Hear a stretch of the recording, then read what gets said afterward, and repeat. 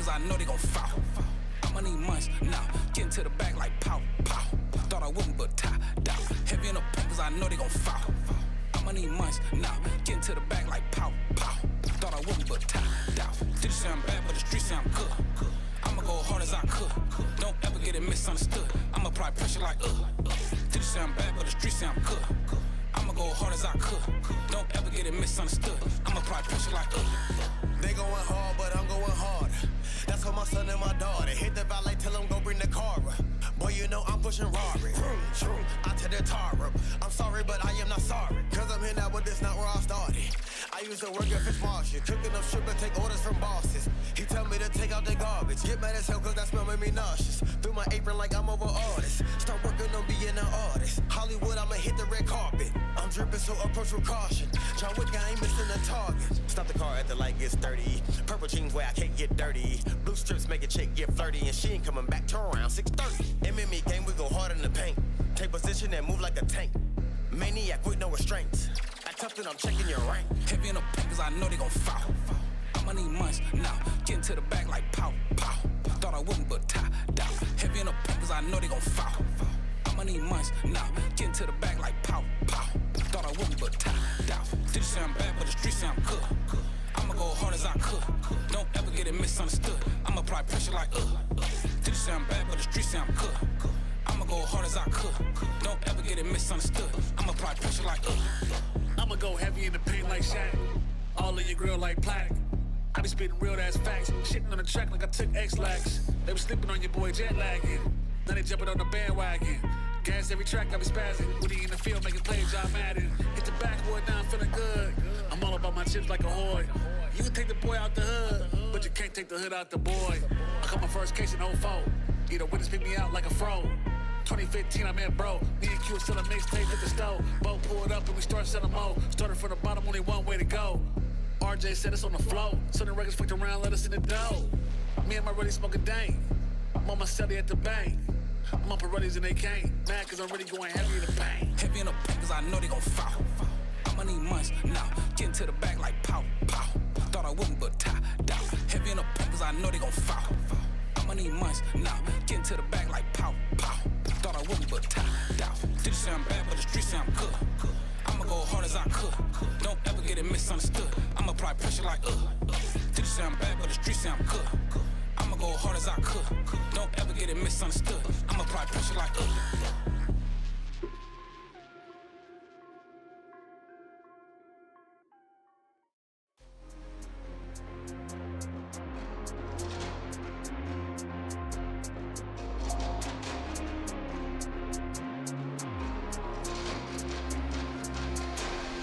My price went up, you can't afford me. I'm everywhere, I know you can't ignore me. I cost too much, yeah, pay just to see me. They're taking notes, so yeah, I know they wanna be me. Money makes a girl act different. All couture, yeah, I made it out the kitchen. I don't wanna listen, took to a boy with a severe lack of vision.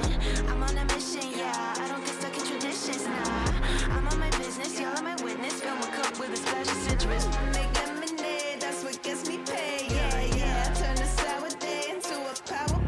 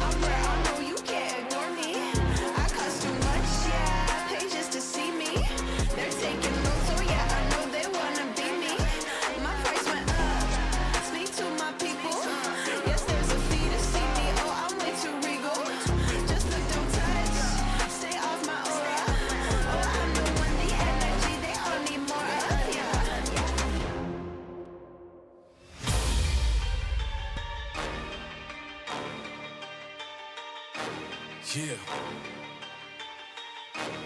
Yeah. Listen. And the beat goes on and on and on and on and on. On and on and on. And the beat goes on and on and on and on and on. Am made for millennium.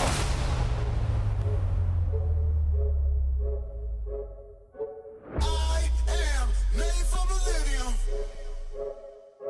G-O-G-O-G-O-A. Time we don't need you. We the greatest of all, and time you'll believe. G-O greatest don't need pause. Happens in the feet. See my gritted jaws. Oh, no. Hungry to win, hard pressed to beat us. Hundreds and tens, hard fresh to beat us. Thought I knew men, most of them was beavers. I'm more than man, I'm a natural born genius. I'm a medalist. I don't pedal back, I'm too smart to meddle with the fellows keep the metal at. They pedal for the stacks. I'm making benefactors, landlords, round the pot to call the kettles black. Hello, I know you feeling mellow. You thinking life is gonna be cinematic as these cellos, but that's just the rumble for the build up like a bellow. If they gon' hear you roar, time to let go.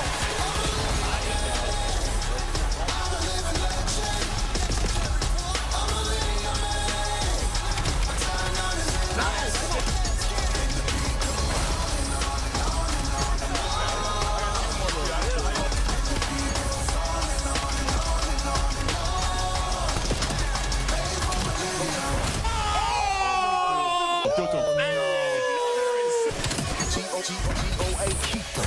Time I don't need you. Lifespan forever, ever, ever, ever, Jesus. Said we never, ever, ever, ever beat us. Death will never, ever, ever, ever see us. About caskets and pieces. Black boots and black suits with creases. With no committee, they give us pennies for Jesus. We cause vibrations, give us sedatives to seize. Render the season with a season. This ain't my kingdom, this my teaser. They say I'm cocky pointing fingers, cause I say my life is mine to live at my leisure. You just a dream. Everything I dream up is something I achieve. You are underachiever. I'm Kakarot, I surpass you, Vegeta. Standing by God, put your feet up. Oh my God. Oh my God.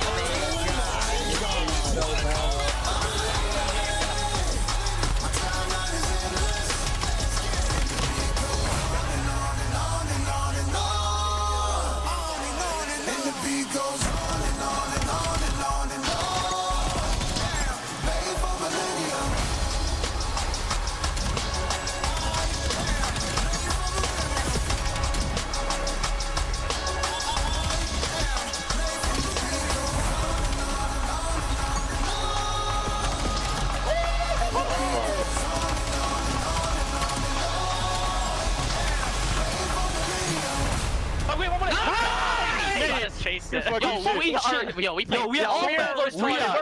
You're taking our insane.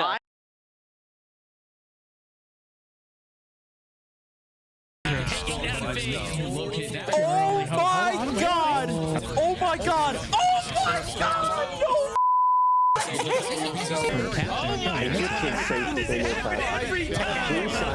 Oh, this is a quick one. It's a quick one, boys. What are they doing? Can't even thank you. Appreciate you. Anonymous. Check us to Anonymous. Whoever you are, you hero. Oh my God, man! Why? Why? What is going on? Pain is all I feel right now. What the f? Bro, when FaZe do the hard part and they get the kills and they get control, they need to take a deep breath and chill the f, bro.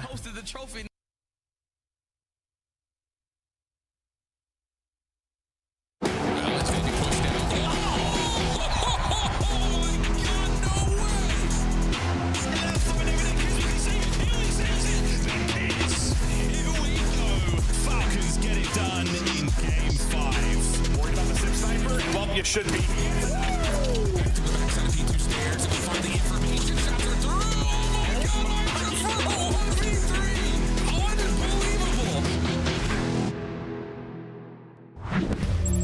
Ladies and gentlemen, welcome in. We have just 6 days left in the studio, and my dog is here to celebrate with us. Welcome back to the Call of Duty League. Chris Puckett alongside Olive. We got Nameless and Rosalie. And Rosalie, catch me up. What did I miss in the minor last week? You missed Optic Texas falling short in grand final again. So, Optic, a second place again, Nameless? Is that real? Yep, another second place, but we have crowned a new #1 team in the game, and that is the LA Thieves, and they're looking to continue that run. We've got a lot of fun for you guys today, including 3 matches. Before we get into it, let's remind you where we're at in our standings. Only the top 8 get invited to champs, and we have our top 8 pretty much secured. The question is, where are they going to land when it comes to the seeds? If you're looking at the bubble, you've got Carolina on the border, 60 points behind the Heretics. A lot of work to catch up on, but the Heretics just 10 points behind squads like G2, and G2 just 10 points behind the Falcons. Still room to move around.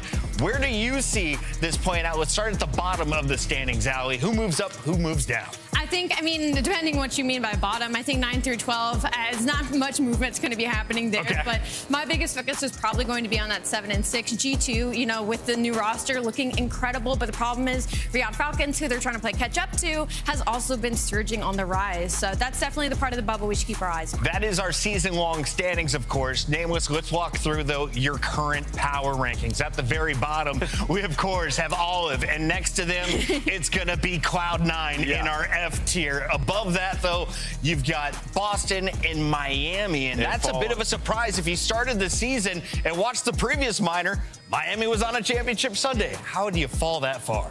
Yeah, well, you know, they've completely lost their game. You know, it's a team that's been searching for the formula. They bring in Real, and they get bibbity bop 3-0. It wasn't a pretty sight if you're a Miami fan. So for them, currently as we stand in that D tier, they've fallen pretty far down. Rosalie, as we walk through the C tier, I see Vancouver has moved up your power rankings. I mean, Vancouver, honestly, have looked so good this split. They're hard point. They're starting with hard points. They're looking really good, especially considering their situation, just trying to solidify a spot for next year. But, I mean, you look along the line, Carolina Royal Ravens still in that conversation. I mean, they've been doing okay in the online split. And then Koi, a lot of question marks around that one. I wonder why Koi has been moved down to the C tier. Probably because they're missing this guy. Joe Deceives joins the Gentlemates, and you now have Gentlemates officially in your top 5 Nameless. Why do you have them currently at the 5 spot? Yeah, I mean, you look at this Gentlemates team, and I know they've only shown us 2 matches, but just by off of sheer talent alone, I think you could put them above all the teams that we have in that C tier. And with what this guy Joe can do, I mean, we saw flashes of it in the match versus Toronto, and then that sub-duo. Estriel's playing at the top of his game. Incredible sub-duo that they believe can get them through the final hoop to get a championship, but they're playing catch-up to the teams that are above them. When you talk about Riyadh, FaZe, Optic, and LA, who've been together throughout the season, all these teams have shown consistency, although there is a bit of separation for Optic and LA. Allie, they win the first major of the year. Now you're changing up half your roster to close out the season for the final 2 tournaments. It's a tough, you know, you would think it's a weird situation, but when you consider the players that it was for and what they've shown us thus far, it was kind of worth it. I think for Gentlemates right now, the biggest thing is just what their ceiling's going to look like because they're playing catch up right now to the top teams. You've got one of the biggest stars in the game, and Joe Deceives now playing in front of the biggest crowd in Paris. One of the teams, though, that you can expect to be there with Paris on a championship Sunday is Optic. The question is, will they be able to raise a trophy? Because once again, it's a silver medal in the minor. They fall short in a best of 7. And we were looking at the numbers. You only have 9 losses on the entirety of the season. That goes with your 35 wins. But 4 of those losses are in best of 7. So you have not won a single grand final. It's absurd to think about. You know, a team that has been so dominant and at different phases of this game have either been the best hardpoint overload or surge team.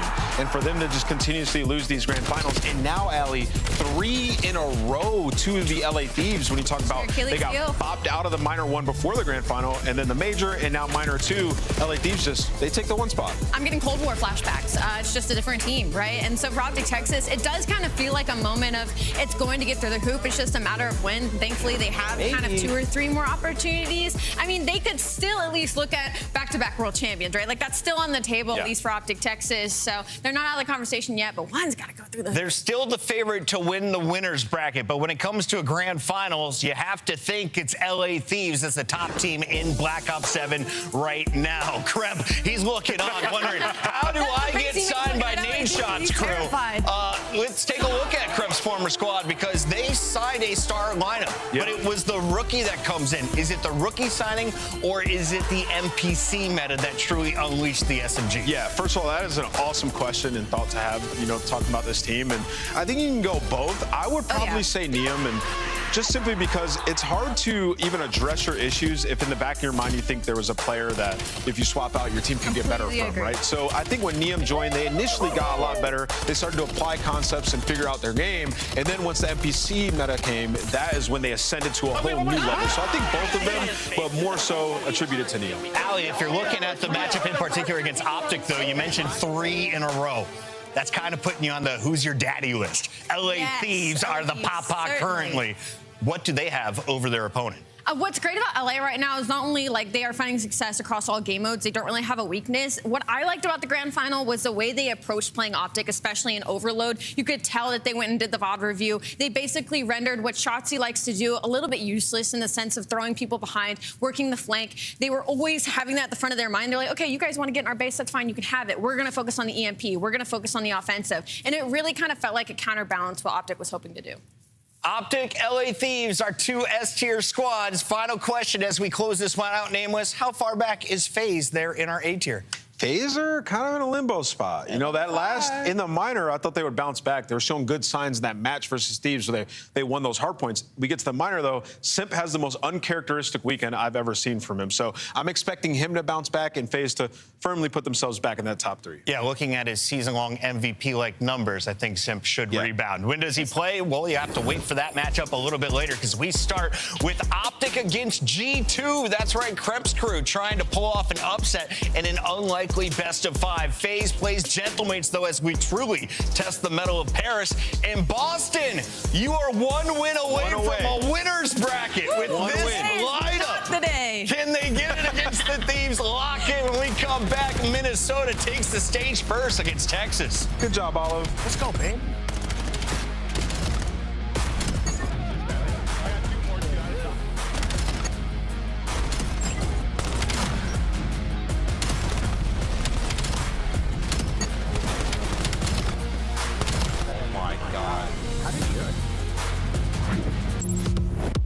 Champs tickets are on sale now. Come see the best teams lock in for this season's grand finale in fabulous Las Vegas. All 4-day passes come with early venue access. Head to FazeVegas.com or scan the QR code to get your tickets now. Scuff, official controller of the CDL. Monster Energy, the official energy drink of the CDL. Brought to you by America's Navy and the special operators who work in the shadows. Let's find out who's built for the big stage. The Heretics ready to dive in. Thanks, Tim. 4 and Snoopy. Come on, wants them all. But Hydra with the switch impossible. He's making top room. So damn happy. It's Sykes. Down a bruiser. Dominance on the grandest stage.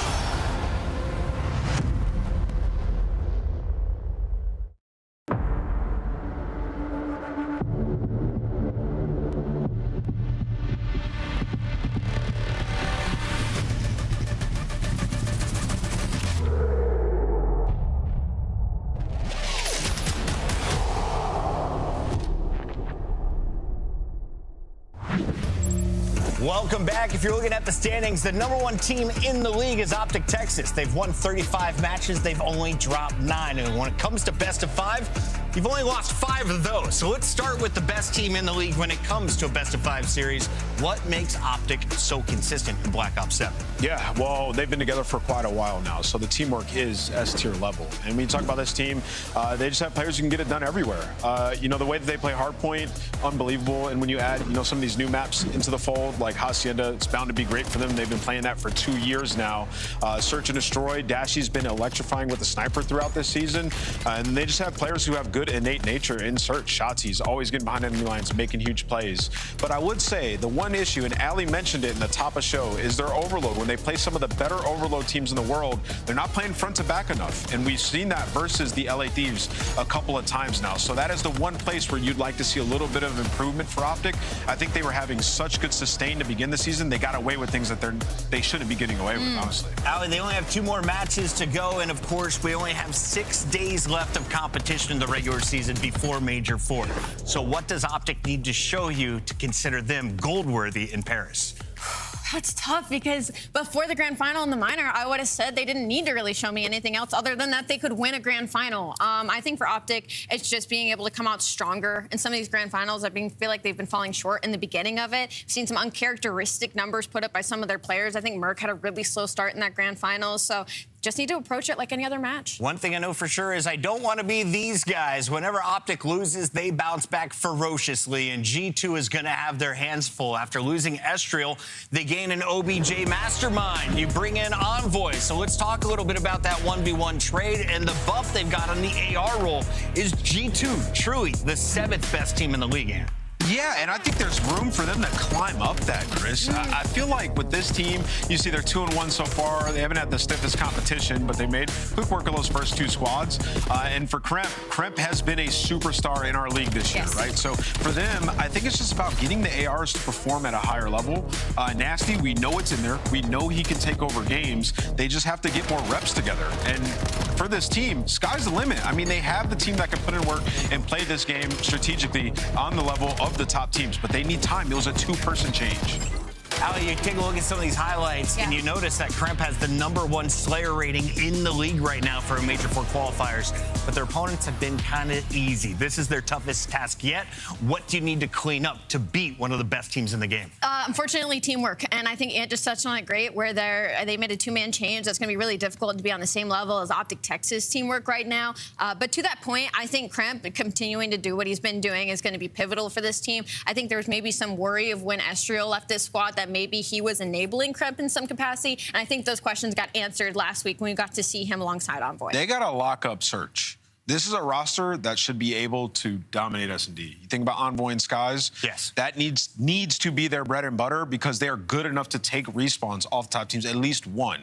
So I would like to see that be their focus. They went to a round 11 against Optic on LAN in that first search and destroy on Plaza. That was at the last major. Plaza now out of the mix. We'll find out what maps are in the mix this time around as we meet up going into the Major 4 qualifiers. It is Den, Gridlock, Den, some classics in the mix with a Gridlock there for search and destroy. Hacienda, a new map back in the mix as well for a Game 5. So Nameless, do we see a different result for G2? Can you, I guess, draw some blood from Optic with the new maps? Yeah, in terms of hardpoint here, we haven't seen this new G2 team play Colossus. Well, actually, we've seen it once and they lost it. And then the one Den that we saw from this new G2 team, it was 250 to 240 versus C9, right? So unless they've made some grand strides in scrims, I think you're climbing a mountain here asking to beat Optic. Yeah, this is a tough layout for me. The S&Ds, we haven't seen really either of these from G2 just yet, so maybe we'll be able to see if they're able to add either of those to their map pool, because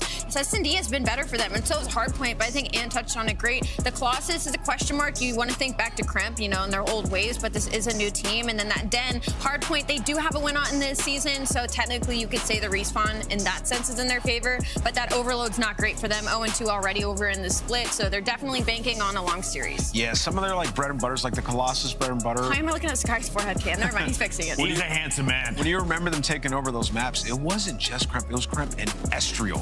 Remember, he was putting up star numbers last split, so where he was putting up those numbers, you now need it in the AR position out of Nasty. So in order for them to get to where they want to be, he has to ascend.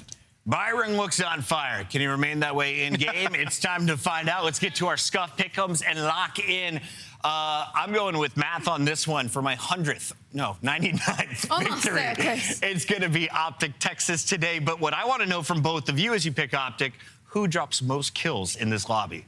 From Optic. I'm going to go with Optic. I'm going to go with Big Bruce. I'm going to go with Dashy. Dashy today. Allie? I'm definitely going to go with Optic, but I do want to have a question. Am I faded 136 to A1, 138 to 80? Am I missing one? Am I doing math right? We'll work on the math. I don't know. Thank you. In the Somebody meantime. check that for me. But I'm picking Optic. I mean, that's... I can't see that far. You're going Optic. And then the fans, they will also ride with Optic Texas on the mic for your first best of 5. It's two beautiful faces. You know them. You love them. Here they are. Shift and study. Take it away. Jay was getting I've got an idea, Chris. You're so far behind. I need production to get 2 small, like, disposable bowls. Right. Fill both up with some food. Okay. And then put the logos on one of each. And if Olive picks right, you get the extra point.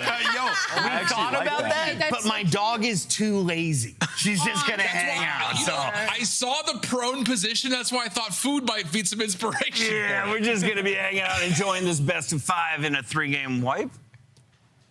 Maybe, possibly. Maybe. Get 2 bowls of food, and I might run away with one of them. That's a Bobby dog. Jay, what do you feel about this series, man? Because, hey, I mean, at least for G2's sake, they lost to LA in the minor, but they played them close in the 3 maps they lost.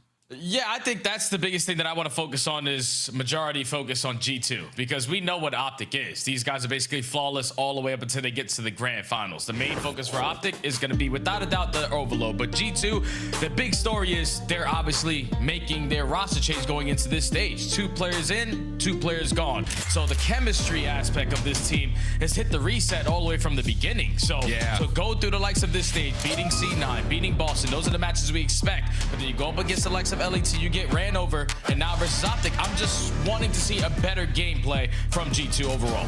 Yeah, I like that call a lot. And I mean, for G2, yes, this major split has started off on the right foot, but you played Cloud9 and you played Boston. This is a totally different animal. And I think the general sentiment surrounding the moves for this G2 squad was you just got rid of one of the best SMGs in the game right now. You did supply yourself with a better AR in a lot of ways with Nasty in the mix, but it still feels like G2 maybe not making the best of the moves considering the NPC meta. So we'll see if they can provide here as we jump on in. It's Optic Texas taking on G2 Minnesota to get our qualifier weekend started. Let's get it on.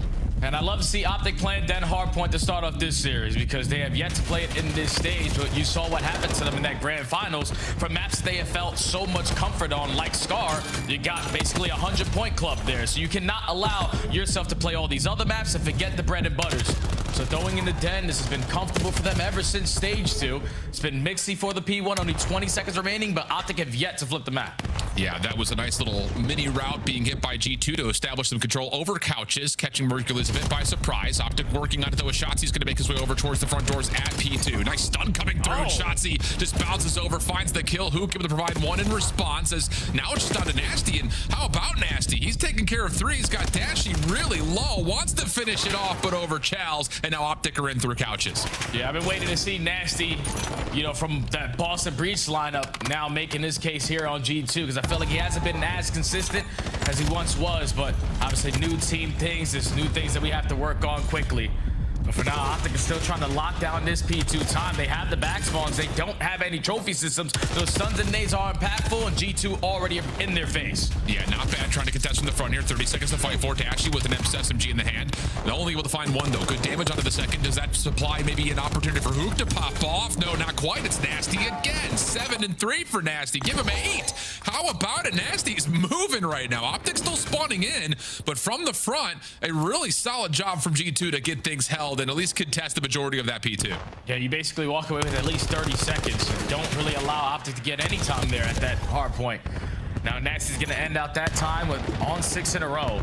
And you're already winning gunfights off the rotation. So this is the teamwork aspect I wanted to see from G2. It's coming to fruition. They're trading out effectively, and now they're locking on the new time. Yes, guys, looking over towards mid-map. Kremp, the one responsible for Dojo. First one, an easy one. Does he get more than that? Doesn't need it. Backs up, lets his teammates do the work for them, and that's absolutely perfect from G2. They are in the lead, and with 40 seconds, they're starting to put some pressure on Optic on the right side of the map. Yeah, Sky's just getting all the info, though, even though he quickly falls. Going to set up Kremp potentially for a couple kills here. And even with the team kills, technically it can count for 2, so you still have the advantage in the numbers to hold down for this final 30 seconds. But this is the wave. You want to chain those kills with pressure. Dashy's going to fly on in for the first. Kremp effective on the trade. Kremp got it too, but it's still Optic trying to hold on to Dojo. They are effective on these kills.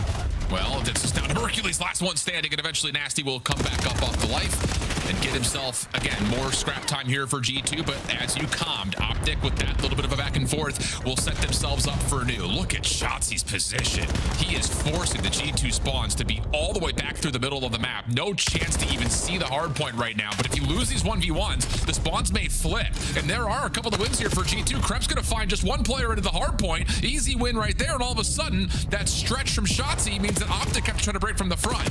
Yeah, that was just a whole lot of trust there from Shotzi into his teammates, thinking, all right, you guys are who you are. You should be able to hold down the back push without me. And then once you guys get that wave of kills, they're going to be spawning so far out, they're not going to stand a chance at this. But that's a risk that you are willing to take, I guess, if you're the green wall, because on your second attempt, Shotzzy flies on in and gets 3. Optic right back in. Yeah, interesting here. 25 seconds of the hard point, but Optic make the decision of allowing G2 to spawn over towards Dragon side, thinking they can just hold this from the interior. But Kremp gives you the opener, make it more than the opener. He gets everything. 3 in the feed for Kremp. Skies finishes off the 4th. And yeah, remember that hard point right there, depending on how this map outcome comes through, because there are a lot of decisions there for Optic that really ultimately don't benefit them much. Yeah, whenever Optic finds success on Den HP, it's usually through that P4 hard point. They're the best team at locking that one down. And G2 already punching them in the face in that aspect. But now we go into the second set. Battle for mid-map control. Shotzzy just trying to stall out time because you know the nuke is on the opposite side, ready to set up the pinch. He finds 1 kill. Now we have the time. Yeah, and you've got a little bit more control here from Hercules through the front side at Couches. Dashy keeping his eyes up as G2 are split spawning on the map right now. Envoy trying to keep his life to set up a pinch, but he will be shut down. And now as for G2, all of it coming from the front of the map. Hook right there still holding that position. He's good for 3 in a row. Looking for 4, ends up going to the mantle to find Kremp, and then the shots on the nasty are exquisite. Envoy for a trade allows G2 to contest a little while longer, with 15 seconds left in the hard point. Optic are in control. Yeah, this has been a fantastic HP from Optic. So many layers that have been created, allow them to be able to free roam and just hold down their angles to lock down a majority of that time. But this is where you cannot afford to drop. Every kill from this point on is going to spawn you all the way across the map. Mercury's going to be the one all the way out at rooftops, and it's G2 playing for the spawns initially. Gonna be able to get a block. Dachi, NPC in hand, doesn't actually find Envoy off the stun. Shotzzy trying to take that position away, but Kremp's there to meet him. So G2 will confirm that they have spawn control, but Optic are still in the hard point. But Mercules pushes out. Not sure if he was affected by a possible nade or something of the nature, but that's enough for G2 to try to get them way up the staircase, and with that, also push Optic out. A little bit of a pinch play getting set up here for Texas as we jump over to see how the comms listen in to Optic. Out of time. No shot call. No shot call. One time, absolute crash. Not hitting goal. Yeah, they're gonna be mid. They're playing Yeah, back to me, Mark. P1 Kyla. This guy spawns right? Yo, middle me still, Kyla. They spawn behind me? Yeah, yes, they should have. Short, one shot. Yo, he's P1 Kyla. That side, make behind you. One lockers. Make cut Kyler. Hey, take your time now. He went to pitch again. Don't drop me dead. I'm pitching. Good shit, good. No, I mean, Kyler. I'm with you. Let's see me here. Shotzzy, I think. Guys, see there? I'm blocking down. I'm shouting, hard time. One shot. Shit up. Lobby spawns. Yes. I have a trophy now. I'm making him a lead. I'm Kyler weak. I have the next guy weak on you. He's the challenge. All three sit out. I'm coming. Hold off, piece. Lockers, all there. Run it through the head. Watch hand. Last this week. Okay, an hour breaks in mid, okay? Hold scams. Yeah. One can be mid. Last guy film mid. Yeah. You got it? Yeah, I got it. I'm on time. I have dojo. Nothing under dojo. Guarantee kill hit. Nothing under me. One shot on time. They're gonna try flipping us. Two mid cut. They're not on the side. Make up one pitch mid. Back dragon. Play your kills. Yo, I'm going front of you. Time and 2 on you. Let's go. Down. Listen, one hit. Dragon. What's absolute dragon? Outer new Dashi. That's it. Dragon. Shouting up. You got me. Well, I'm sure most of you guys realize Optic's perspective, G2's comms, as we rotate over to P4, and Optic are making a bit of a mess of this here for G2. Good wins on the outside of the play, and that leads to a setup that looks a little bit more in control here for Optic. Yeah, already way better than the last go-around of the P4. No one taking an extreme amount of space. You're playing tight to shut down the first wave, but on the first wave, G2 are more effective right now in the slaying department until Mercules flies on them with the NPC. So now all 4 dead, you create that extra space, and this is why Optic love themselves some dead HP off of this P4. Yeah, and this one feels like I kind of talked about, like a little bit more in control, during that middle of the listen, and we were kind of talking. It just kind of feels like Optic is trying to really push the boundaries of this hard point on the map in particular. Just how far, how much can they get away with? Hercules right back into the hard point, good for 2. Envoy looking for a double of his own, but Hook will shut that down, and Optic will retain this lead of about 30 points as we rotate back to P1. Yeah, now you're up by 30-35. You already have space being taken by Shotzzy, but he doesn't execute on a kill. So now it's on Big Bruce to lock it down with the M15. Keep your teammates safe over at the statue side. Shoot left, shoot right. No one is willing to chow him. But you're willing to take this if you are Optic, because they're not getting time, you're not getting time until the kills go down, and now you get all 4. Yeah, you got a route developing from Kremp, trying to just get something going here. It's been a long stretch of hard points that have favored Optic. Cramp, a couple of shots, gives away his position. He'll be stunned into place. Convoy from the front creates a chance here for G2 to work this pitch. Shots are out. Hercules will drop, and G2 still holding onto the favorite side of the map. Good read onto Shotzi, who just kind of lingers midair for a little bit longer than maybe Skies would have anticipated. And wow, nasty shots, connecting for a lot of damage, but can't find a single kill. Now Optic are trying to flip the map around. Yeah, just the way that Optic played that, it doesn't get any better. Like, they know that G2 have the better side of the map, but they know that G2 aren't willing to give up any time. So play for the wave of kills and eventually put them in a position where they are going to be forced to give up this time. Now you're up by 70. One break is all you were looking for to potentially try to call game, and you find effective trades towards the back lines, but it's going to be Merkley with the long route that allows Shotzi to spawn on the backside of the courtyard, and now Optic have the numbers to fly. Yeah, that's nasty, pushing a little bit too far forward at the rooftops, and with the limited amount of members for G2, they just aren't able to block the spawns. So now it's just down to the battle for the hard point. Hook's able to find two. Skies with a response. G2 still in the mix, but losing numbers quickly. Crap trying to hang, trying to keep his life as long as possible, but Optic secure the break. They still hold the spawns, and unless Nasty can put together a three-piece, Optic are going to get close to win condition. Yeah, but you know, if you are G2, you do have an opportunity here with a couple close spawns coming in towards the back lines. Optic give them an opportunity, but just not blocking it. So still 15 seconds here. Optic don't have a chance at winning, but they are still finding every single kill in the feed. This is only going to make your job a whole lot easier off the rotation. The game is going to end here. Yeah, it sure feels that way. It's going to be over the 240 mark for Optic. A four-man hit for G2 trying to get this to another hard point. Nice nade from Shotzi. Connects for one. SMG for the other. Cramp does get a double of his own, though. Numbers now for G2 if they can get through Dashy. Then you've got to. You'd have to find a way to get through. Not going to happen. Optic clean things up. I mean, really, you could go back and say the only mistake that they made was in the first rotation from 3 to 4. Everything else was pretty much perfect.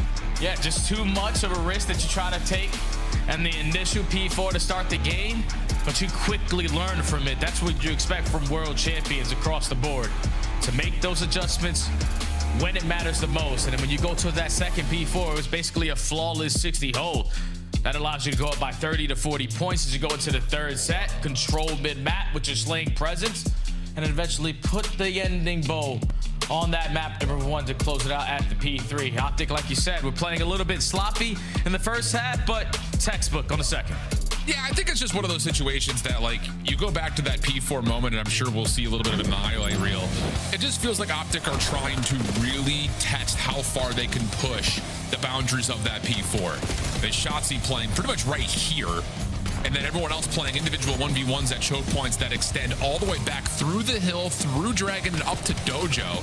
It's essentially like, if you do find those wins, G2 would be spawning, what, probably all the way back bottom left. Like, that would be the only position they could possibly spawn. So you're trying to really put G2 in the worst possible position, but like we call it, if you lose a 1v1 anywhere, all of a sudden your setup is very, very feeble. So yeah, it's small. I mean, again, small decision that ends up being punished, but for the most part, everything else was really solid from Optic. Hey, at least you know Optic is still trying to work on things. Yeah, man, that's pretty cool. Just pushing the boundaries, because realistically, like you said, if Mercules finds the kills towards the back lines with Shotzi in that position, then in the beginning of a full 60 hold, G2 only have one chance at a break opportunity because they're spawning so damn far. So Optic are trying to play perfect, but it just didn't work out in this scenario. Regardless, though, you still take the opening map, exactly what we were expecting. And now if you are G2, as an organization, this is where you start to struggle versus Optic. You've been scrappy when it comes down to the hard points, but between the Search and Destroys and the Overload, it's 10-1 in favor of the Green Wall, undefeated in Overload. So what Nameless set up on the desk with this roster, and what they need to make sure that they're really good at, is Search and Destroy, because on paper, you're expecting them to be a 2-3-5 team, maybe steal a hard point here and there, but this is the mode they really got to show what they're about. Yeah, absolutely. Could not agree more with that as we look over the game flow map. And yeah, that kind of tells us the same story, you know, looking from P2 to P4. The first time we're there, G2, nice little peak, but then it starts to flatten out as Optic make the gradual climb. Yeah, I think just kind of getting into their point, though, about the Search and Destroy and the Overload overall, looking at the map pool that we have, I would say at least G2 is trying to get something new into the mix by having the Gridlock and the Hacienda in the pool, but it's just tough when you look at both those map mode combinations against what Optic has done. They are 3-1 on Gridlock. Search looking really clean on it overall, especially with the win they most recently had versus Paris. And then we know the Den Overload. I mean, it's by far, I would say, well, I guess it's kind of between that and Exposure, like by far were their best overload map. So it definitely feels like that opening map now sets up Optic to try to 3-0 clean this up in quick fashion. Yeah, without a doubt, man, because like you said, versus this team, they are basically undefeated in 2 out of the 3 game modes. So starting up 1-0 on a map that you're feeling super confident on, not going into a gridlock search and destroy, not versus LAT, you should be feeling, without a doubt, in a position to try to complete a 3-0. But when you get to this search and destroy, this is where Optic do need to work on a couple things, because I feel like they do rely heavily on what Shotzi's able to do. Like, the guy's able to take so much space around the map, and when it's going well, Optic are 6-1-ing, 6-2-ing people, but when Shotzi's getting picked off early into these rounds, then it forces Optic to be stagnant on their offensive pushes. So a little bit more team-oriented is what I want to see from Optic, especially versus G2. Yeah, I love this graphic as well, just looking at how Stage 4 has gone. The amount of times that Hacienda has been picked, we haven't obviously gotten there every single time because Optic, for the most part, has been flawless when it comes to cleaning out series. The only loss is obviously the one versus LA. But you can see the preferential treatment that they're giving the new maps of trying to keep it into the pool. And that's another way that I think, you put yourself into champs ready condition. You have to be able to get fluent over these most recent maps in the last segment of the season as fast as humanly possible. So get as many reps as you possibly can.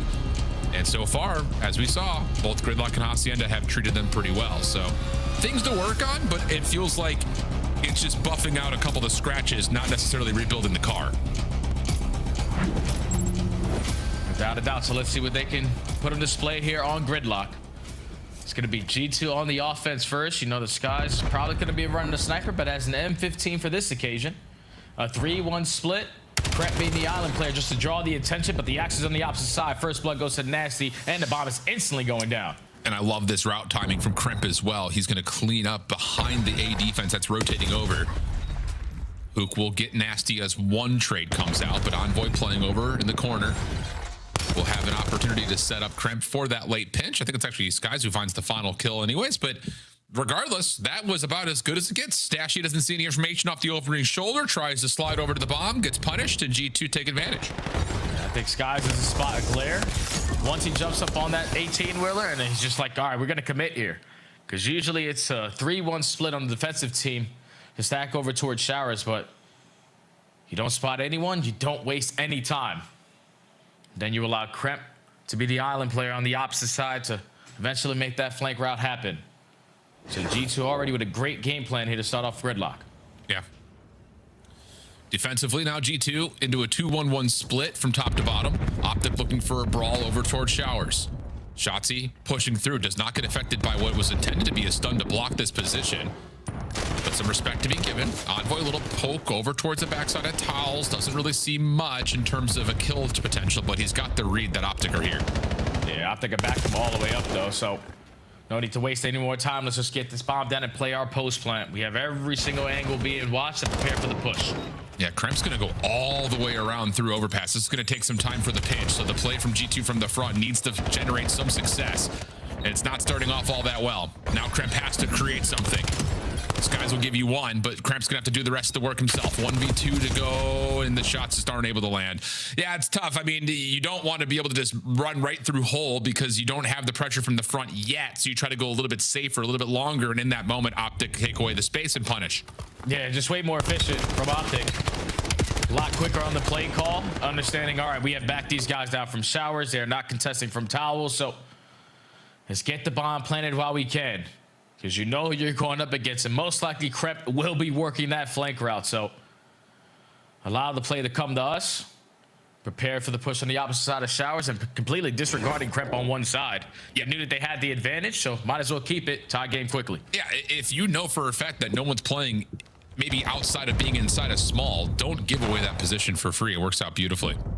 So 2 good offenses. Sky's now going to pull out the recon.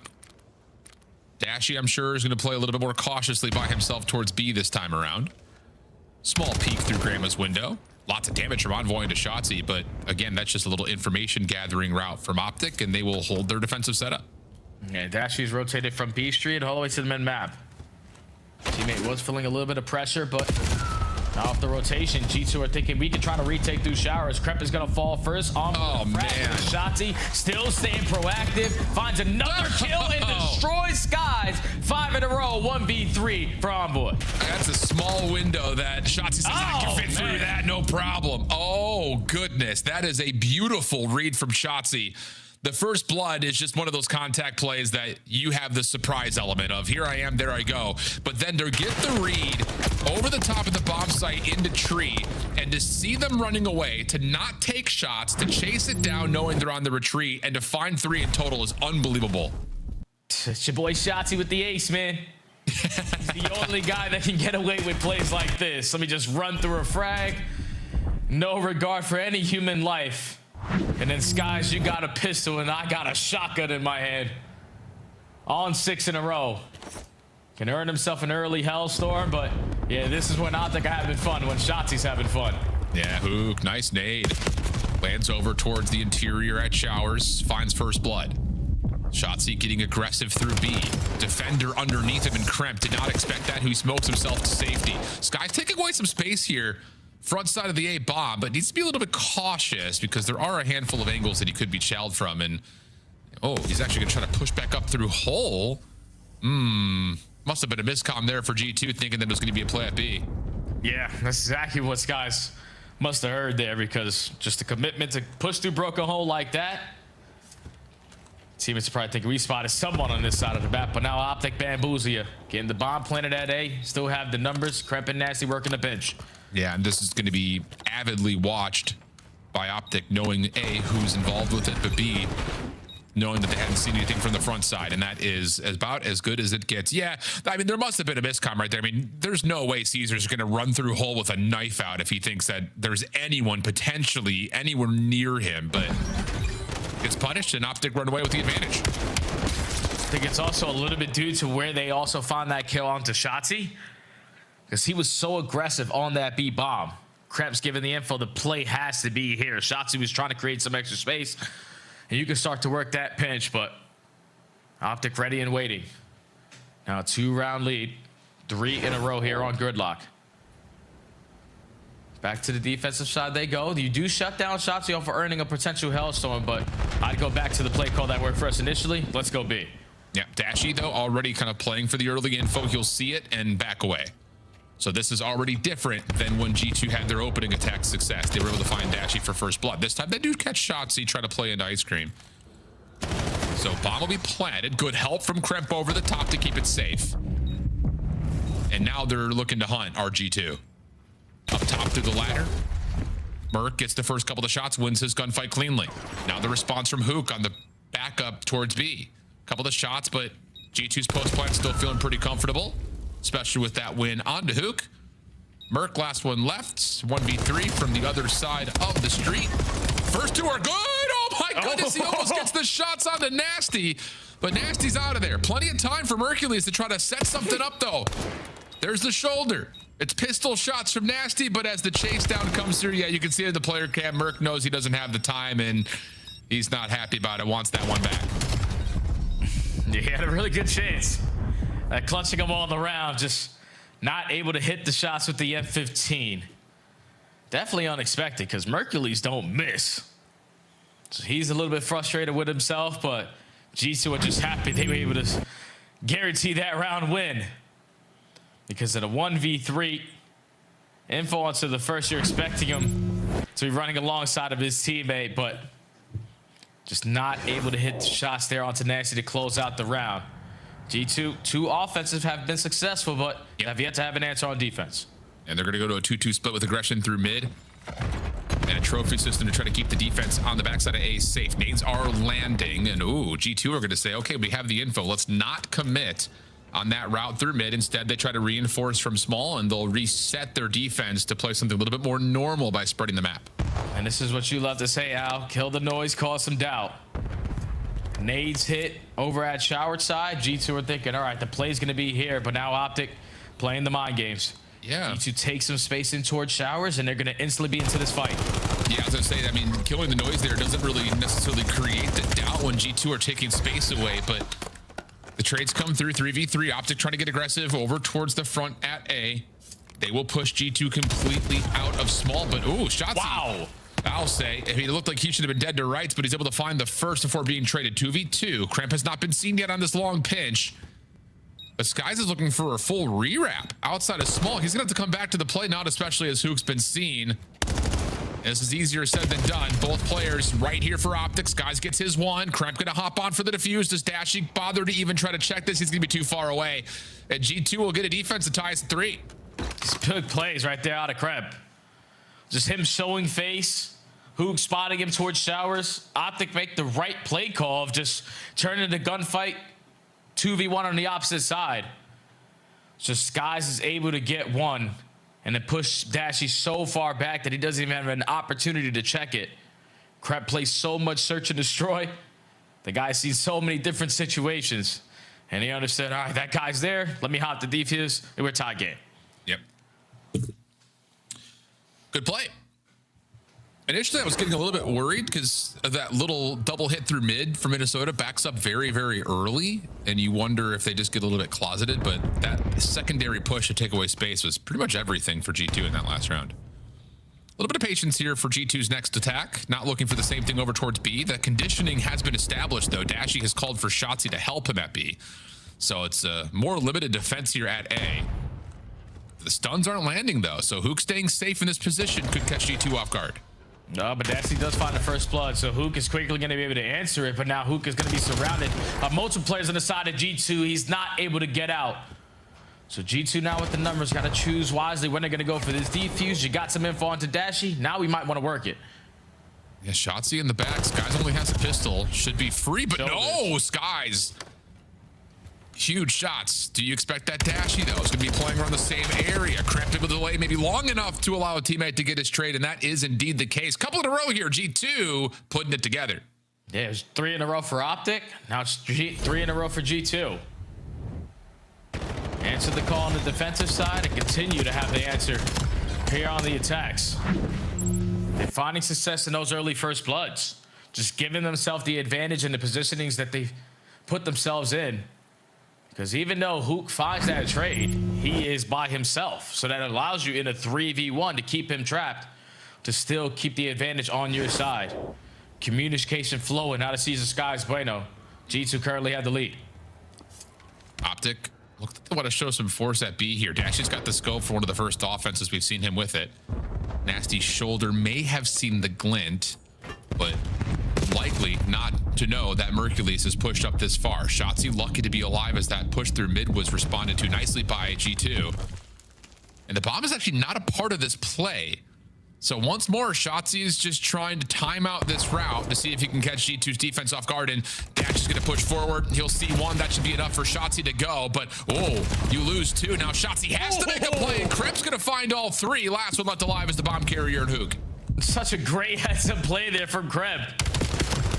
He starts off the round by putting down initial shots on to Shotzzy, pops a double over at the bomb site and says, wait, Shotzzy's still alive? He has to be close by. And with the perfect reaches his look top window, secures 3 on the round.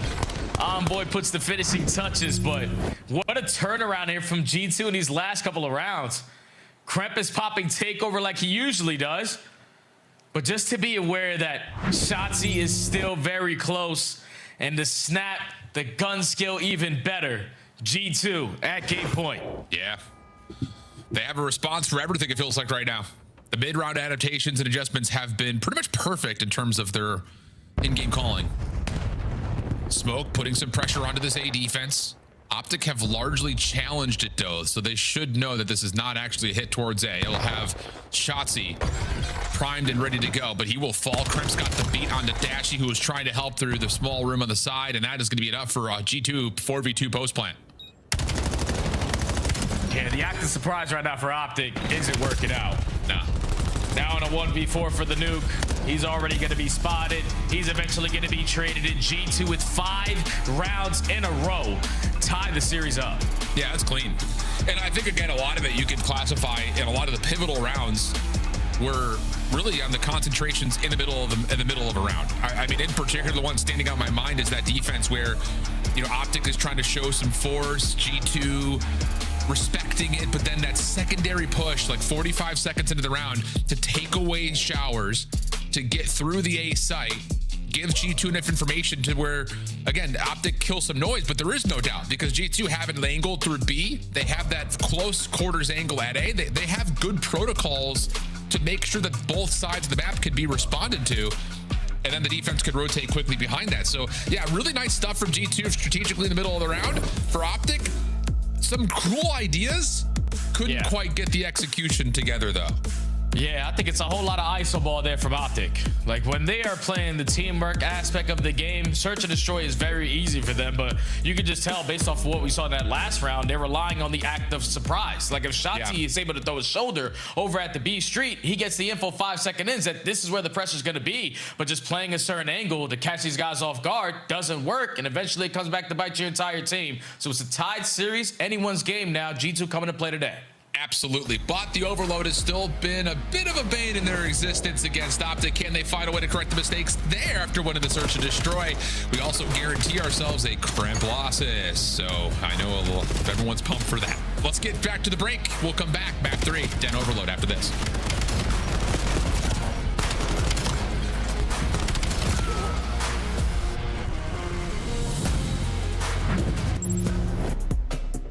Black Ops 7 returns to the Esports World Cup this summer. Scan the QR code to get your tickets now. Scuff, official controller of the CDL. Monster Energy, the official energy drink of the CDL. Brought to you by America's Navy and the special operators who work in the shadows.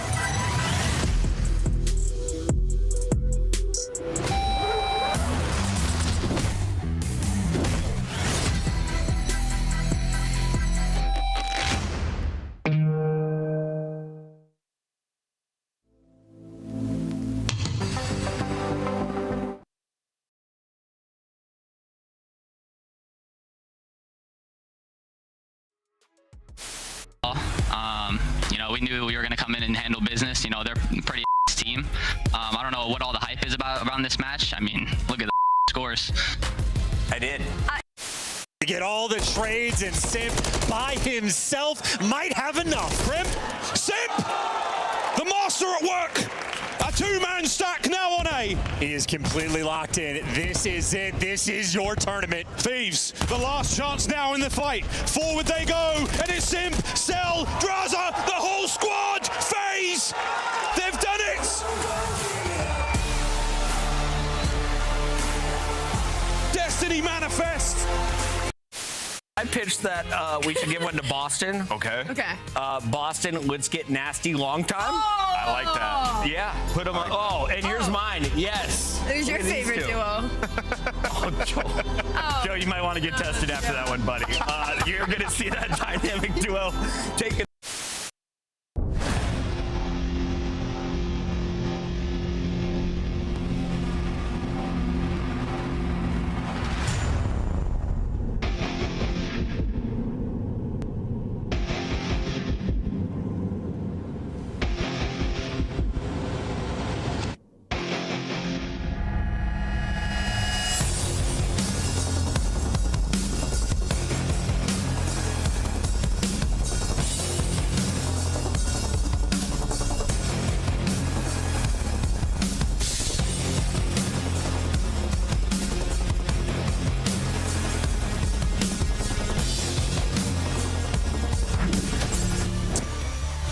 Friends, 1-1 the map count. Den Hardpoint convincing for Optic. Really just one mistake there. And then on the flip side, G2 clean on finding reads, making adjustments, and setting themselves up for success on the gridlock. Search and destroy brings us to the swing map. Overload, but it is on 10, Jay.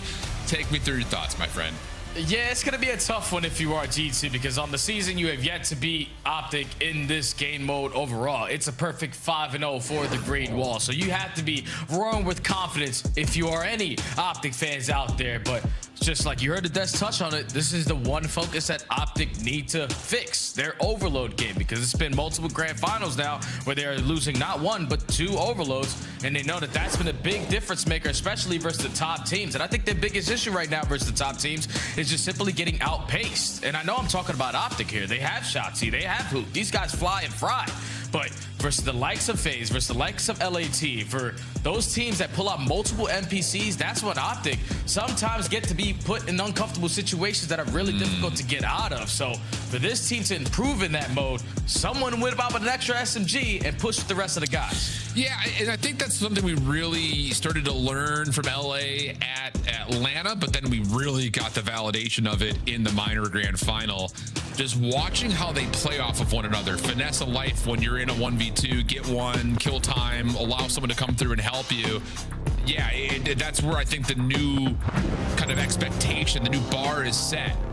Because you look, like you mentioned, at all the grand finals they've been in this year, they are 2-5 in Overload, 0-5 in their last 3 grand finals. So something will have to change at the highest of levels. But here against G2, as you also saw, they are perfect. 5-0 in the Overloads to this point. And the opening battle here on Den has allowed us to stay pretty neutral to the middle of the map. And if you want to talk about an individual for Optic potentially stepping up in this mode, it's 100% going to be Mercules on the season. Like, he's like a 1.10 overall, but for the last 2 stages, he's averaging a 0.9. That's ever since the NPC meta has came into the building.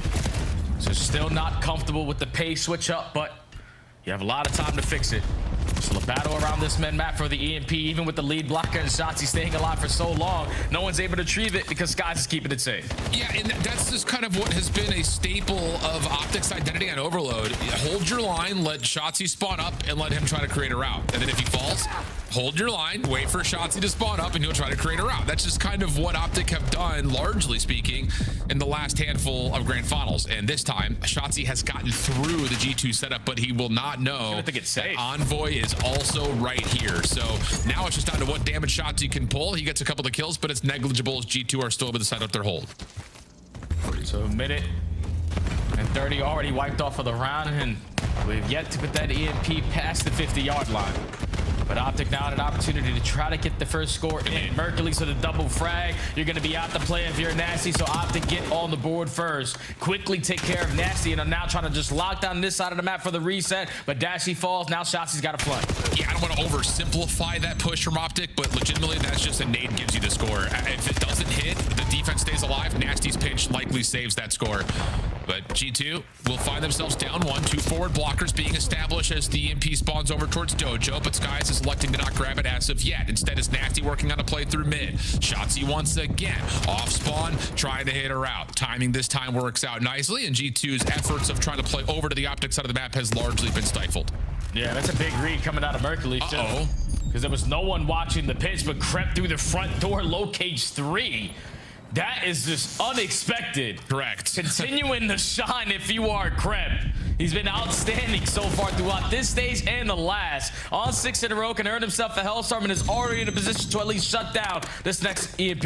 Yeah, I know Optic critics are going to be like, Shotzi, why are you so far out of the play? Well, you don't expect that Kremp by himself is going to get a 3-piece in front of Optic's setup. So that's just a special moment for Kremp, now on 7 in a row, looking for a Hellstorm. Shots into Shotzi, damage. Oh, as he responds back to Hook. Huge spin on 8 in a row. Hellstorm earned, G2 controlling through the rooftops, and Kremp is trying to see how hot the hand is, nearly takes care of Dashy. Envoy confirms the elimination, but not enough space for the EMP to make its way over to score an A. Yeah, so Optic able to get the stop, and now Nasty here. Try to be a nuisance, but gets read by Dashy. So now trying to work out his spawn, pushing it over towards rooftop. Shotzi becoming the lead blocker. Has already put himself in a good position, and he finds a kill. So this is going to be a complete open goal. Both players from G2 not into play. Optic have the lead. Yeah, this is just going to be resetting for G2, trying to get a counter cap by getting Envoy in position, top broken. But Optic are playing largely through the G2 window. Good kills come out. Should be an opportunity to grab this, but they know that Shotzi is currently missing. And there he is. Shotzi will make himself known with that kill on a Kremp, as the EMP was likely about to rotate over and find a free score. Instead, it's going to be Nasty to grab. through the actual point itself. Skies finds a couple. Last gunfight for Envoy is there. And it's going to be another score for G2. We're tied at 2. Yeah, and the reset's going to be over here towards this B side. So if you are Optic, you quickly got to work this pace route, and thankfully Shotzzy finds that opening. So G2 know that they're going to be surrounded from both sides. We need to clutch up and win a wave of gunfights to make their job easier, because Optic can turn this into immediate offense. They're already on the go. Yeah, trying to make their way over. Skies not in the proper position to stop that through bookcases. Too far away on patio, and you're right. Hello is correct, because why are we that far away? But Optic will take advantage. 3-2 now the count, 35 seconds to play with. EMP over towards rooftop side. Good first win from Krem. This is where he was able to pop off the last time, but this will be one of those moments that Hook will set himself up for a defensive stand. Playing over to the top of the box, not able to get there is Skies, and it looks like we could be headed for an overtime at the end of the first half with Optic in control of the EMP. Yeah, and look at where those spawns are coming in for G2. No one close over towards Doja, but at least you have some presence through mid-cut. Nasty's able to force that gunfight over through couches. Mercury's just trying to at least allow his teammates to stay alive, and the Trigger Discipline looking to make the big time play. But doesn't spot out Envoy. Now there's an extra 30 seconds, and Hook is getting pressured. He's in some trouble, down to 40 HP, stays alive, but will he expect a player in couches? No, he will not. G2 stop the extra time, and we'll switch the sides to go to the half. Yeah, I mean, that's initially an unbelievable individual play from Krem. You just don't expect that the defense in a 1v3 is going to be caught out like this by Krem. But he's able to find every individual gunfight 1 for 1 for 1. So the score comes through nicely. And then you start to get onto the streak to where, yeah, you help out the defensive play, and then you're able to reestablish this play over towards A extremely nicely. But it just literally felt like both teams just kind of getting lost playing on the outsides of the map against these counter scores. Yeah, the first 2 captures that came in was just dominance on one side of the map for the map control, which led to an easy capture, especially when Krep is just flying on in through the front door and finding 3. But every other capture after that was all based off of the counter. So now Optic going into the second half up by 1. Need to slow it down a little bit with this leader's advantage, because Krep is already taking a lot of space. VR top window, Dashy reads the aggression, but jumps out to try to find the kill, and Krep's thinking he's still going to be up there. He gets picked off. Now Envoy got to get out of here. Yeah, he's just got to play his life as long as humanly possible. Shots is already moving the spawns around. That will alert G2 that someone's in our backline. Uh-oh, not looking good. Shotzzy nicely playing his life, able to turn that into a second. Here comes a follow-up blocker, but where the EMP's not here yet. It's not even close. Trophy system in the corner deletes a little bit of utility, but Nasty's got one to help out G2 defense, and Optic are going to still have to reset up this 4v4, and Nasty will find the EMP carrier initially. That'll pull Mercules back to the play. Mercules now has to fill the gap. It's a standoff here around Cobble. Optic don't want that reset to go down. They want to be able to maintain the map control and force G2 to come to them. They're trying to do it from mid-cut. They're trying to do it from Cobble side. Krep is getting pushed back, but Nasty finding kills and responses are going to continue to slow down Optic. Yeah, and really, I mean, if you're Optic, you're fine with this because it's killing so much of the clock. As the leader, nice I mean, you can kind of see like who continued to come off a spawn and was wondering if G2 is hitting a long route. G2 just kind of setting their feet, playing some defense. And now we're starting to get some forward motion from Optic. Already making their way through that Godheady archway. Shotzzy for 1, Hook another. EMP though down, and Skies will clean things up. 1v1 with Dashy, not gonna work out. Can anyone get there to help in time? Nasty on the cross. Yes, G2 hold, and now they are in control with 3:15 of the clock. Yeah, Optic was just playing for G2 to make the first mistake. Yeah. And they almost were able to capitalize on it. Thankfully, able to get back to that crossfire just in time is Nasty. So now turning defense to offense, but your lead blockers get cut down through roofs. So now you're going to try to rotate it on out. And we still have no idea where Shotzzy is. He's going to be right in your face. Yeah. Dealt with, though, by Envoy. His win on Disguise kind of alerted G2 that he was playing to the mid-cut. Streak is being called in. Hook trying to find one before this EMP, but this Hellstorm gets dropped in. He will not be able to. Dashy will also drop. Now it's just down to can these last 2 defenders or Optic stall out the play. Uh-oh, Team Nade comes through. Nasty can't quite get there. Sky trying to follow up behind. Not gonna work. Looked like an absolute free pathway to score, but no trophy. If Team Nade comes through and G2 can't quite get the score. Yeah, that's unfortunate if you're G2 because communication is obviously flowing. Krep is telling you exactly where the last 2 players are. And with the others who coming off the respawn, all you have to do is just not kill each other. Unfortunately for Skies, that frag pounced on your teammate's head. So Optic get the stop, and now with 2 minutes left, You already have players pushed out to lead Black at this 8 point. You just need the EMP carrier to get through this wave. Well, trades are looking good. Hook able to find a couple. One more, not going to happen. Envoy right there, but here's the follow-up. Merc does a little bit of damage. Dashy trusted to find the kill and pick up the EMP, and then the shots from Merc are beautiful. But the EMP, wait, it doesn't get through. Kremp's able to find the kill on the Dashy. Shotsy right behind the play. Can't quite get over the threshold. Oh, my goodness. I thought Dashy was going to be able to cruise this thing in. He could have moonwalked it in, but Kremp saves the day, and now all of a sudden you've got Envoy on the other side, but he only finds one. You may have to wait for Skies to develop this route through mid because you know that Hook is still behind you, and here he is. Trades come through. Everything stabilizes as we breathe. A minute and 20 left to go. Optic secured their spawn. Step 2 now. Let's get over by that EMP. Do not allow G2 many more opportunities at this. But they do not want to be the first player to fall. You are going to get isolated if your Mercury's first kill goes to Nasty, but the reset goes down. And this is beneficial to Optic because you're camping your corners. But Hook, the last one standing, he's known over here, and G2 will just swarm him out. Look at your forward blocker, number 8. Say Envoy was maybe going to allow a pivot point to quickly grab and score through Dojo. But instead, Mercury's putting pressure on the EMP. The G2 have to find a way to get the map back into their name. 45 seconds before potential overtime. Kremp just dives on into the Dojo walls. He will drop. Trade still decent for G2. Can you find these last couple? Easier said than done as Mercules gives you one. Shotzi still holding ground, and Optic are going to spawn up to defend this right on top of the A zone. Under 30. Desperation time for G2. So quick at filling the gaps, but G2 give themselves another shot. Reset goes down. Optic have Dojo control, and all you want to do is just try to finesse, try to stay alive as long as you can. But as long as Shotzi is making plays like that, your life is going to be in hell. 10 seconds left. Optic got mid-map. It might be GG. Envoy has to win this map right here, but he's not able to get back through the side cut, and Optic will survive map number 3. But I will say, and I hate to kind of zoom out beyond just this particular match, but survive is the key word right there. Still didn't feel like Optic were able to do exactly what they wanted to, but it is just enough to get through the likes of G2 Minnesota. Yeah, thankfully, they always got the safety net, and Big Brucey sitting top window, keeping that EMP safe and sound around that mid-map. Because G2 gave themselves a lot of opportunities there to try to tie the game up. But so many impactful 1 kills when all of your teammates fall allows Optic many chances at filling the gaps off the respawn to shut down those plays.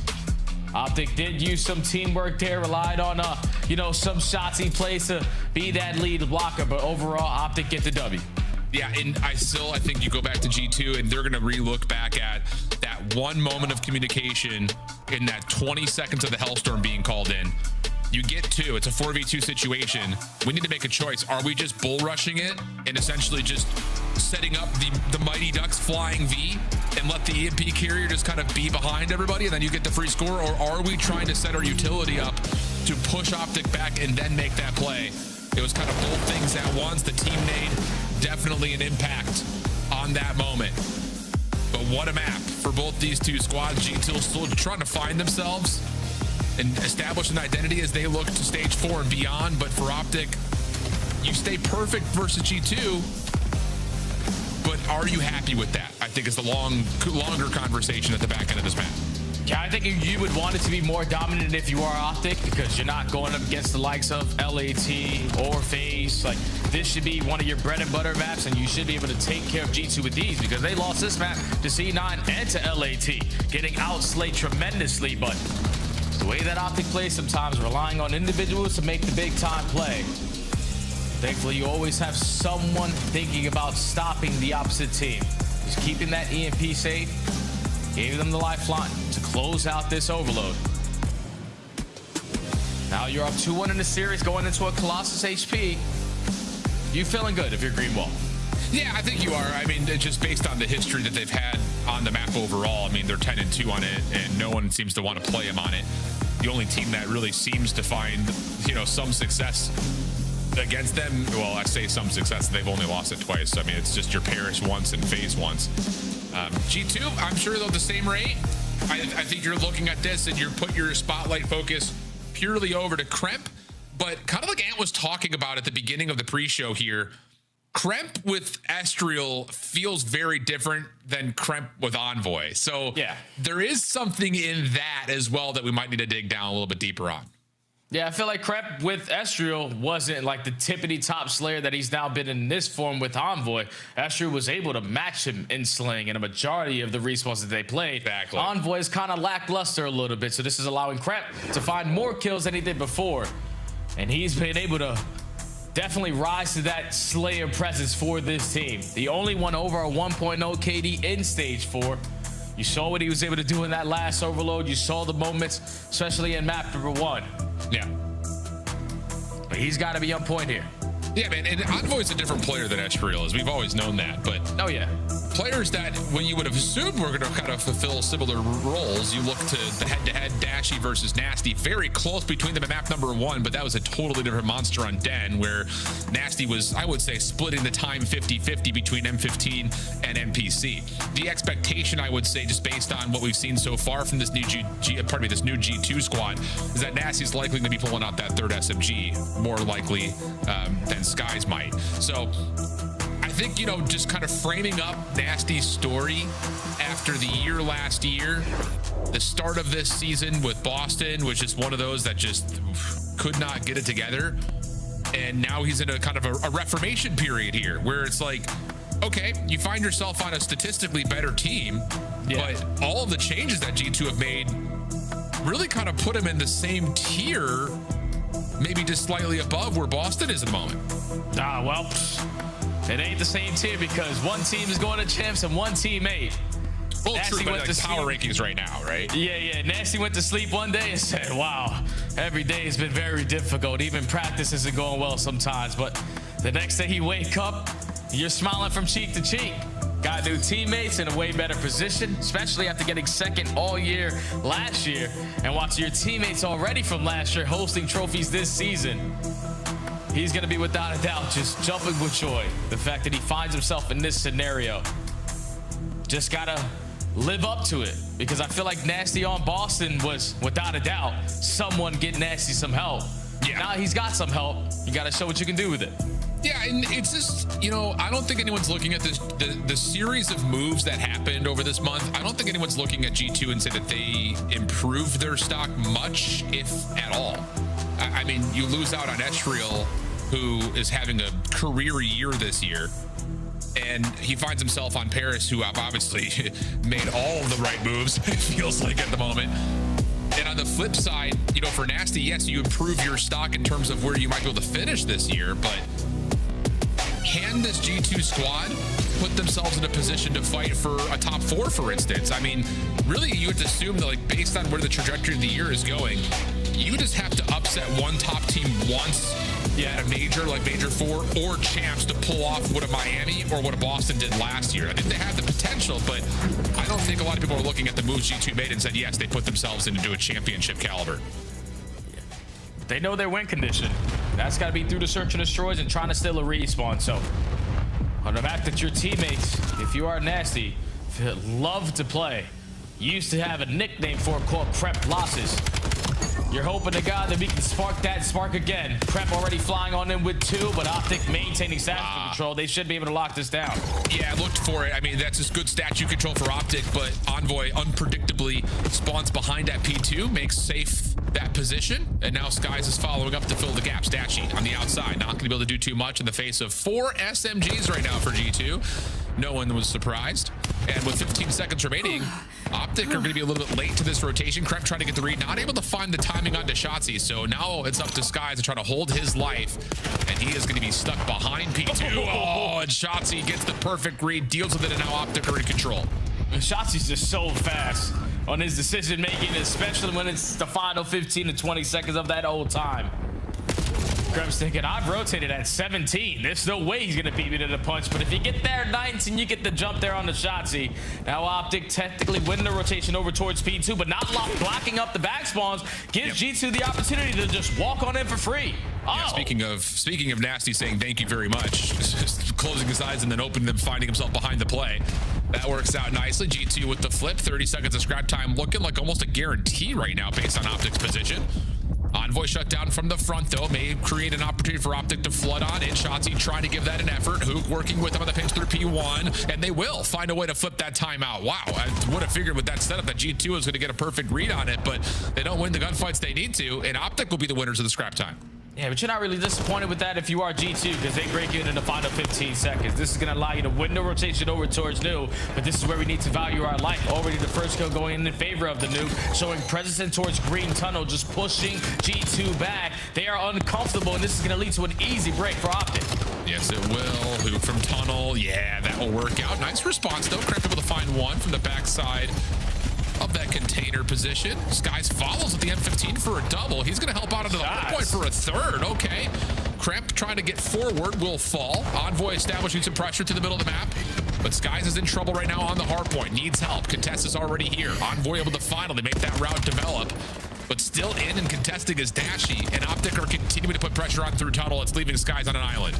Yeah, but all of these kills that G2 are getting, it's not leading to any time. You're currently up by 10 with the new roster. You're expecting the communication to be flowing. So let's go to a listening with G2. Yeah, here. Tunnel right now. I got through. Got it, Brandon. I'm in the back. I'm in the back. I'm not even challenging him. Got it. Nothing new. Brandon, what's that? I'll get him. I'll come. Absolutely. One thing you back. Yellow fly that. Let's on time. I'm challenging you. I do that. Top mid. Side door. Nice. Close front. Both there. Brandon, one shot. Nice. He went to in and out. In right now. I'm flooding out. Curious center. They're both there. I have a trophy, Echo. It's 200 hill. I didn't even Come on, in a tree. I'm reloading showing. Sun outer. You have a trophy already? I'm put you in. I have a 10 No, I don't think so. There's two all here. You want all for now. Deep out. Make him shoot. Yeah. But we got nice. Outer good. One shot, shot him. Got a challenge inner. He's a bullet. Still bad. Ant's gonna be close again. Outer game's dead. Nice. Nice. Nice. Let's go. Probably do. This guy. I'm trying. His outer set you do. He challed over and then one outer set. One shot. I'm one shot. Get off. Nice. Intercept you dead. Wait, one time. Every time mid. One's blue. Arner. Nice. Blue. I have a trophy. Block kill. We're good. We're all yellow. I have a trophy now. I have tunnel. I can help you take it. Inhale, no. There's no Brandon. Nice one there. You didn't chow. Nothing else there. I'm coming now. Play the stairs. Tunnel. Two. One shot. 3 P2. One ton. Their door's still hurt. 3 P2. Brandon, one shot. No one's not. Two more there. Tunnel. On you weak. No. One time. I statue. Pete. Statue on time. Statue. ACD weak. Absolute 8 search. Both one shot. Both absolute. Take our back to time merc. ACD. I still just regen. You can run him. Dead. Statue. I serve you with outer merc. He's ACD. Inner. Stop up. Kyle, watch that. P4. I have all the right. They should be 20 yellow. Yeah, hitting our tunnel. Shove you. At P4. Tunnel. I'm about to pistol.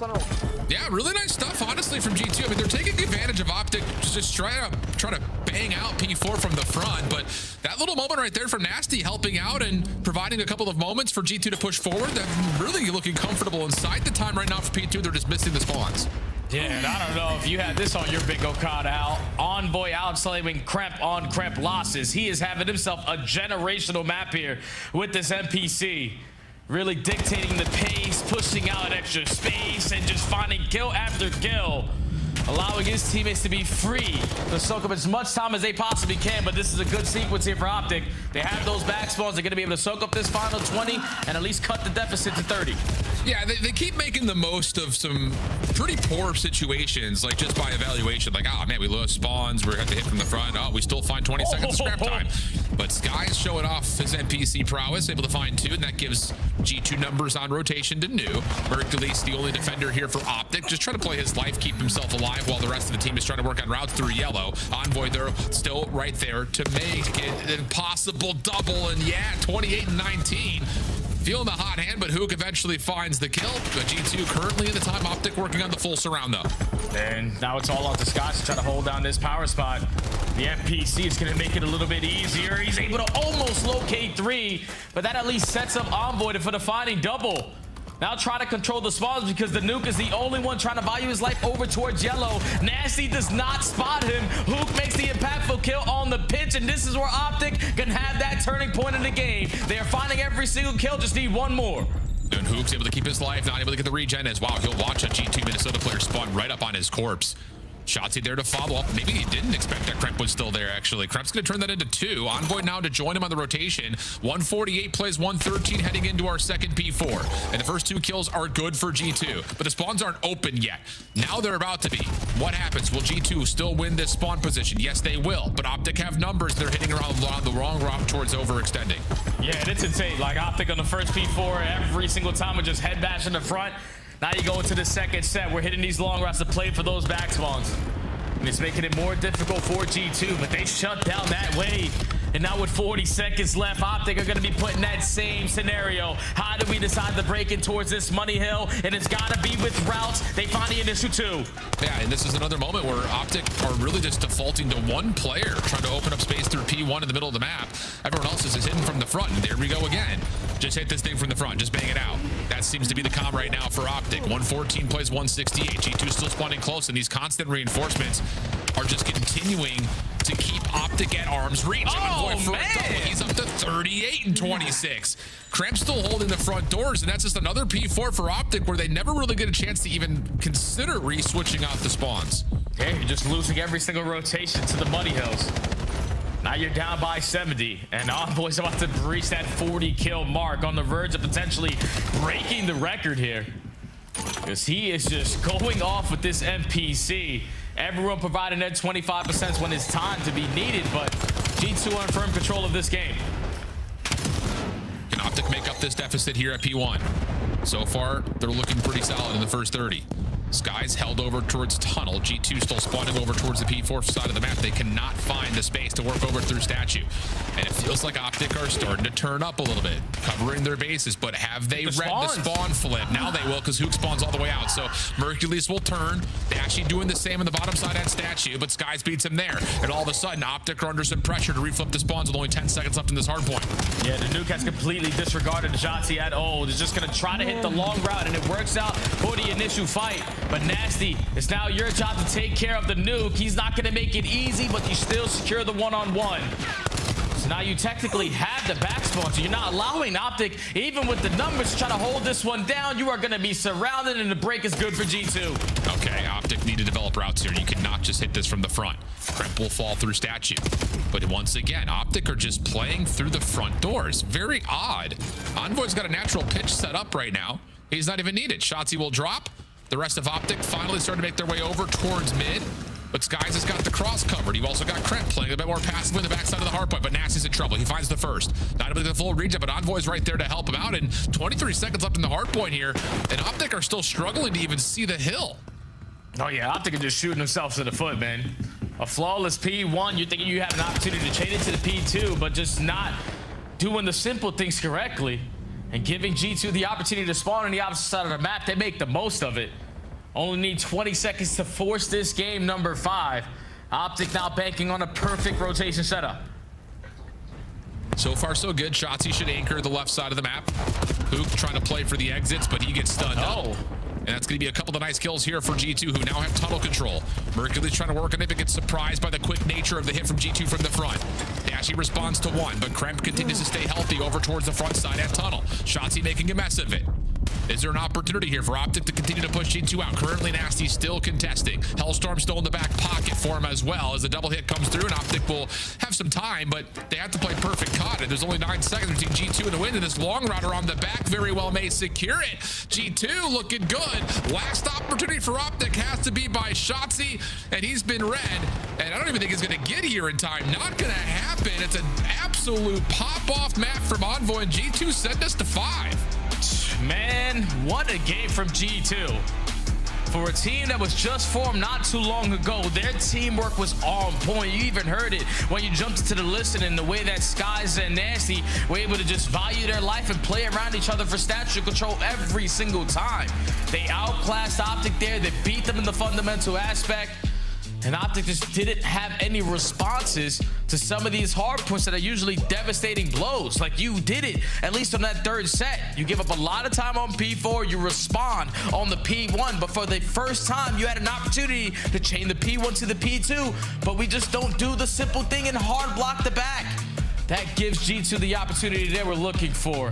And when Skies and Envoy are gonna bring that slaying presence, because you already know what Crep is gonna do, you already know what Nasty is gonna do. That's the G2 lineup they were wanting to see.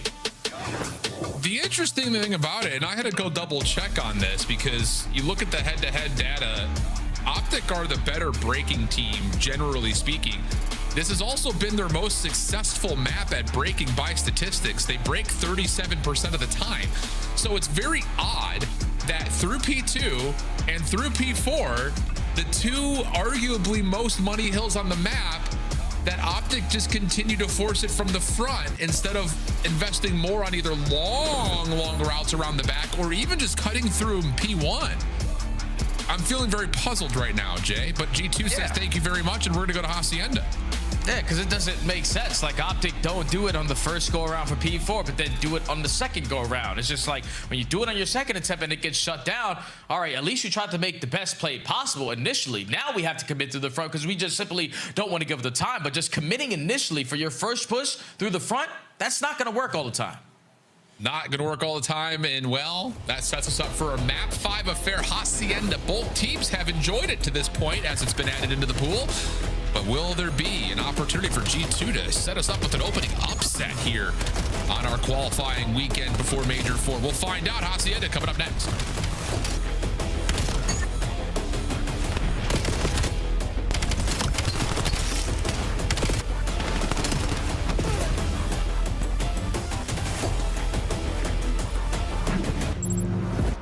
Champs tickets are on sale now. Come see the best teams lock in for this season's grand finale in fabulous Las Vegas. All 4-day passes come with early venue access. Head to phasevegas.com or scan the QR code to get your tickets now. Go pick up the 2026 Call of Duty League Championship Tracer Pack. You can support all 12 Call of Duty League teams. Scuff, official controller of the CDL.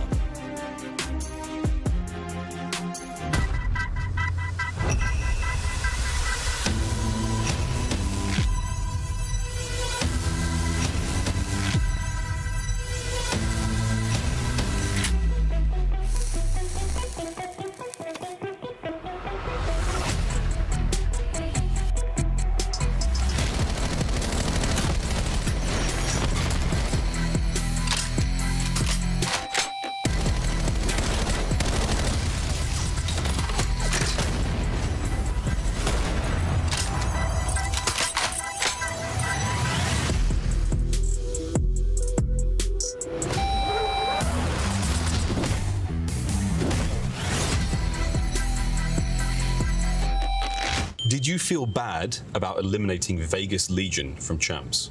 Yes and no, but yes. They're seeing them like, ugh. I don't know, actually. You are lying. I'm lying? Them guys. Yeah. My bad, Clay. Keep that together.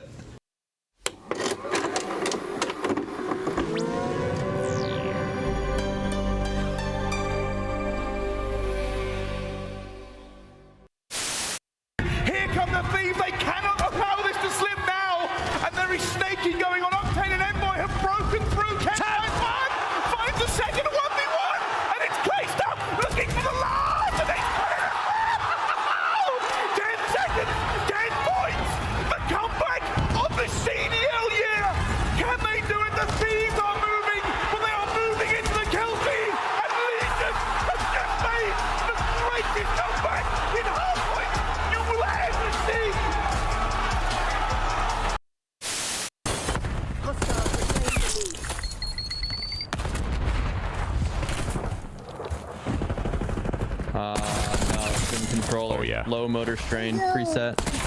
Oh, yeah. Oh, yeah. Like, oh, give me all the headshots. Exactly. Here we go. Map 5. Optic, Texas, G2, Minnesota. Yeah, that would shake things up just a bit. G2 just trying to confirm an identity with this team.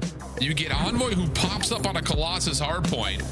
And now it's just down to doing what you've largely been most successful on the season, and that's win a search and destroy, although map 5s have not necessarily gone their way this year.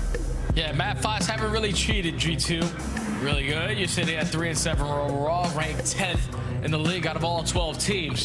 Just not as icy as like you are in game 2s here all the way when the series is pushed to the distance, but it's a different roster, a lot more experience. You've already got a rep on Hacienda, and you know what Optic love to do on a map like Hacienda.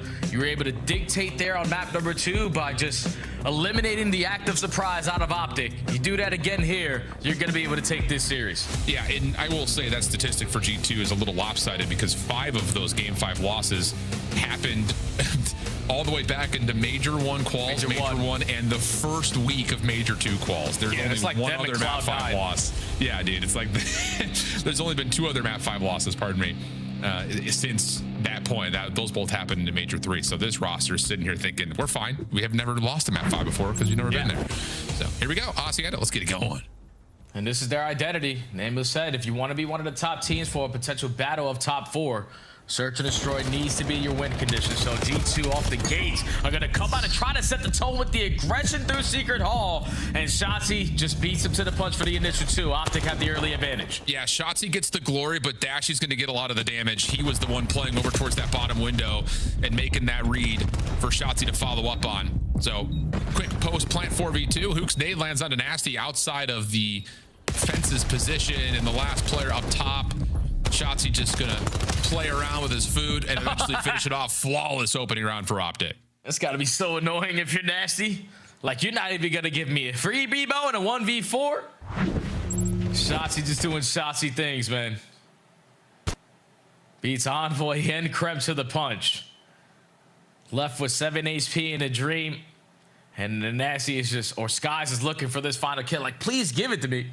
And Shotzi said, I'm gonna make you work 2 times harder. Optic get the opening round. Yeah, I don't know, actually, I got to kind of take back my statement. I'm not sure if Dashy got a full read on that, actually, from his position. Looked like he got a quick peek and then backed up over towards open hall. So, special moment for Shotzi. G2 looking to put together a response on their offense. And, well, one of the nades doesn't get over the fence on the archway. That will put a little bit of a pause to G2's efforts over at A. And Optic, aware of this, will just kind of set themselves up, and at the moment we'll have to be happy with playing retake on A. Yeah, you've literally watched Optic play this map versus LA in the grand finals, or in one of their previous series throughout the minor, and you understand what they like to do on defense. Basically give up this A bomb site and retake it from secret hallway. So you play the patient game, and it's gonna work out even better than you expected. 1v4 left up to the nuke. That'll work.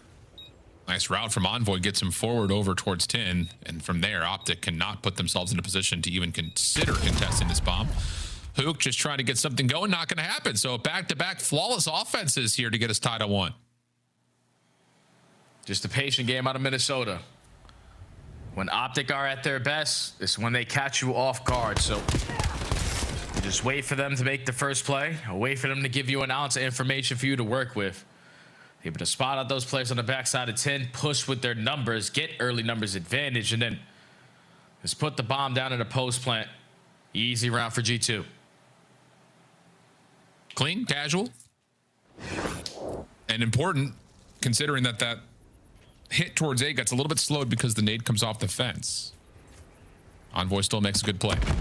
Merc, Hook trying to make their way through archways. Defensive nades landing, cluttering that space very nicely.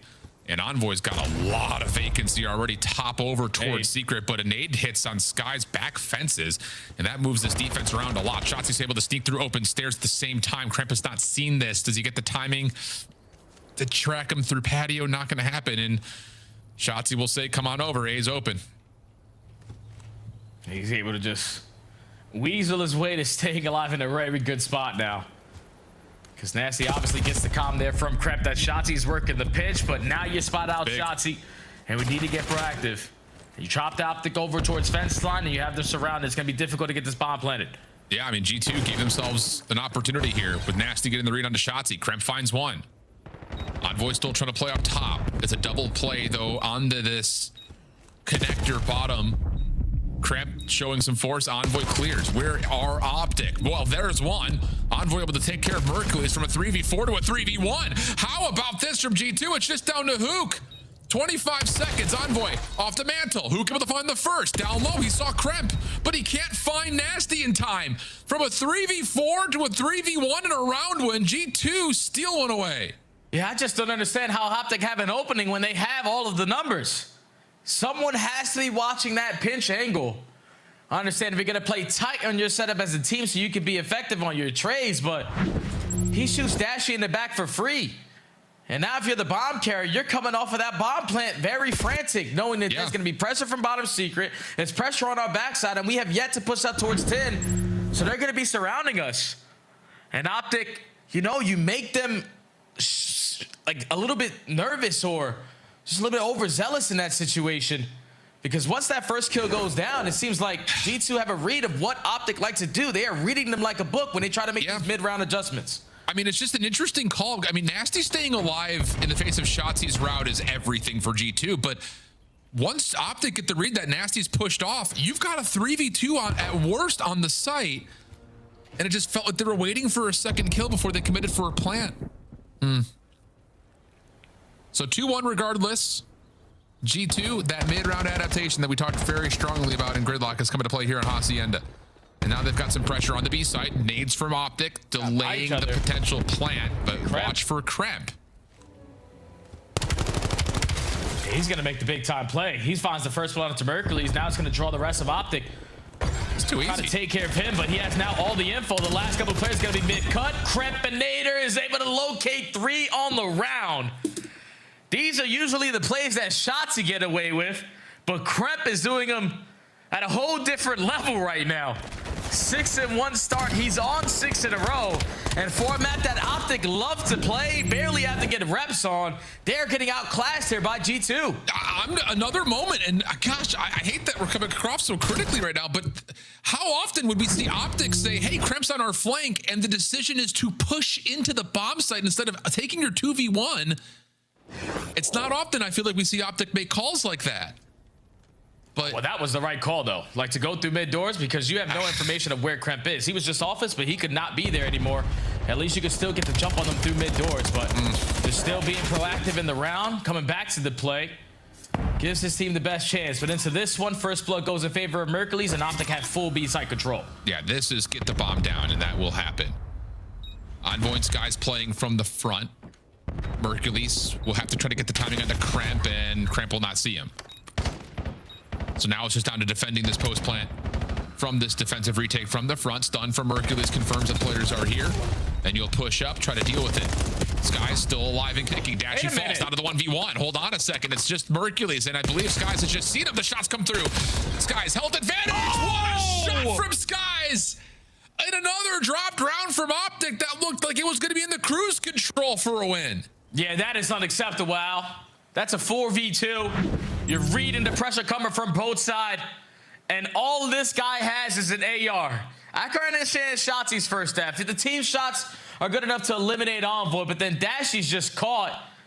And then the initial headshot gives Skies the advantage, and rewinding the clock, hitting the wall bounce, catches Mercules off guard. That is an unlosable round there from Optic, but G2 still managed to take it. Unreal. Absolutely unreal. So now map 5 is well within the palms of G2 Minnesota. Sky's on 4. They're back to the attack. And it's going to be a 3-man hit for G2 up top through Spiral. Dashy, the only defender to even consider playing through the windows, and I don't even know if he bothered to take a look. Look at how they play this, though.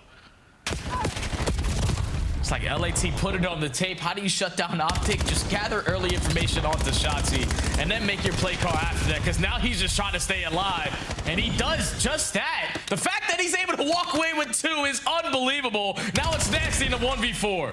He's found the first, gives himself a little bit of space to work with. Second is there, but the immediate trade follows behind, and that's just another nice moment from Shotzi. Dude. It's a good idea from G2, to be fair, but trying to catch Optic off guard by playing aggressively through the boathouse lane just gets punished this time. So you're able to stop the bleeding.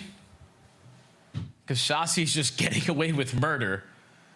30 seconds left. How did you lose track of your envoy? Skies is walking out the bottom mid door saying, all right, we have the numbers. Shotzi's 100% going to be dead. But Shotzi, like a thief in the night, gets out of dodge, finds 3 on the round, and Optic now 2-round deficit. Shots are going to hit a water route here off the get-go. Kremp's going to do the same. Oh my God. We haven't seen this in a while. Who sees who first? Ah, it's awkward.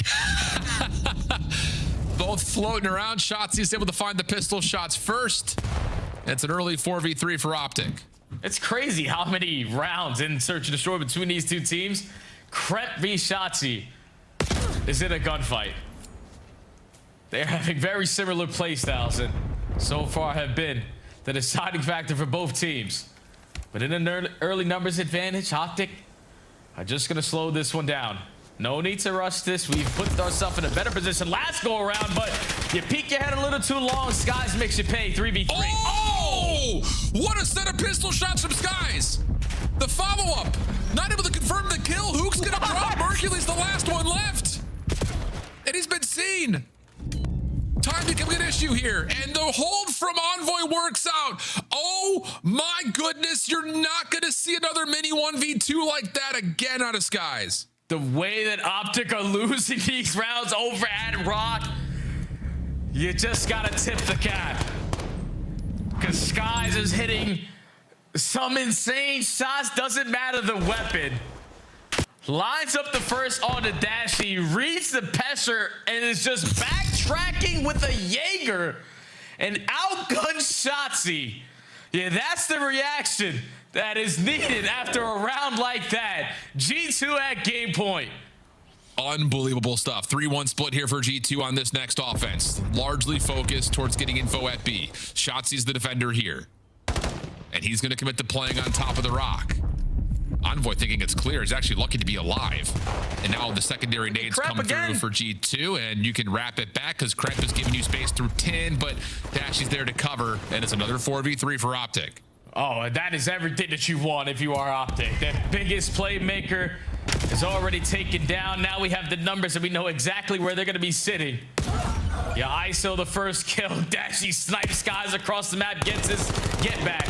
But now it's Envoy in a 1v4. And he's getting overwhelmed, surrounded, and will be dealt with. So, okay, finally a first blood converted into a round win for Optic. That one much cleaner. As you're absolutely right. That was Kremp just trying to get space through 10. G2 showing force by way of utility at Rock, and then they were going to try to back up the plan over towards A, but as soon as Kremp falls, the whole round changes. Yeah, Optic have to make those adjustments, man. It's like they basically playing against themselves. Like the playbook that's on display for G2. Kremp getting lost. That's what Shotzi loves to do.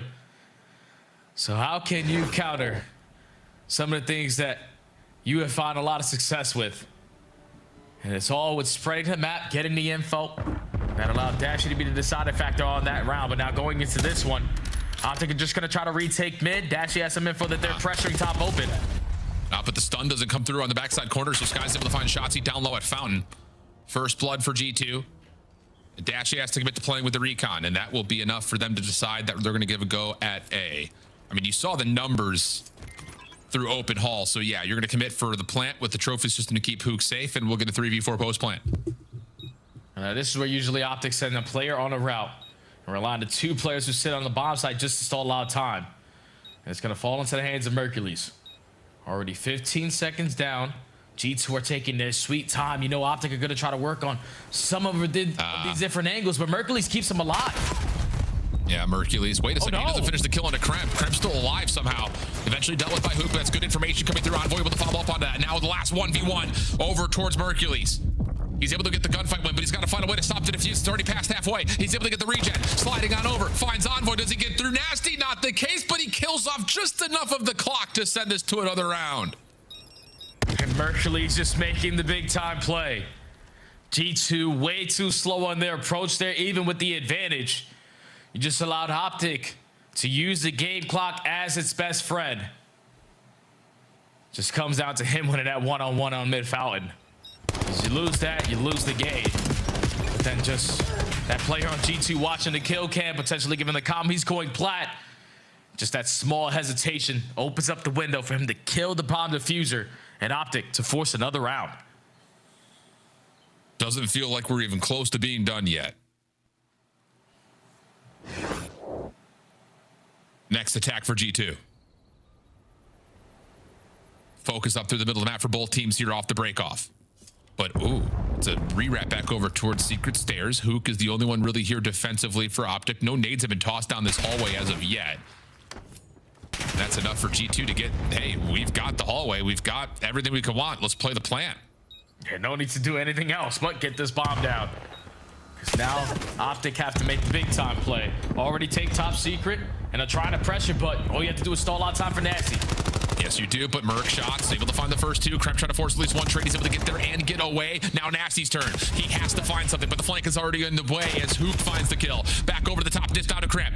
1v3 for him, potentially. Merc already out for the defuse. Smoke in the way. Kremp comes through, finds the kill cleanly, slips away to the 1v1 with Shotzzy. Shotzi's trying to chase, but Kremp gets away, and he confirms the info. Kremp has the ability to win the game off the clock. Just wait till it's down below 7, and that's gonna do it. Kremp's even gonna finish it off with a little slash, a little sign of the pen, as G2 upset Optic and make a huge statement for this new group of 4.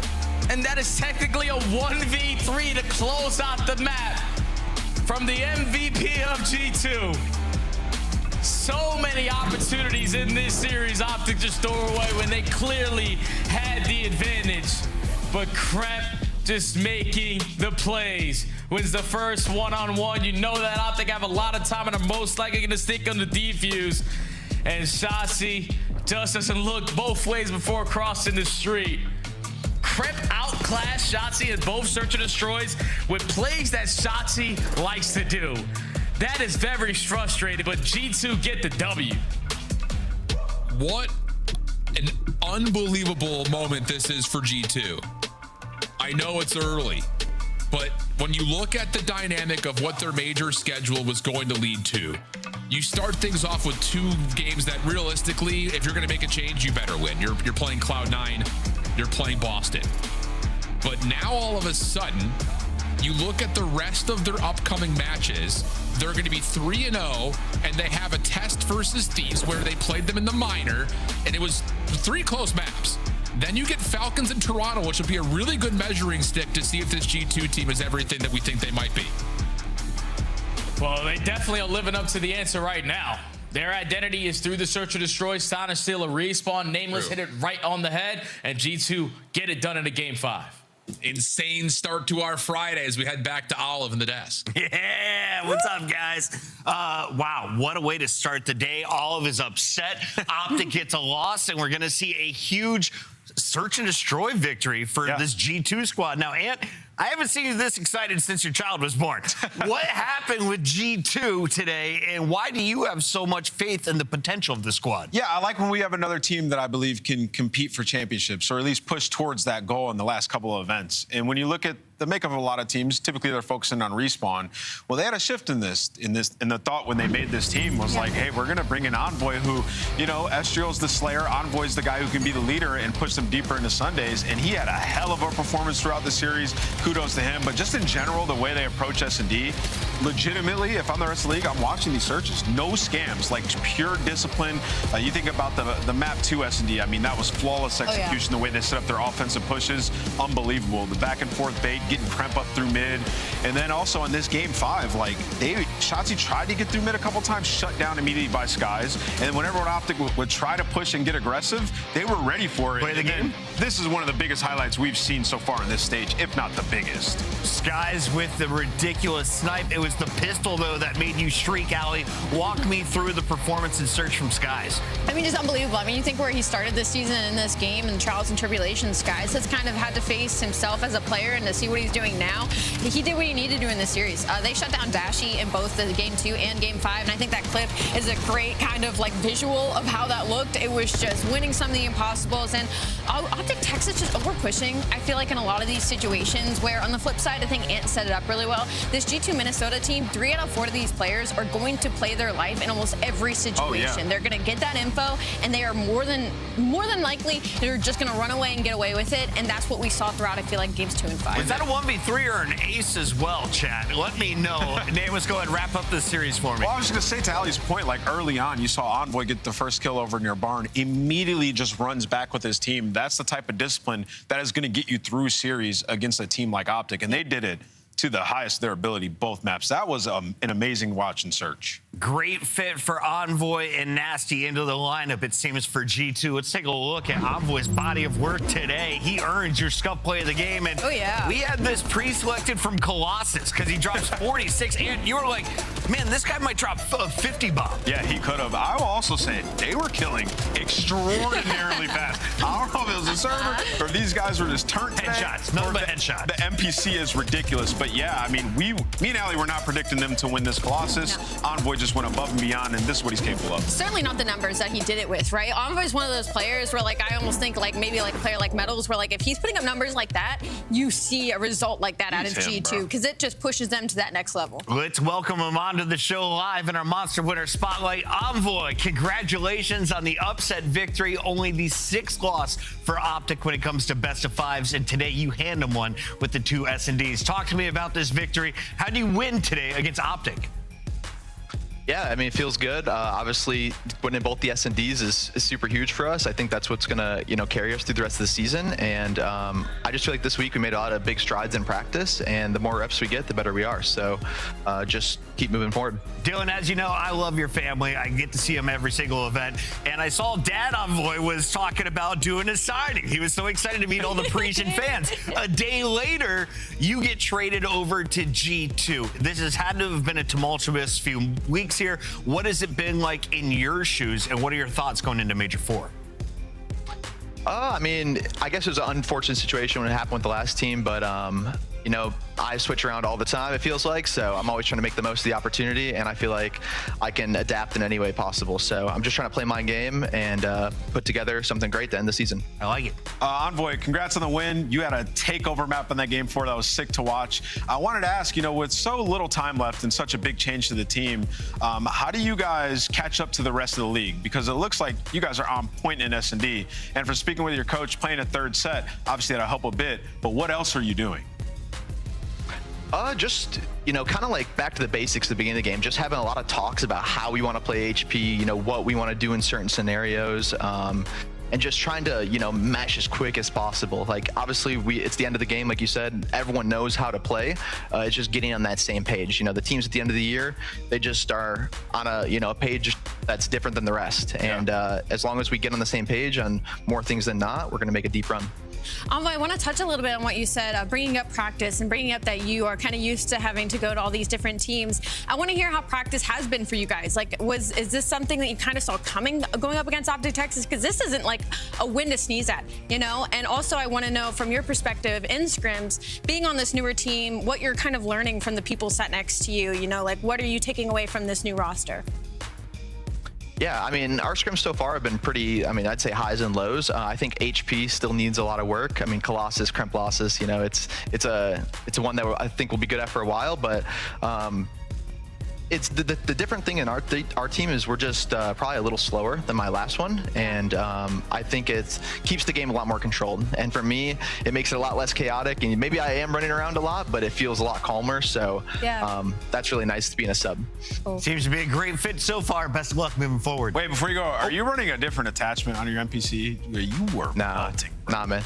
No, you see the assist, Ant, though? You see the assist from all of us? 20 plus. That's teamwork right there. That's that team shot. Yeah. That's that team shot out of G2. Well done, Envoy. We'll catch you later. Thank you, guys. That is Envoy. That's our first Monster Winner Spotlight of the day. We got 2 left, and the next one will feature either FaZe or Paris.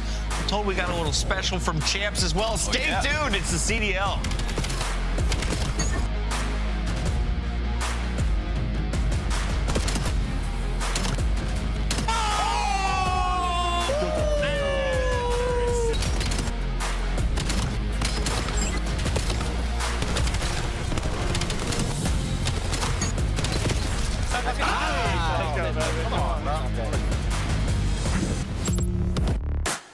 Dominate the competition on main stage with the CDL Major Hunter Tracer Pack.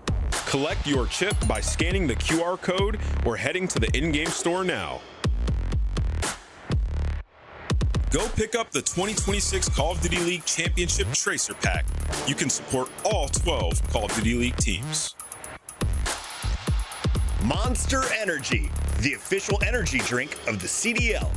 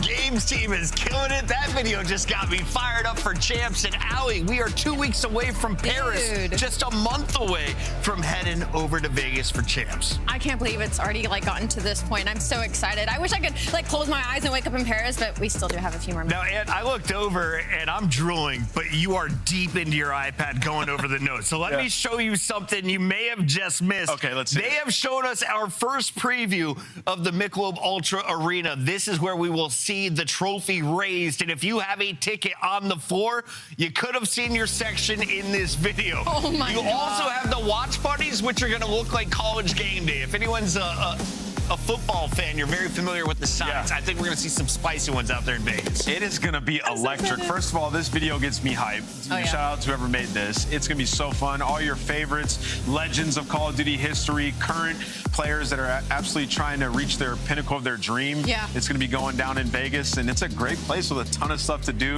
It's going to be electric there. I'm told it's Daltouche in that Optic jersey.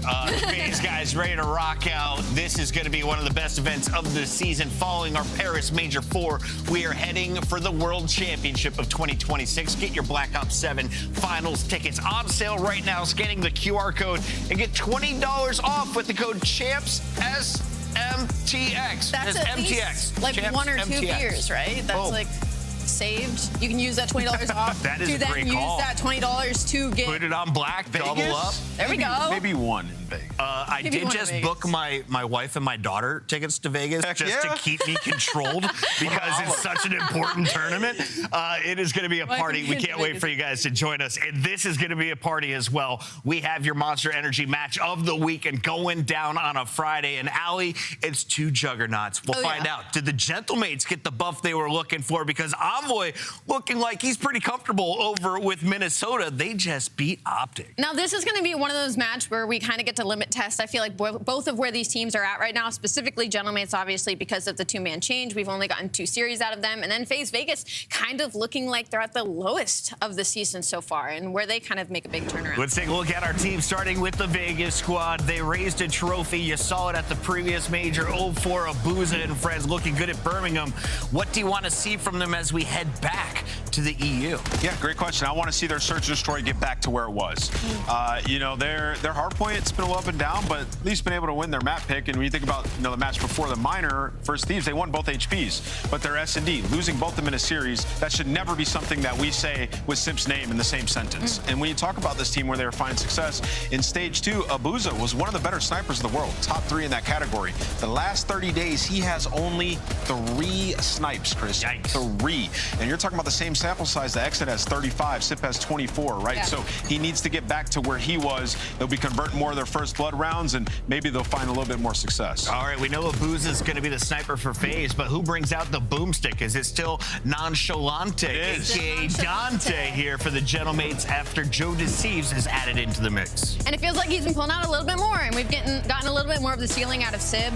My biggest thing about Gentlemates right now is, one, they got swept by Optic last weekend, so this is a big test for them against another top team that's looking to make a Sunday run at Paris. And also, my biggest focus for them, at least, is these map 1s. I remember when Gentlemates was finding a lot of success, it's when they were not only dominant in hardpoint, but they were dominant specifically in the map 1s with their old team. And that's what sets them up for success later on in the series, where right now what we're seeing is they're going down 100 points in that map 1 hardpoint, and then they're battling themselves back in those last 3 hills to keep it close within about 50 points, and then they're unable to close it out. So I'd love to see a Gentlemates in a series that is able to close out that map number 1 pick and then go on to maybe win 3. Win a Colossus hardpoint. That's what they're looking to do. We have Hacienda as map 2, a double dose of Scar, and we'll close it out on Den. So Nameless, we've got 3 weeks with Estriel on the lineup for the Gentlemates. This is now the 2nd week for Joe Deceives. Yeah. Where is he most comfortable, and who do you have winning this match? Yeah, I would say the Colossus. She's talking about them starting strong. That should be a map those two can ball out on, right? So I would tend to agree with that for them in this one. But who knows? We don't know too much about this Gentlemates team just yet. They still got to prove it. The last outing from this team was the most disappointing that you could ask for out of them. They got destroyed by Optic. So here's a time for a big get back. Simp had a bad match. You had the whole team have a bad match against Optic. I'm going to go with Simp not having a bad match today. I think FaZe gets the win. They're higher in our power rankings. It's the safe play, and I want to win here. Yeah, I'm going to go with FaZe as well. I agree. I think Sim's back this weekend. Yeah? Him versus Joe, I think Sim gets it done.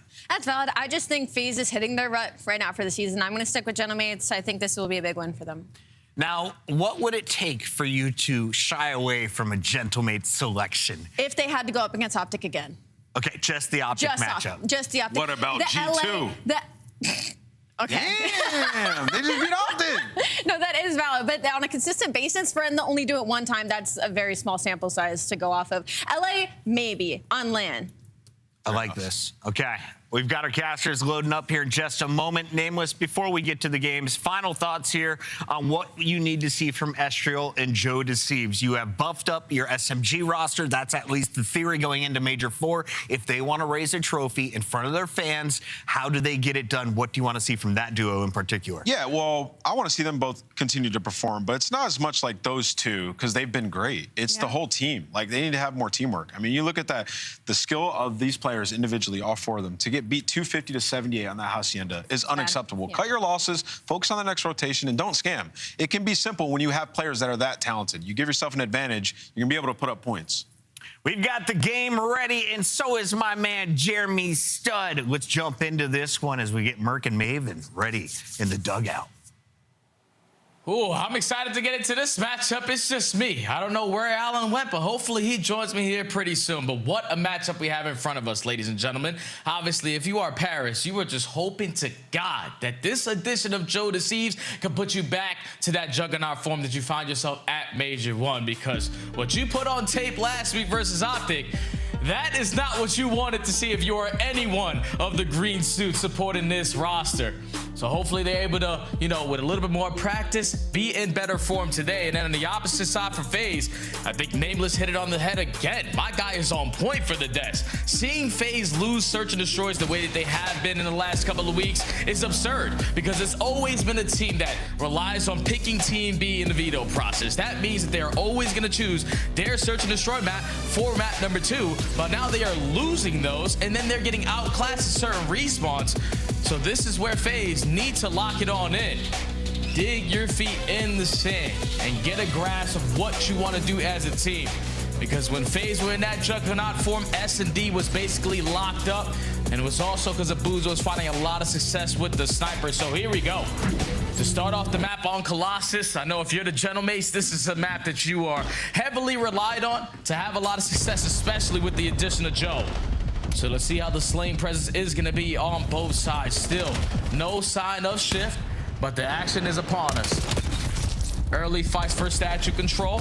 Estrio, the new addition to the team, already trying to start off on a high note, but he's only able to get one. Thankfully, the rest of the teammates slay their way through the middle of the map, but it's Draza on 4 in a row, continuously pushing them back.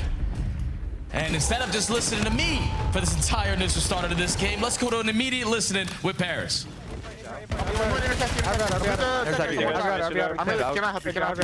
I'm pinching me. I want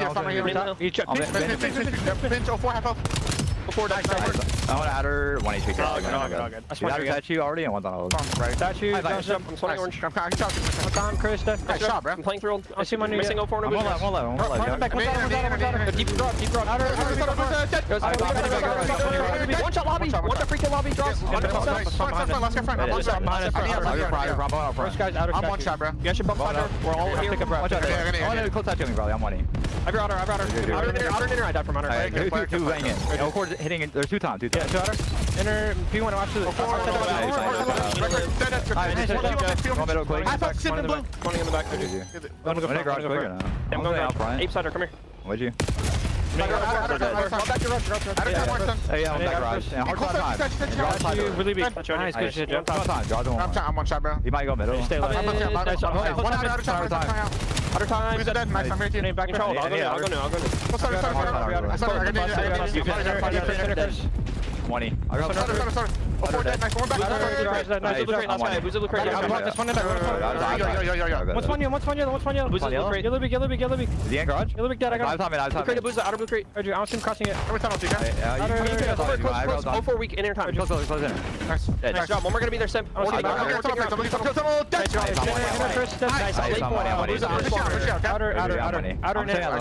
Outer blue crate, head glitching it. Head glitching it. Hearts one. Try nading me and he fucked up nading. Already pinched something. He's weak. Two front, one dead. Two front, weak. He can't shot you right away. Two front. There's half pitching. Cider garage, 0-4. Tunnel. And there's one shot, Leopold. 1 HP, there's that tunnel. I'm going with you. I think blue lobby. 0-4, middle, baby. I pinched got it. Yo, I pinched you back. I'm Sim, dead. I'm on weak. One shot, Leopold. 1 HP. I'm needing. 1 HP. He's holding it. Make sure you put it in. I need him all. I'm in there right now. 3-0. Actually 3. One shot. I can't shot. Opens it. One shot. I cannot shot. 1 second. I'm crossing got it weak. Yeah, I'm dead. Are you in the back? Well, back and forth fair so far as we get over to 4J. In the moment, FaZe doing a nice job through the handful of rotations that we've been able to see, but tested here as the spawns are starting to come through, you would think, for a moment, but not going to be the case. Paris able to stabilize. Yeah, they did their thing at the ending of that P2, walking away majority of the time, but Paris Gentlemates keep it scrappy, and just based off of the communication, chemistry is starting to sink here for this new lineup. Everyone providing their 25%. The small talk was on point, and now Paris Gentlemates following up with the slaying, leading to the map control. Almost going to be able to be in a position to take the lead, but it's Draza again through the front. He finds 2, Simp finds another, and FaZe instantly flipped them out. Yeah, really nice job for FaZe playing recovery in the back 30. likely to leave this first set of hills in the lead. Sim trying to work on something early over towards Statue, but Draza kind of slips the net, almost finds more than you would have bargained for, but Sim's going to follow behind that, keeps him P1 control here in the last couple of seconds on our final hill. Spawns are all over the place right now as well for Paris, which is just not comfortable. It feels like you're just continually playing into these 2v4s. 04 eventually falls on the old time, so an opportunity here for the Gentlemates to at least concentrate some effort. They're going to head all the way over towards Statue, but it's read perfectly initially by FaZe. They just can't quite find the final kills. Ghosty for 3 will get Paris in the time. Yeah, that's a big triple there from Ghosty to lock down this side of the map for your team and now push FaZe back, because you know that they still have those blue spawns, but they're going to try to work on these lefts to set up this break. Draza is able to find the opening kill. Now you're reading the pressure from Statue, you're reading the pressure in bottom tunnel, and Ghosty was able to manage it at least initially, but now with the numbers, FaZe fly on in, and that's going to lead to a very clean break. It's just that it feels like what we've seen continually out of FaZe in their hard point over the last month or so is that it doesn't ever feel like they're ever out of the picture. Even when they have moments where they're pushed away from spawns, they're able to set something up nicely to at least contest some of that back time. That's currently what's happening right now. On top of the fact that they will also put themselves, at least for the moment, in a position to have P2 open up towards their back. Abuza 7 in a row has been a main factor of why. 15 and 7. Just feels like he doesn't die all that often, but of course, commentator Curse comes through and he falls right on the little push out from the zone of P2. Paris now trying to set up from the front as the break is starting to come on the way. Yeah, and I'm loving the way that FaZe are playing this hard point, because Draza is basically locked in on this third SMG role. He is keeping up pace with 04 and Sim. This is the struggle versus the top teams in the game, just hitting outclassed on that other team beating you to the punch in certain aspects. But with Draza being hand in hand with Sim and 04, you are controlling the map, you are dominating off of the rotations, and at least for now, you're still keeping the lead, 30 to 40 points in your favor. So with 25 seconds remaining, Paris Gentlemates trying to hold on to the final 20 seconds. Great decision here from Ghosty to push out, create an extra layer in front of the scrap time, but also, if they find kills, creates a chance to put some early pressure on rotation to New. Joe not quite able to get the health back, but Sib still finds the kill that was intended to be there on Sim. Estriel, timing on this round could be everything. Good read onto Abuza. Do they know that Draza is playing inside a tunnel? May not make much of a difference. Simp is able to cut things off over towards the Godheady, and FaZe will have control for the moment over tunnel and the first portion of this P3 and what has been a tight game. Yeah, they lock down yellow control, and now you're just going to wait for 04 on this super long route through blue to allow you now to get some time at this HP. Last player you have to account for is going to be Ghosty, but you know he's knocked down to half HP. He's not going to go for the peak. So you're just going to walk on in, stay alive at both sides, and just hope to God that we can eliminate Ghosty quickly, but you don't, and now Paris with the numbers, get the break. Yeah, it feels like, again, the same things we praise FaZe for, the same things come through for Paris when they need it most. Abuza playing for the rotation to New. Sib in a position to at least contest this route. And Estra will actually spawn up as well to assist if needed. And Abuza has not been seen as of yet. Now dealt with, though. 4 will fall. Big moment in this map here as Paris will have firm control of the scrap and be able to set up a lane here over towards New. Dan Sib's already created an extra layer, even though he quickly gets taken care of. You turn it into a 3v3 scenario with your teammates holding the power spots. So rotation secured by the Gentlemates. Ghosty on 4 in a row. And FaZe is just banking to go right through the front door. You got an Abuza. He finds 3. And now this becomes chaotic for Paris. Well, Joe's able to find a key Semtex onto 04. Gives Paris a chance to find timing from Ghosty around the back. He'll find 1 for free. Draza stuck with nowhere to go. He's just trying to create something out of nothing, but it won't happen. Abuza putting some damage in from afar, but with 30 seconds left, you'd like more than damage. You'd like some more time here if you're FaZe. And it looks like Paris will shut them down. Now it's firm control of Statue coming through behind this. And oh, wow, Paris are turning up. 2 great hills back to back. Yeah, and they're going to force this Hellstorm out of Abuza just so he doesn't allow them to get this final 20. So you can still be somewhat in this game going in towards the P1 because you don't have a single teammate that can try to contest this with all the space that Paris Gentlemates have over towards Statue. It's going to be a one-on-one gunfight. 04 quickly loses it, and Paris Gentlemates flip the switch at the ending of that P3 to the P4 and are now up by 30. Estriel trying to find some information. A little poke up through Statue Mantle. Finds instead 04 down low as the rest of his teammates will do well to clear out the hard point. 171 to 149. FaZe coming off with some staggered spawns and timing. All spawning concentratedly over towards the yellow side of the map, but It's just going to be such a long haul to get through this time and still flip the map around. Have to do something miraculous at the moment as Ghosty shutting things down on 2 in a row. Joe following up for the third, and Paris continue to lock things up. 30 seconds left on P1. Yeah, and that's got to be so frustrating if you are FaZe, because you hit the long routes, you do the little things correctly, but then when you get to the final punch where we need to win this wave to get time, Paris are there with their slaying presence. Still 20 seconds remaining, and it's looked like Paris is potentially just going to forfeit this, but with 2 kills going their way, might as well pressure it because you have the numbers. Estriel dominating Statue, the rest of the teammates here to assist, and this is going to allow the Genomates to win the rotation to P2. But an extra elimination from Draza. Puts a little bit of pressure on the front until Sib steps up, takes that very swiftly. And even the read coming through for Paris on this overextension is beautiful. Shuts down 04 before he can really make a mess of the back. And nice shots from Joe Deceives up top towards P1. Next hit from FaZe, purely from the front. Astro trying to stop it, but gets dealt with quickly. Goes to only good for 1. And that's going to be enough for 04 to finesse play the 1v2 inside the hill. Nade out, but can't find the kill. Abuza's turn. He's able to find his 2. Huge shots from Abuza. Helps to line away from mid-map, but the shots coming through for Paris will allow them to, at worst, keep this contested, if not neutral.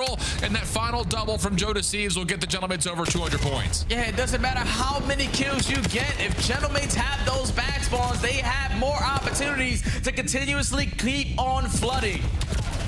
So now you blink, the Genomates are going to be up by 60.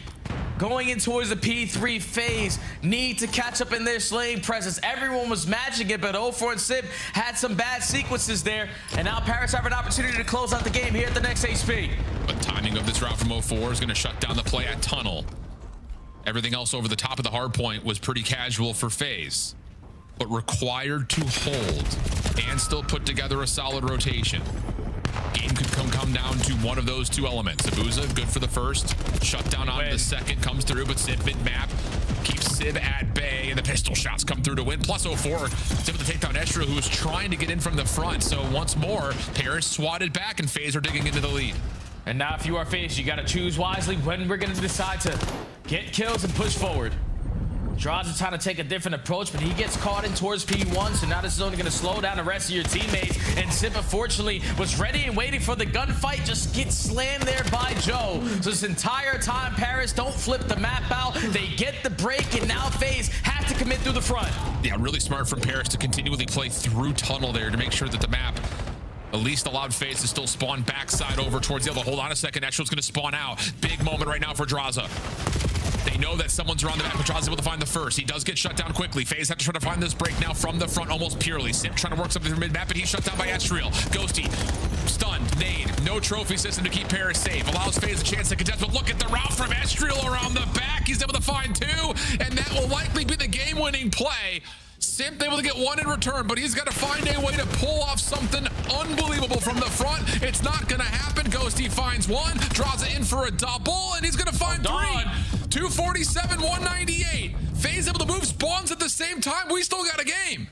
We still have a game. FaZe able to breach that 2-point mark, and Simp already creating so much space at P2, but loses that initial fight. So now Genomates can take control of Statue. They can set themselves up to close it out with 3 seconds needed at this P1, but they're still pressuring gold, and FaZe are finding kills. And you've got a couple of weapons ready to go to fight off this position over through Statue.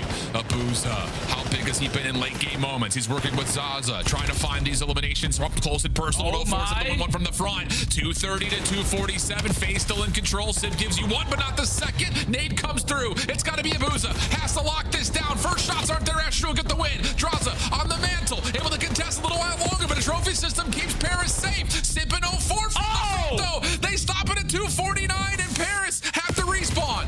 And you got to take your time, man. Look for the opening kill. Esther is able to find it through Statue. You have the advantage. You got to go. Photo finish on the way. Sip for 1. Ghosty with the trade, but the kills continue to go back and forth. Pitch stripe kill feed, and it's FaZe through 04's final double to stop Paris dead in their tracks. They can't find a single second on the first hard point, and FaZe heroically steal away map number 1. That's the key word. All heroics. We're talking about screw it. This is our only play, and we hope to God that it's going to work out. They commit everyone through the front door in the final moments of that P4 and able to find kills in sync at the perfect moment to flip them out.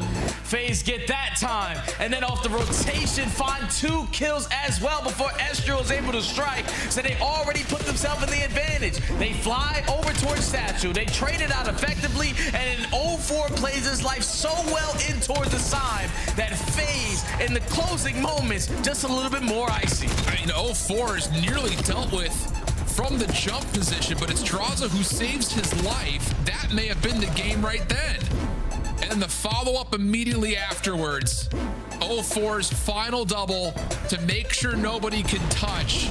You'll see it in a moment because, again, the zoning around the map right now in terms of just putting yourself into a bunker on the hard point is incredible.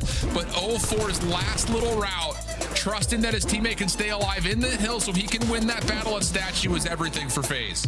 Oh yeah, because even though Estrio finds that kill, Estrio is weak. He can't turn that statue immediately. He has to wait an extra second or 2 so he can regen. So then you have that advantage at full force.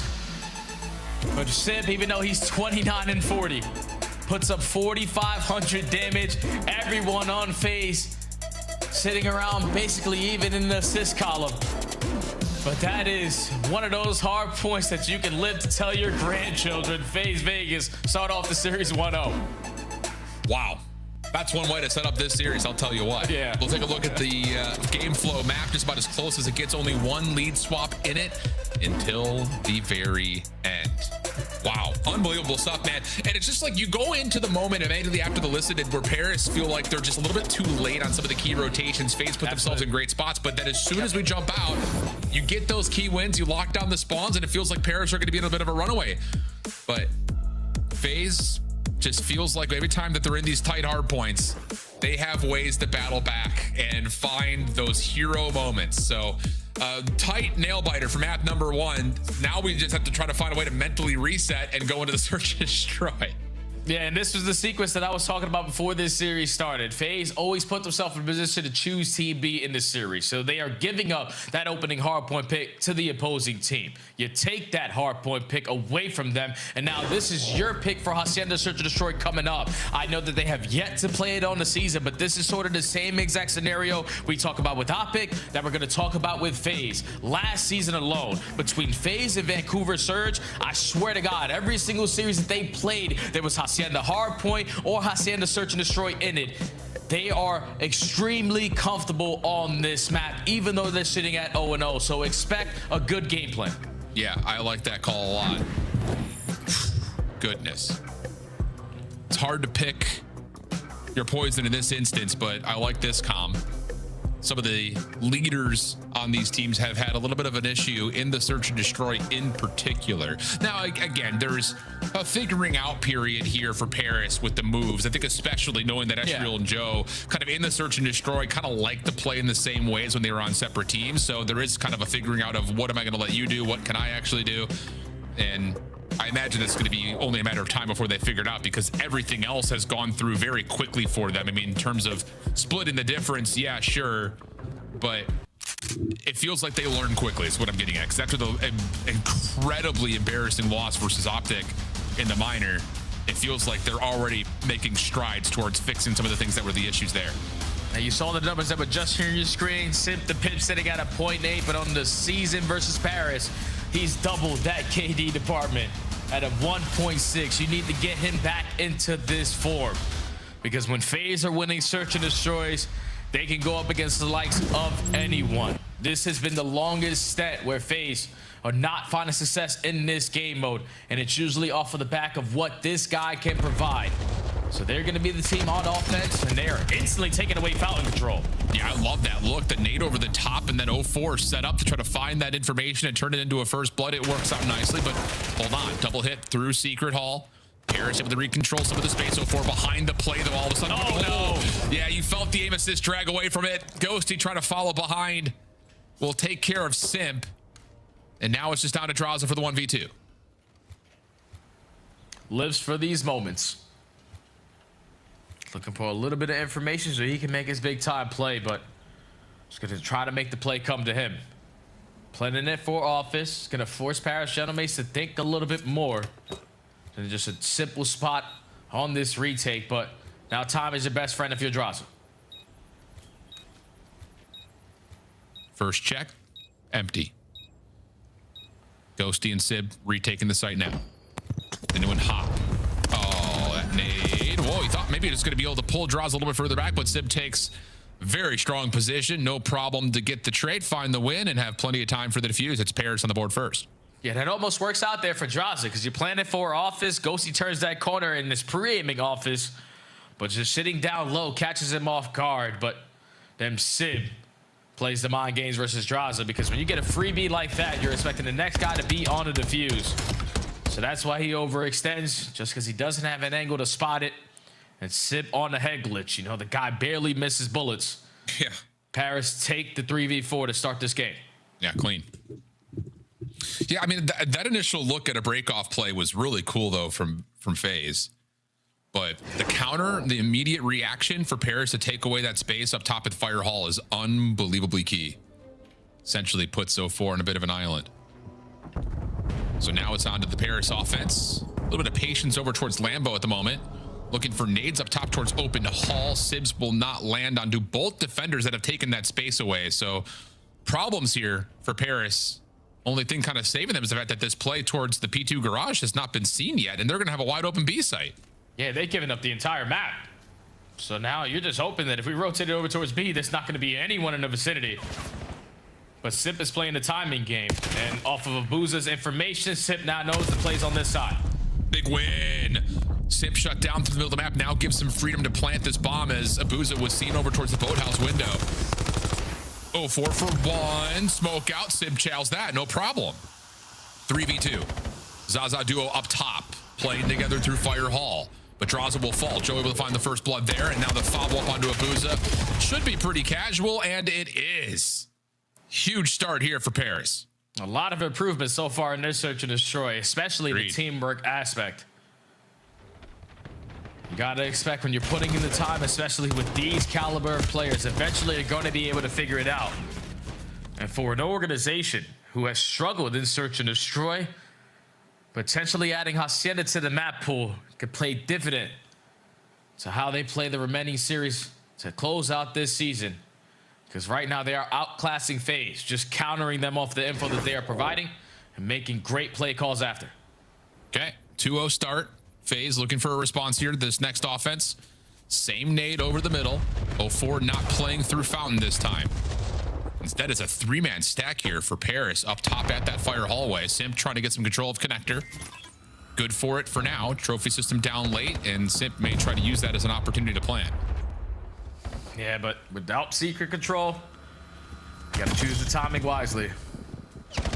You need to either take 10 to back them down so we can plant it away from secret, and that's exactly what they're gonna do. First blood goes to Draza, but look at how quick Paris are to find that trade and potentially still walk away with the numbers, but it's Draza with 3, 1v3 for Sid. Oh, but he's found the first two really quickly, so now it's just down to 0-4 in a 1v1. And we have had more 1v2s and 1v3s today and what feels like the entire season combined. So can Sib see another one get through the hoop?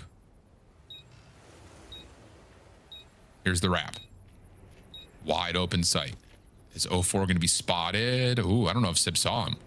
0-4 definitely saw him. So he will back away, play the clock. Now Sib's turn. Whoa! Big timing, big win! Don't miss, don't lose. The motto for Sib is he's on 7 in a row and another 1v3 on the day. Oh, yeah. Sib's just having one of those games, man. He's not missing bullets. He usually provides his dominance in search and destroy with that sniper, but remember, this guy is a straight shooter. The fact that Dross is able to walk away with 2 there, Sib just puts himself in a very good spot to quickly have an answer. And then the gun right for the occasion. 7-0. Curious to see if he was able to earn himself that Hellstorm off of the defuse, but Sib having himself a map. Oh, yeah. Not yet. Close. And if you know Sid, you know he wants blood. He's not sitting here looking for damage into an assist. He wants to kill. Earned it the hard way, but it's setting up Estriel for a double instead. Hellstorm goes unearned Ooh, I was going to say, tough position to try to plant on, considering that they've already opened up the open hallway. But here's the quick wrap-up from Draza. Hold on a second. If he wins this first one, he's got an opportunity to completely pinch up Joe Deceives. Drives it back away towards Checkers, but Joe's good for the trade. 1v1. In another situation where FaZe had the numbers. They've thrown away 2 out of the 3 rounds here in this game so far. But you need to be able to stop the bleeding. And with 40 seconds left, Joe Deceives killing the noise and forcing Abuza to play the 50-50 at the opposite side. Well, Joe's going to plant this towards the office side, but he will set himself up to initially play off the open hall and then re-wrap to office. Abuza looking to possibly contest through the office steps. Timing is just not ideal initially for Abuza, who does not spot Joe Deceives. But Spidey sense tingling. Joe's got the ADS up, though, and that is enough for him to take the win. And it just feels like every time we see a Paris kill cam or a player cam, they just can't believe what they're getting away with. Yeah, because this is murder. It is 3 out of the 4 rounds where you have numbers advantage if you are FaZe. And somehow, some way, we keep getting isolated in some of these gunfights. And Paris have that clutch gene in them right now. The honeymoon stage is hitting a little bit different on Hacienda. And for FaZe, a team who desperately needs to work on their search and destroy, I was boasting this team about Hacienda SD, even though they have yet to play it. They have not had an answer here so far. No, they have not. And a couple of throwaway rounds with big numbers advantages. Never helps. Quick hit developing over towards B here for FaZe on their next attack. Estriel, long water out, going to go completely uncovered. Does he choose to pop up here? Yeah, he will. Does he get the timing on this play? He sees 04 for the first, moving over towards the site, gets the second, and Sib provided another onto Sib. So immediately on for the defuse. Draza looking for a 1v3 of his own. Checking for the bomb. Shots over the top of the bomb site were decent, but not good enough to take care of Ghosty, and it's quickly 5-0 Paris. Yeah, and that's such a great play call there from Paris to just catch them off guard with something that is very difficult to read. When you have the leader's advantage in search and destroy, you can start to take some calculated risks, and you're also expecting the other team to just default in a lot of some of these rounds because they have been getting that first blood, and they just haven't been able to have those closing moments. So Estriel knows we're up 4-0. They haven't had any success over towards fences, so let me just hit them with the switcheroo for 2. Water route is good, and Paris are now flawless here at game point. A lot of freedom to do something crazy if they'd like to. Instead, it looks like Estriel's going to go for something quick into the water again. And they've seen Abuza play the boathouse once before, so I imagine Estriel's going to take the ultra long route. And that's indeed the case. It's just unexpected. No, but Sim's able to see him. So now there's some pressure over through boathouse side. Estriel just needs to play his life. But he's actually going to continue to just go and find that kill onto Sim for free. You don't trap him towards the boathouse, and Sim finds an extra. So the immediate 4v2, you already have info onto Draza. This is looking like a flawless 6-0. Sure is, my friend. Sim finds another onto Abuza. The last one left is Draza. And he's about to get blindsided by Estriel. I'm surprised. Sim not usually the suspect of, oh, I see a guy, let me just back away from that gunfight, and they try to retake on the site to leave Estriel alone. But I would say fortunate for Paris, the hit wasn't actually there yet. So Estriel gets away with a great first blood, and Paris 6-0 smoke phase out of Hacienda. Yeah, Sim's just not expecting Estriel to be that aggressive in that position. Once you spot him, you put down shots. Even though nothing is able to connect, Simp is thinking about the big-time play. If Estriel is taking that much space, they have to be trying to work this bomb plan. And there's no way in hell he's probably going to take that risk to just run out and chase me. But Estriel, when you're up 5-0, you might as well take the chance, because that leads to the first blood. This allows Simp to fly on in for the second. And for a map that I was expecting FaZe to be really good at, they just got smoked. Yeah. Well, Paris maybe feeling a little bit of anger after the drop of map number 1. They were up big, 247 to around the 200-point mark. That FaZe were able to put together the manifestation of what is an epic start. Second map, clean, casual, leaving us now with Overload. Any quick thoughts before we jump to a break here, Jay? Hey, FaZe better bring that slaying, man. That's all I'm going to say. If you don't bring that slaying on Scar and you just trap them towards blue, you're not going to have fun. Well, Scar has not been necessarily great. We'll see how things go. We're going to go straight to break, come back with the overload in this one affair. Black Ops 7 returns to the Esports World Cup this summer. Scan the QR code to get your tickets now. Scuff, official controller of the CDL. Monster Energy, the official energy drink of the CDL. Brought to you by America's Navy and the special operators who work in the shadows.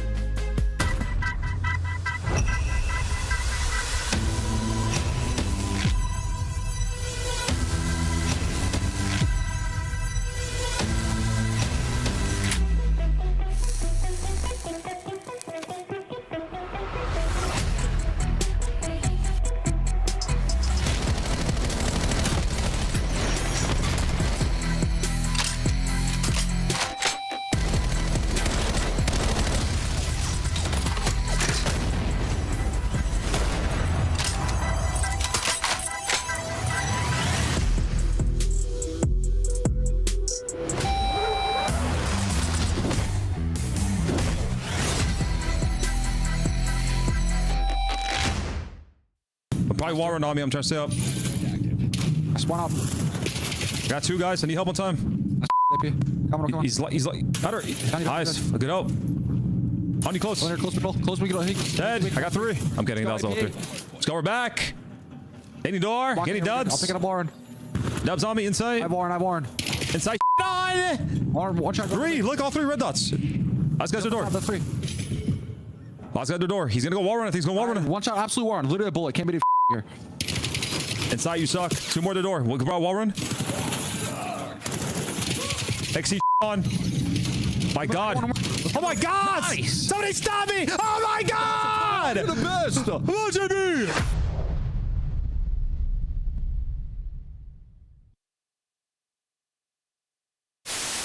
Now the Ravens soar.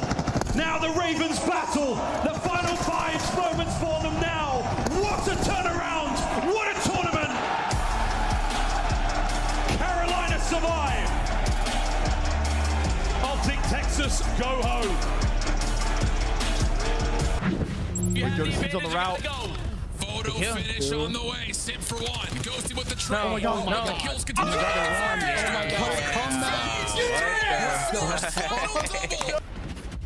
Oh, c'est fini. And FaZe heroically holy. Yo, the That's the key word. The duality of man. What an affair map number 1 was. And then to Gataga's, well, much joy, a quick 6-0 as a measure to respond. So now we find ourselves into a 1-1 map count, and we're in a position in, well, what happens next? Because as much as we can sit here and talk about like Paris on the season, their overload has been 50-50, legitimately right down the line. This new roster still figuring themselves out, and they were able to show a pretty solid opener on this particular map mode combo, but they've also played up against some tough teams in overload. A loss to Riyadh and a loss to Optic were the 2 that they've faced so far. Yeah, those are the top teams that we have in that game mode alongside Thieves. So with the new roster, obviously chemistry isn't all there yet. You're still able to put up a fight. But on the opposite side, you know, Nama's touched on FaZe desperately needing their Search and Destroy to be back in form. Obviously, that's not the case in this series. They have also been struggling in their overload. I feel like they're allowing the other team a majority of the game to just dictate how it's going to be played. And then when it's time for them to turn their defense into offense, that first kill that needs to initially go your way, they haven't been finding it recently. So for FaZe, you need to bring your slaying presence, but we also can't rely on individuals to make those big time plays. It needs to be more teamwork, especially on a map like Scar. Well, you take a look at kind of the scoring potentials. I mean, there's been a very clear recipe for what FaZe wants to do, and it leads to Abuza picking up the EMP and putting together multiple scores in a map.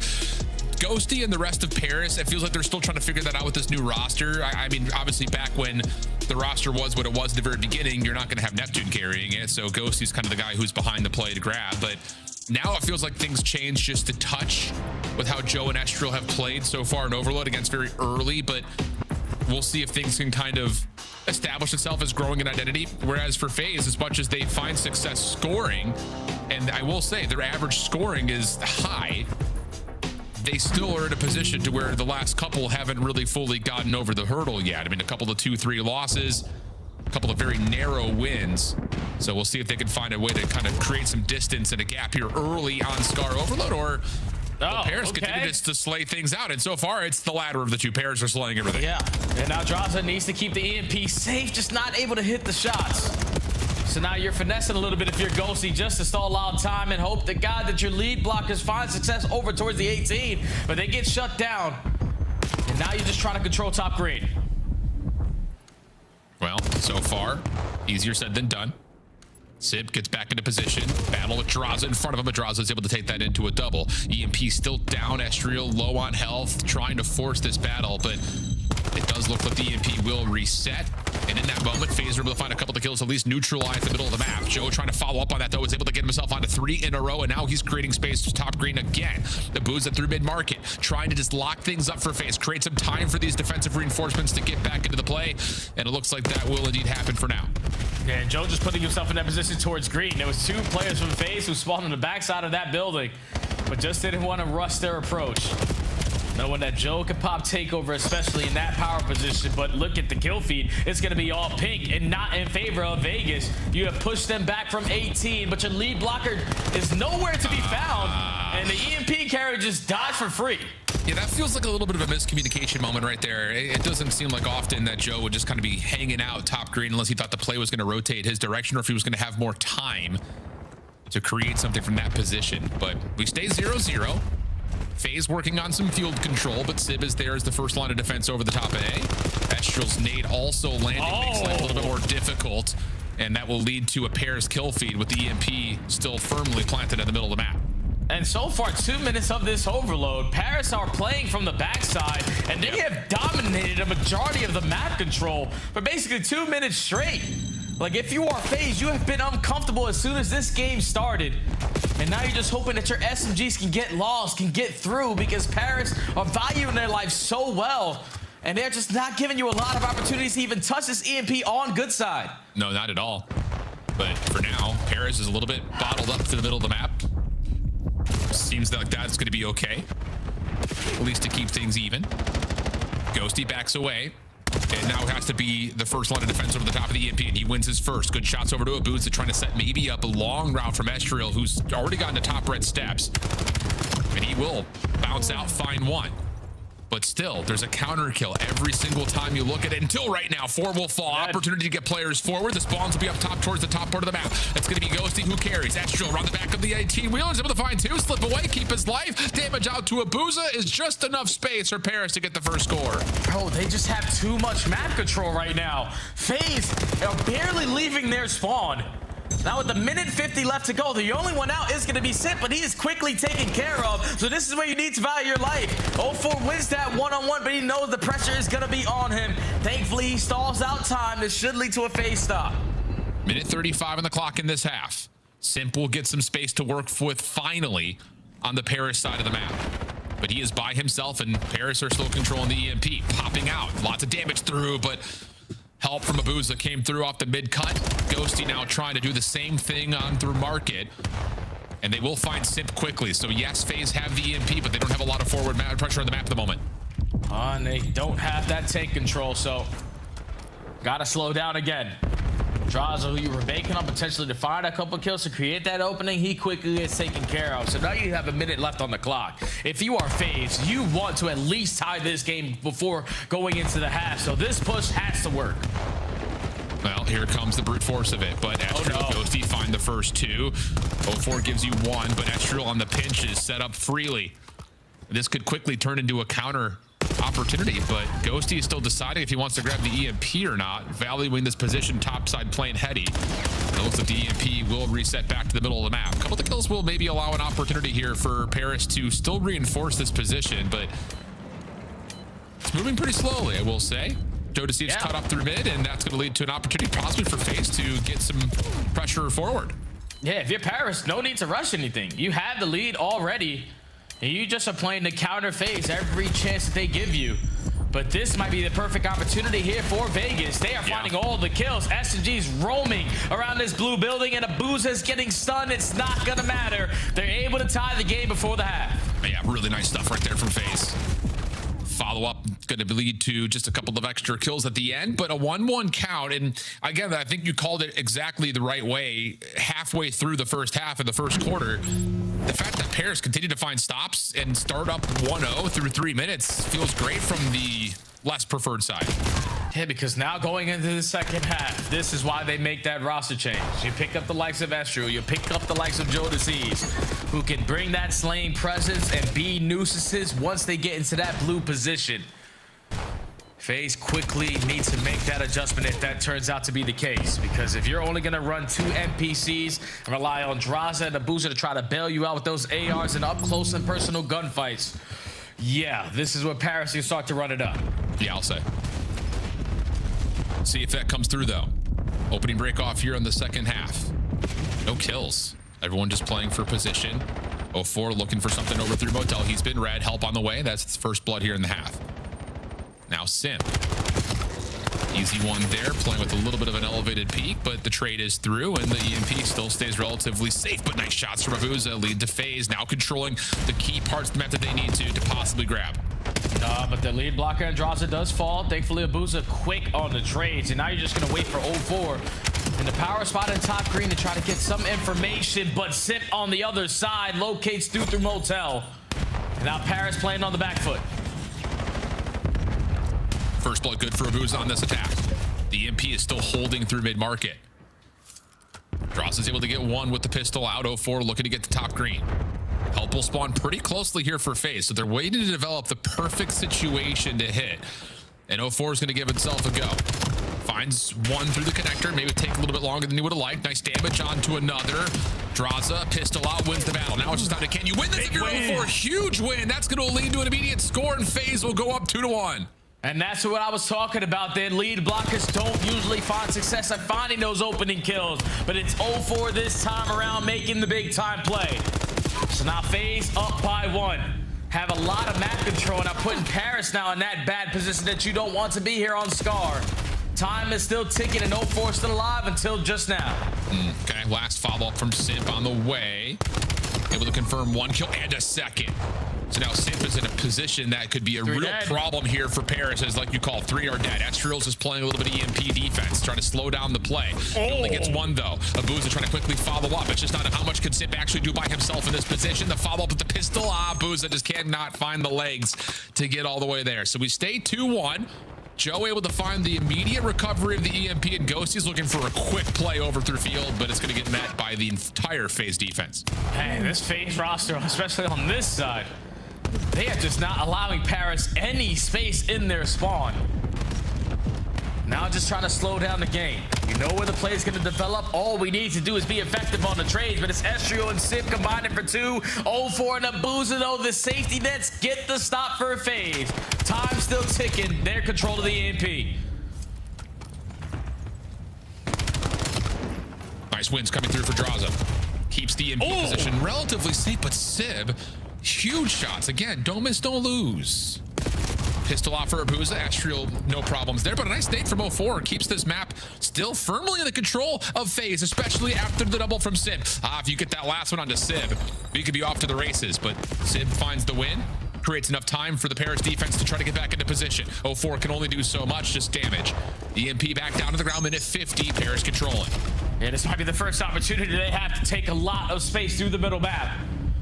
Ghosty whipping out the M15. Now Jodeci's trying to get loose, only able to take down 1, but you have opened up a lot of space on this A capture. EMP gonna work through backbone, but Simp falls and Draza gets the save.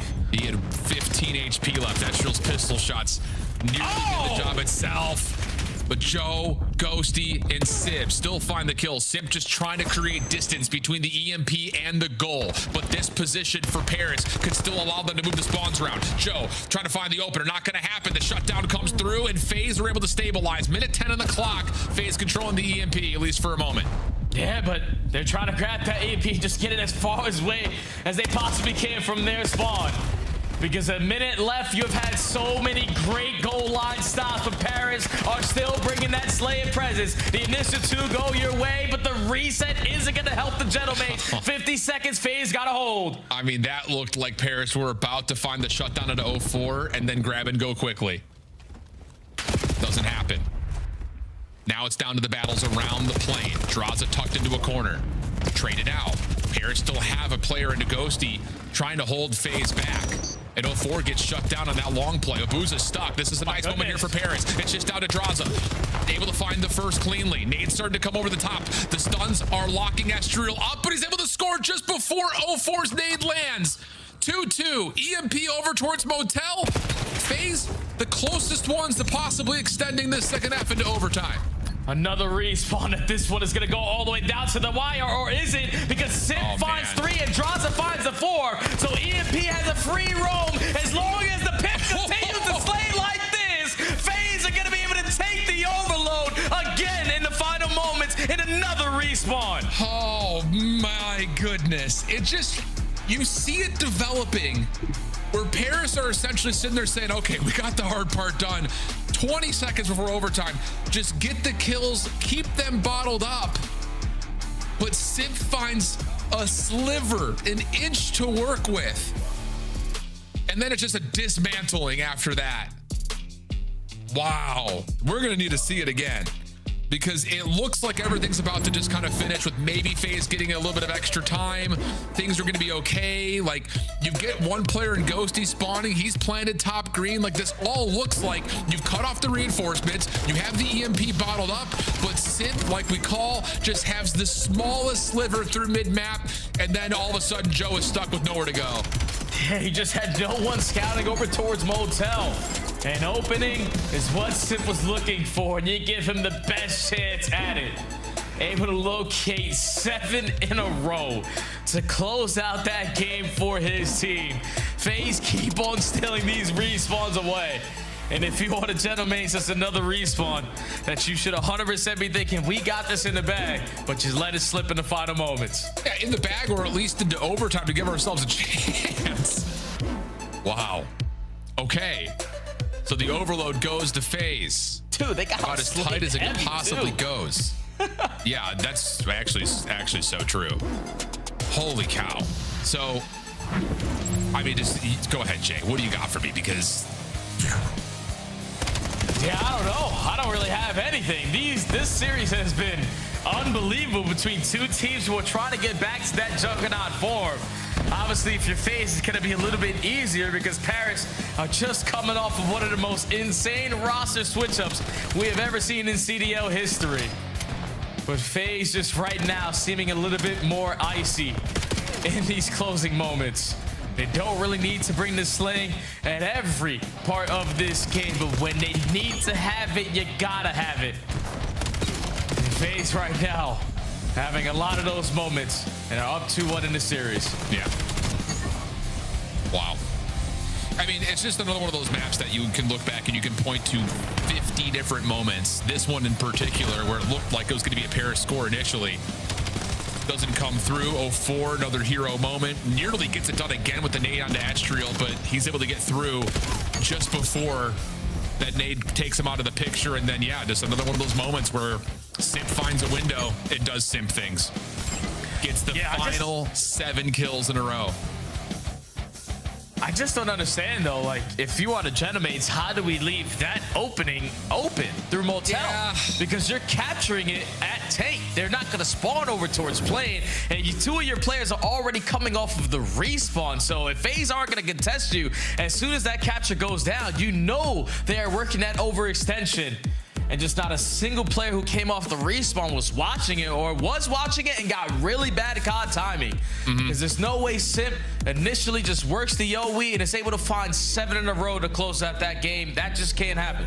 Yeah, it could be something, and again, we could look at it in multitudes of different ways, but Ghosty's the one who gets the top green first, but he jumps out of top green, maybe thinking that Paris were a little bit weak, trying to fight that position away, but leave that for the VOD review experts later. Let's take a look at how we have the rest of the series set up, and in particular at map number 4, Scar Hardpoint. And in the last couple of months, you've got a pretty even dispersion here between the main AR of FaZe Vegas and the new guy in Joe Deceives, who largely had a lot of those numbers tallied up because of the success that Toronto's been able to find on that map. Oh yeah, Toronto were one of the best Scar hardpoint teams that we had. They were just so fundamentally sound, always beating the opposite teams to the punch, especially off the rotations. And if Joe Deceives are gonna put up numbers like that, that's what you're expecting if you are Paris. You pick up one of the top SMGs in the game for this game alone. So you want him to go out there and show what he is capable of. A guy who is held to high standards so far in the season, just has yet to host a trophy. And alongside this team, even though it's hitting the reset on the chemistry aspect, this is why you make that roster move. So you can put yourself in a position to work your way up to the final tournaments to be that final four. Yeah.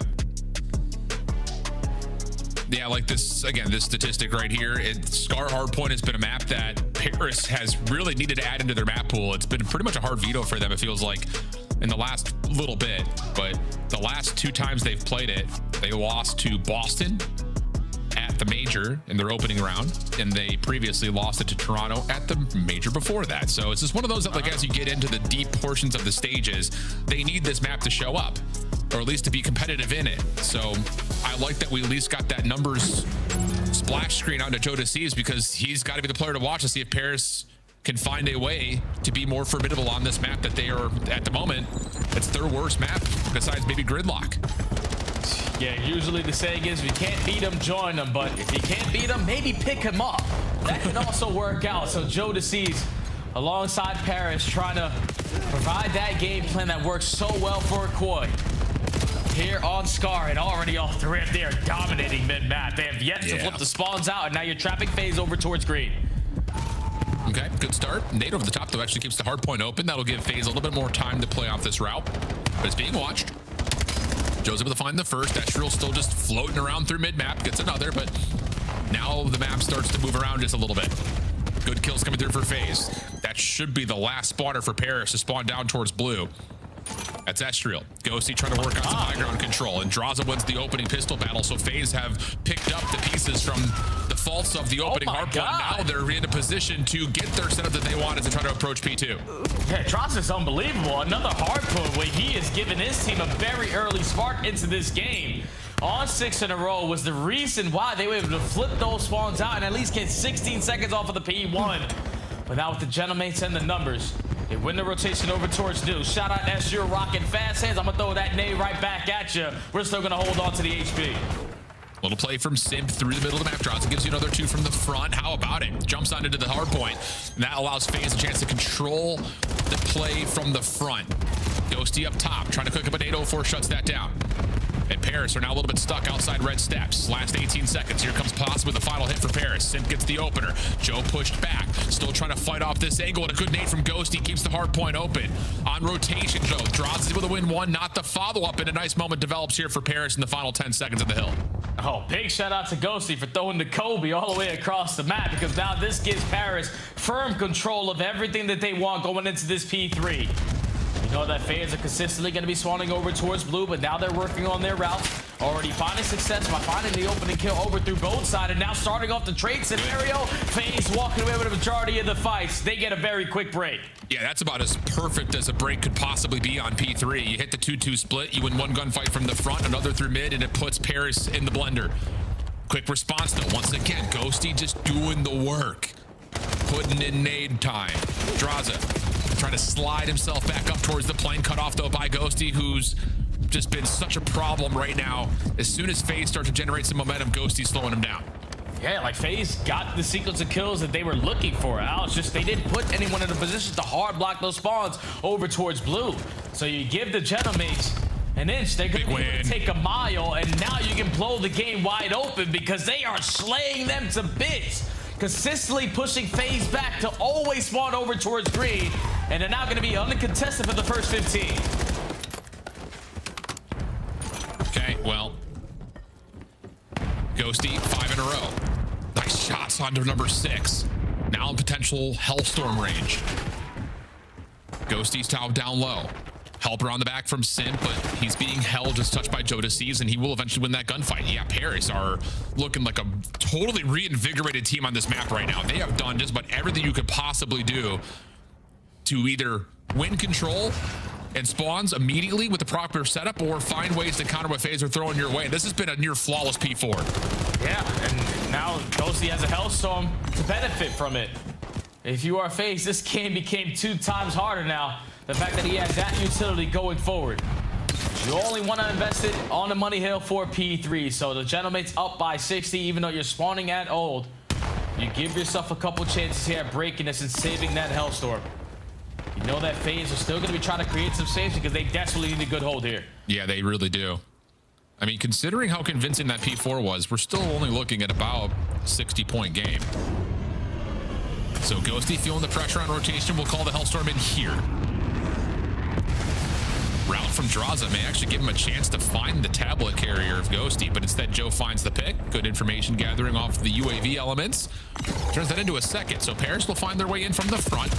04 trying to make his way out of top green, not going to work out. And how about this? Paris are now all of a sudden kind of trapping FaZe, spawning behind green. Yeah, it's a beneficial Hellstorm there.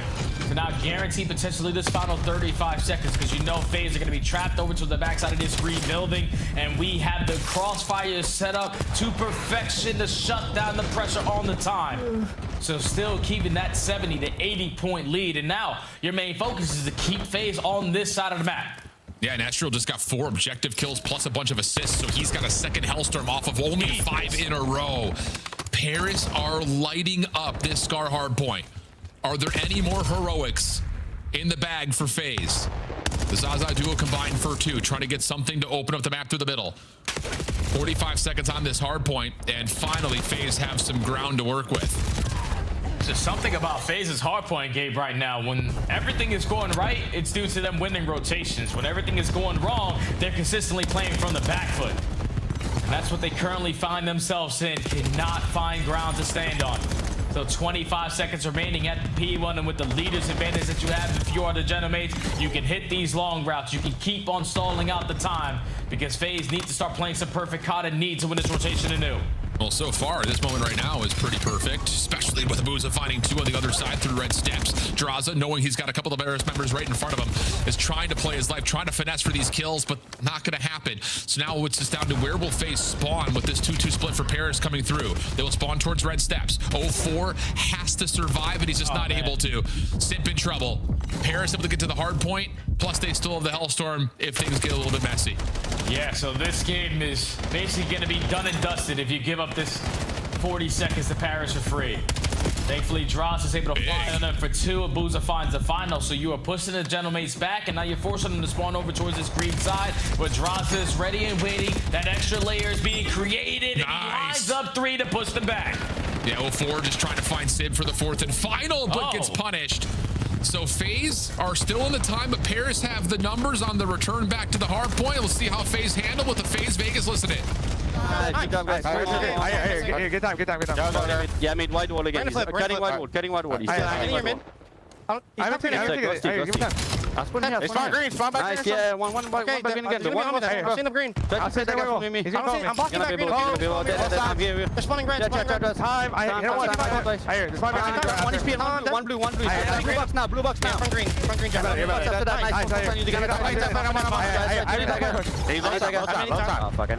That's it. Bo. I went mid.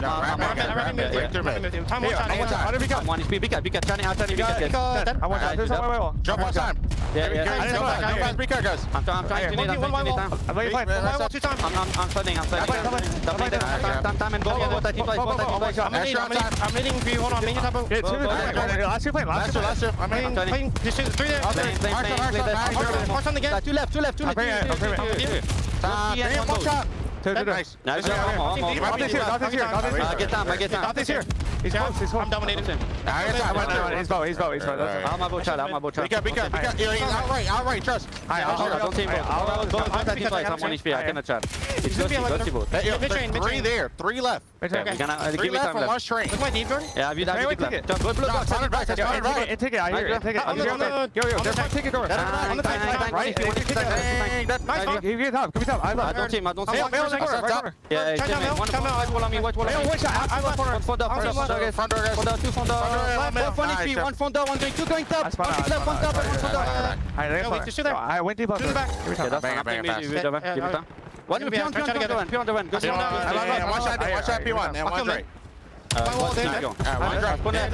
Joe's on the truck. Back door. One shot back door. One shot back door. He's back left door. Bang. Yeah, that's fine. I'm gonna check. I'm Austin. Front door weak in the Back. One to be top. Dead. You better. That's you. I'm pushing up. I'm out left, okay? I'm gonna I get that mid. Yeah. Man, a handful of gunfights that phase are a bullet away from winning, but Paris have created some daylight now on this map. 205, 122. FaZe in control of the rotation, so here we go again with the P5 Hellstorm. Yep, this way you just push them back, put them in that position towards top green and allow your SMGs to take so much space. Set up that crossfire, set up again. Potentially try to close it out here, but you can no longer win here. All you're trying to do is just push FaZe back, even though they still have the spawns. Look at the way Paris are playing for this. Yep. They are forfeiting those spawns. Run at us again, we got the crossfire. Yes, exactly right. Simp gives you one on the pinch, though, through mid connector. Here comes the push from the front. Great bait and switch. Boozos with the benefit for two, but Estriel, the last one standing, gets the trade, congests the choke point with nades. Utility now heading over from the backside at P3, and Simp and Joe will clean things up. Like you said, not able to win here, but may as well be. It's a 100-point game, and look at the mini-map. Paris have everything they could possibly want to close it at P1. They just keep on locking FaZe over towards this green side. On a map like Scar, that is not the spot that you want to be in a majority of the map, because this is what the score line will look like. Gentlemates only need 17 seconds, and with the leader's advantage, we're just looking for the perfect opportunity. So work on these long routes and look for the opening kill. Well, Ghosty, mid-map, waiting for his teammates to come off spawn.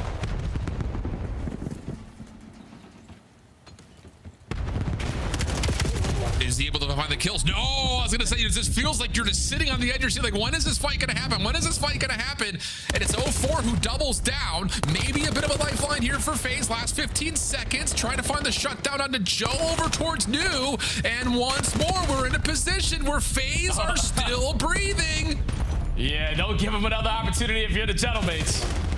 This is one that you desperately need to close on out, and it's only going to make it easier when you're finding kills off the rotation. But FaZe are going to be the team initially to start off on the time.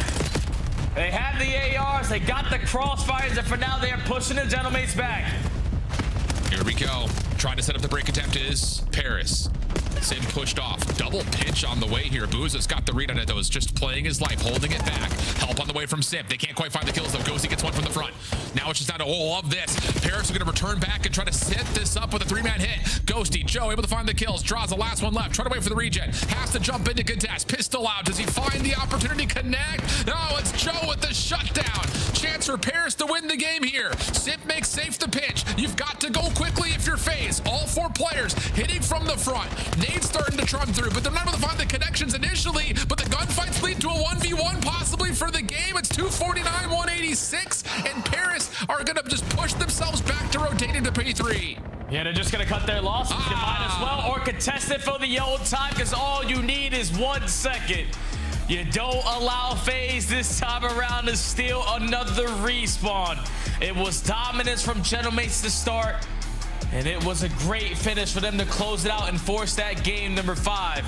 It's just a majority of that game, they were winning rotations. And then when you're winning rotations, the gunfights are a whole lot easier because you're dominating the power spots. And when you're dominating the power spots, it's most likely going to lead to some hellstorms that are going to play a big part to the deciding factor of who is going to win it. Gentlemates were just doing the little things right. Slaying presence was there, and this is the Gentlemates you want to see. Forcing the game 5 now. Wow. Unreal stuff. I mean, it just another moment where it kind of felt like we were going to get that same FaZe comeback. I'm sitting here looking at my notes on it. It's just like, here we go again. P5 Hellstorm sets them up for win condition. And then it's just something about this FaZe team where it's just like, okay, we have to play perfect COD, so I guess we kind of will. Like, if that was only there before, but the gap just too big to overcome this time around. And I think just kind of in particular, you kind of look at the graph, and honestly, it's just a flat line around P2 and around P4. It just doesn't quite get there for FaZe at any moment in time. And I really go back to that second P4 where it goes from 99 to 117. I mean, in the middle of that listen-in, there's probably 5 different players that are one bullet away from being a kill the other direction, and FaZe are probably the team who's able to at least tie, if not retake the lead. So it's just a couple of gunfights don't go your way. And that's just a big shout out to the Gentlemates, man, especially the AR players, because everyone was running an M15 at points. But when it came down to you having a job to lock down the spawns, they dominated all of the power spots. So Paris are able to take the game 2. They are able to take the game 4. And now we're going to have a game 5 between both of these potential juggernauts to end out this series. And I don't know why I'm sitting here looking at my notes so much. We got to remember this is a brand new team for Paris, so just throw that away. Let's jump to break and come back for map number 5. Right on the backside of this break, an instant classic. Very well may be. Den to determine who comes away the victor in the backside of the game.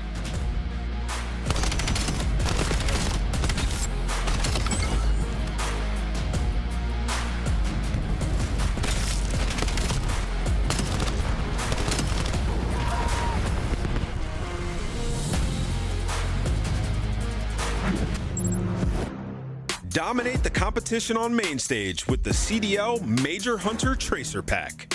Collect your chip by scanning the QR code or heading to the in-game store now. Go pick up the 2026 Call of Duty League Championship Tracer Pack. You can support all 12 Call of Duty League teams. Monster Energy, the official energy drink of the CDL.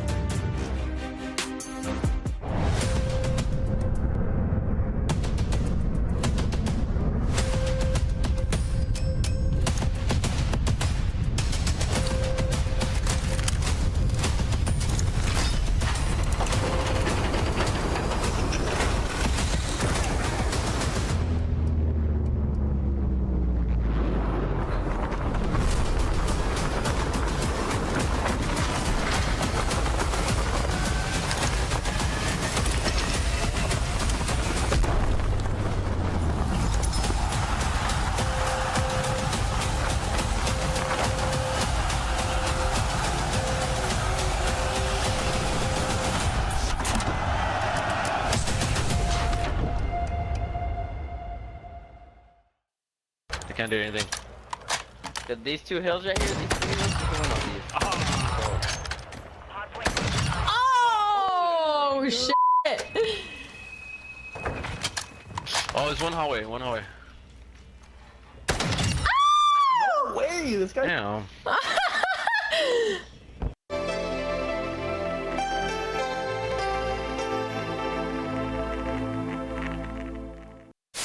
There's nothing here. Starbucks, he's a one shot. He's dead. Nice. Alright, that's it. They can go there deep. Pinch. That's it. Yo, pinch. Nice, let's get. Let's above you. He went down. Down. Absolute, my bad. He's one shot. You guys got this. You got this. Money for you. Way better. Wait. Nice! Let's go. If I lose that, then just take the Porsche away. Alright. Now the car, come on. Yeah. Go to the car. Yeah, we gotta go. One shot. You want front time. Time. One shot. What? Oh. That looked like horse manure. Oh, we got Fame here. Fame, how you feeling, man? I'm feeling good. Happy to be here. Fantastic interview as always from Fame. Wonderful lad. Long, I have the door push. Wait. Stay alive. I have the door. Use your 2 front door. Let's get front door. Watch your front. Nice one. Let's get late. Long. Stay alive, bridge down. Oh my god. Let's go. Baby. We're sweeping them. I promise you we're God. Oh my god. Here we go. Map 5, Paris Gentlemates, FaZe Vegas. And after all of the unreal question marks that surrounded Paris throughout Major 2, throughout Major 3, they make a blockbuster move. the likes of which we've never really seen before in the CDL. And they've, I would say without any level of concern, put themselves in the conversation for at worst top 5, if not better. But if you beat FaZe here, we got a whole different idea around what this Paris team ceiling could look like heading into their major. Especially at this moment for this team, because you understand FaZe have been the same roster from start to finish of this season, so their chemistry should be able to shine, especially in a game mode like Search and Destroy. But we saw it in that map number 2. FaZe are giving up clutch after clutch. This is not normal for that organization, not normal when you have a player like Simp on the lineup. But game 5s have been dominated between these two teams. 5 FaZe, can they find another? Simp sniping here in round number 1.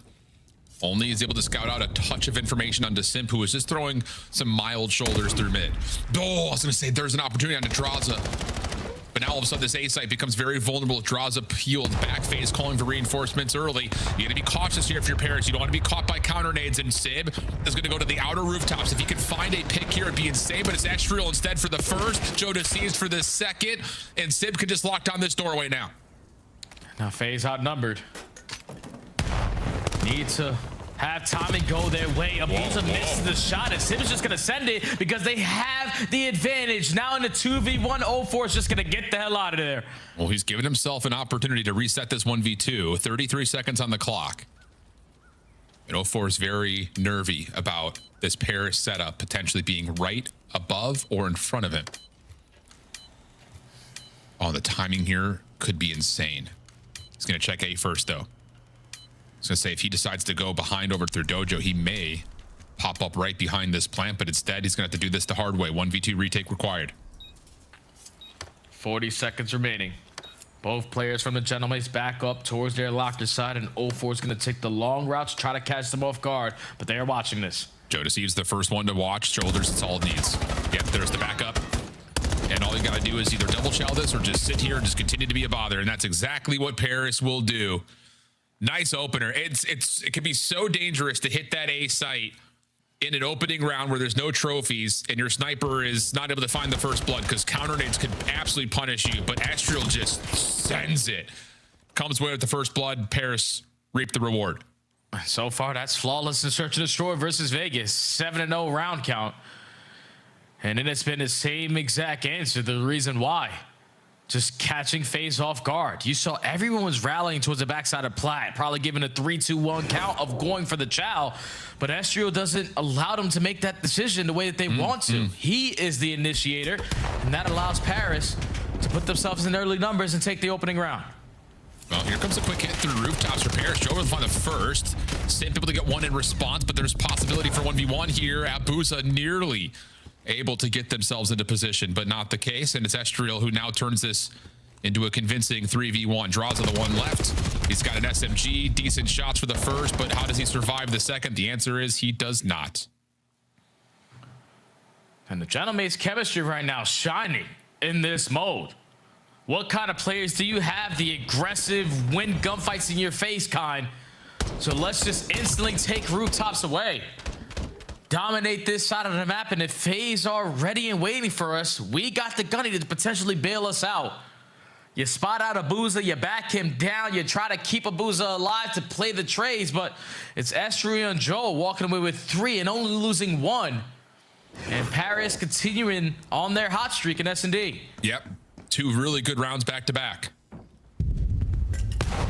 Offense coming through now for Paris, looking towards B. Draza 04, the defenders that are nearby. Abusa by himself over at A, kind of a similar setup defensively, but this is good info here for Estriel.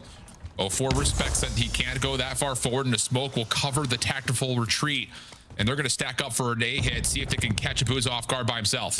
Yeah, with 04 in that position over towards mid, we know that we have the advantage on the opposite side, but the island player finds the opening. Now Abusa, all he wants to do is stall out time, but it's going to be Sib, gets the freebie, and might get more. You can't die here, though. If you're Sib, you're the bomb carrier. I was going to say, you could wait. You've got Estriel, who's re-wrapping back over through B. And now all of a sudden, FaZe are a little bit scattered, but Simp decides to take matters into his own hands. Forces the battle, finds the win, puts Estriel into the 1v2. It's a good opportunity to get this route going. He could potentially still sneak behind Simp. But now heads have turned. Astral facing both players at the same time. Not going to happen. Yeah, that's one of those moments. Like I see what you're trying to do there if you're Paris, but I hit that moment where it's just like, wait, because Astral's got a wide open B lane, but Sib decides to play forward, gets caught, bombed down. Not much you can do from there if you're Paris. Yeah, he lives and dies by the chow, and he's probably expecting for a Boozer to have a sniper in that position. In that previous offense, when you're approaching over towards Plat, he's going to miss that shot if he hits some movement. But this time around, he has an M15. So Sib tactically scams there and gives FaZe the opportunity. Finally, their first round secured in Search and Destroy in this series came at a very good time. Yeah, I'll say. Well, here comes a forward play for the defense of Paris over at the front gate at B. Sib the one kind of watching through middle, and they're going to try to force this one out right. That's a little bit too much investment, you would think, into choosing what the initial play call was. But Joe, a secondary challenge out of nowhere, finds a double, and Paris will get away with the aggressive defense. Bomb now down, but FaZe have players on either side of the B site. What FaZe have been historically good at in Search and Destroy has always been their mid-round adjustments. But if the Genomates are going to keep on with their aggression in the first 15, they don't even have a chance to even think about the next time play. Because now you're in another man down. 40 seconds remaining. Bomb is right in front of the Genomates, and all you're doing is scouting for info. Get the hell out of Dodge. Sam maybe had a chance to isolate, but loses his first 1v1, leaving Abuza to what would be a 1v3. But Paris not going to allow him to do much with that chance. Quick follow-up, but I don't know if we have a replay of it. That is an unreal call for Joe to still push through Archway after they lose the initial battle. Looks like FaZe is perfectly set up to deal with it, but Joe's just different, I guess. Hey, you understood? Like, I had this player weak. So we can get to jump on the first guy, and we still have an extra gun in the vicinity just to play the trait if I do fall. But Joe, shining, again with the NPC. He found a lot of success alongside Koi on this map specifically, and he's doing it here again. 3-1 the count.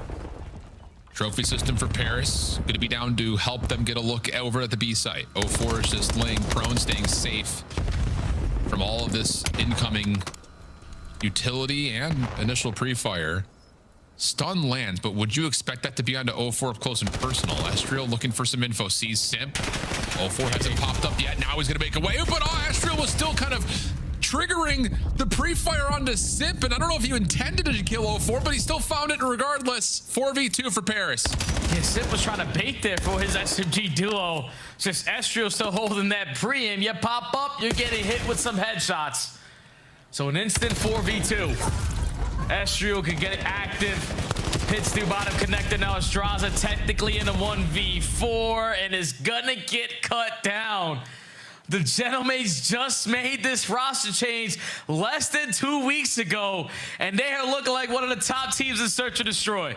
I mean, without question, this has been as good as it gets in terms of the map 2 and map 5 to this point. Yeah, Estriel, he's looking for Simp. That's kind of what I thought. He just holds down the trigger and then, hey, how are you? And that was just in a scattered set of sprays. And 04 thinks he's got Estriel timed out. Not the case. And Estriel showing that he could be an X factor as well here in the Search and Destroy 6 and 5. The new guys on the blocker are combined 12 and 8. And Paris Genomates are desperately trying to find a method they can add to their map pool in this game mode. And you might have found 2 in this series. Now, if you are FaZe, we need to stop the bleeding. You can initiate by taking the map control, but ready and waiting is Paris in a position to get the read and now set up for the next play. Absolutely the case. Here comes the re-wrap over through B, though. Defense has elected to give away this B site, so it's going to have to be on whatever they have set up for a retake, and it's going to be, by the look of it, a 4-man hit through Dojo. Complete burst play potentially on the way. Simp the first one in line, able to find the opener. Sid looking for the angle. Doesn't trust that he had the freedom to make that scope play happen. There is at least one trade, but now the pinch is starting to be established, and there's just surely no way FaZe dropped this, but Booz gets caught swapping between weapons. Draza dealing some damage. 1v1 over to the middle of the map. 04 is weak. Trying to kill off time, and eventually shuts down Ghosty. And that will likely put this round hopefully to bed, but Joe's gonna get some space to play with here. Knows he's gotta force the gunfight onto 04 and just can't quite find him. FaZe, stay alive. Okay, FaZe, finally a different look. It works out because Paris on the other side weren't instantly there to gather that information to push you back. But once you take mid-map, you realize there's no one here to contest us. We've already shown presence at Dojo. So let's just get this bomb down. And then Chris Slayer makes the initial big-time play with the opening double. Gives FaZe the numbers advantage. Then 04 as the closer. FaZe stop the bleeding. Okay, 4-2. Gonna need some more of that if you're FaZe. 3-man defensive setup on the way. Looking for some aggression. Sib waiting for a chance to try to find a peek, but smoke will block the line of sight. He steps up. Wow, he's by himself. What? Running forward as essentially a sacrificial lamb for Paris, who are now looking to try to isolate over towards A, and they find the kill that they need. So it's a 3v3. Defense gonna rotate late, but Joe not committing for the plant here. I love this, because you know FaZe are going to be in a position to instantly contest this because of how quick they found that kill at that B site. So now trying to take space to rooftop. Estru gets sniffed out by 04, and FaZe starting to look like FaZe of old. Yeah. Well, a little bit of space here if Joe decides to play forward. Looks like he's going to. Sid, early damage comes through. 04 will fall, though. Sid able to find the first damage onto Joe, trying to be confirmed on, and Draza will make sure that doesn't get a little bit too mixy. Yeah, bold call right there. I mean, it works out in a couple of ways because Paris really were never intending to play over through B, and FaZe hit them with a 3-man hit, but for Sid to just kind of sacrifice his life like that is interesting. Yeah, I say it all the time to like my stud fan members and the people I come across in ranked play. Don't ever assume in Call of Duty. That is the worst thing you can do. Because right there, Sib assumes that with the pressure that FaZe was setting, especially with that smoke grenade, that they were just going to try to take mid-statue.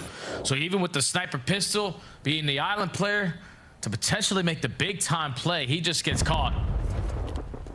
So now 2 rounds in a row here for Vegas. Trying to make it 3 as they have all out aggression in towards rooftops, and they're instantly forcing Ghost to reposition. And 04 will duck behind cover and avoids all of this defensive utility. Double flank, though. Joe and Estriel going to try to work it together. Abuza's stun does not land. Did he see a shadow? Looks like yes. Oh, and he's able to find the first blood on Estriel. He knows that Joe's somewhere over here. Easy follow-up. And the rest of this hit for Paris would have to be just draw from the front. And Sip says not today. 4-4. FaZe getting some fuel. 3 rounds in a row for FaZe Vegas. They have been able to now make the proper mid-game adjustments because every single time on their offenses, Paris are able to gather that information and quickly have an answer for it. But when Abuza, the only player is watching the pitch, has info onto both and secures both, that's a post-plant 4v2 that FaZe know that they can't let go. Tie game. Yeah, it's big from Abuza on flank watch. Paris now onto the next attack. Sib sniping, but so is Abuza. Just watching this push through it. I don't even know if Estrel's going to understand that how quickly FaZe are playing through roofs. No, he won't. Immediate cause and effect, and FaZe say thank you very much. We'll take our 4v2 and set up a really sturdy defense. Yeah, that's the chemistry outclassing Paris right there. Have your sniper watch over your aggressive players. If he finds an opening kill, it's even better. But now in a 4v2, Ghosty as the island guy is able to isolate onto 04, so still manageable here for Paris. Yep. Mind games now starting to develop. 45 seconds on the clock. Plenty of time to do this if you are Paris, but they have to worry about the flank. Simp seen. I believe that's information, though, for Simp at the same time. Stun check. Checking the outer. Nothing there. It looks like Paris are going to roll the dice here and test their luck at A. Here comes the hit. FaZe getting a little skittery. Draza does enough to allow Simp to come up to find one. Dosi down to 18 seconds, and FaZe are not going to make a mistake. They are going to essentially allow him to plant and then test late. There's the stun. Abuza can just keep throwing shoulders. And Ghosty is going to run out of time here if he doesn't commit for the plant. And yeah, one more check from Draza. No time to plant. Easy follow-up. No problems for FaZe. 5-4 match point. Unbelievable adjustments out of FaZe right now.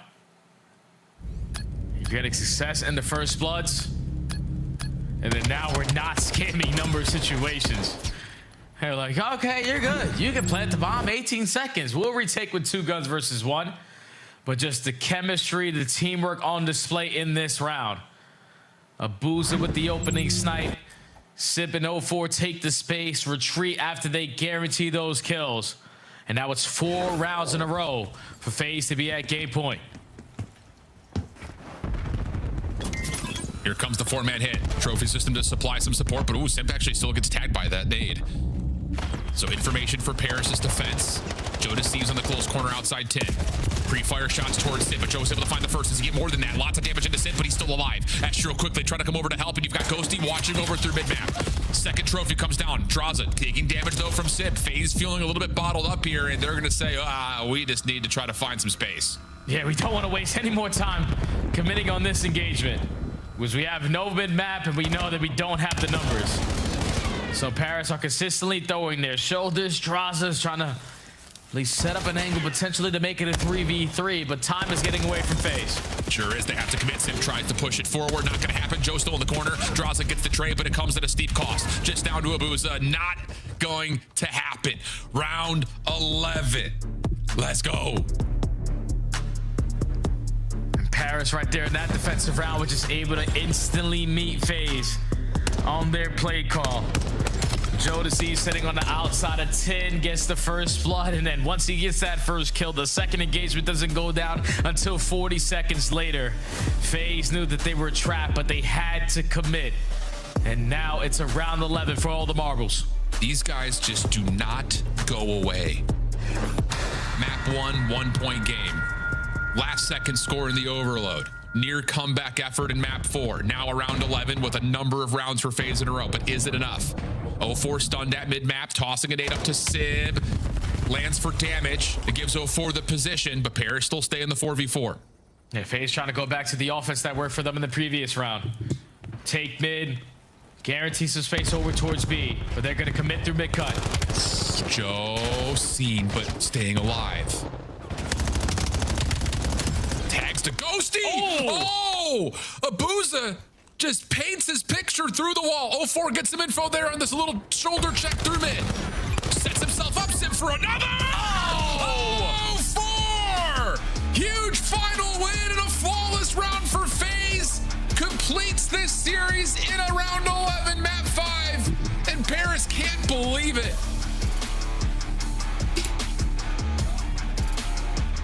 A team that needed to have it, man. FaZe. They locked in. They were able to put it together at the right time.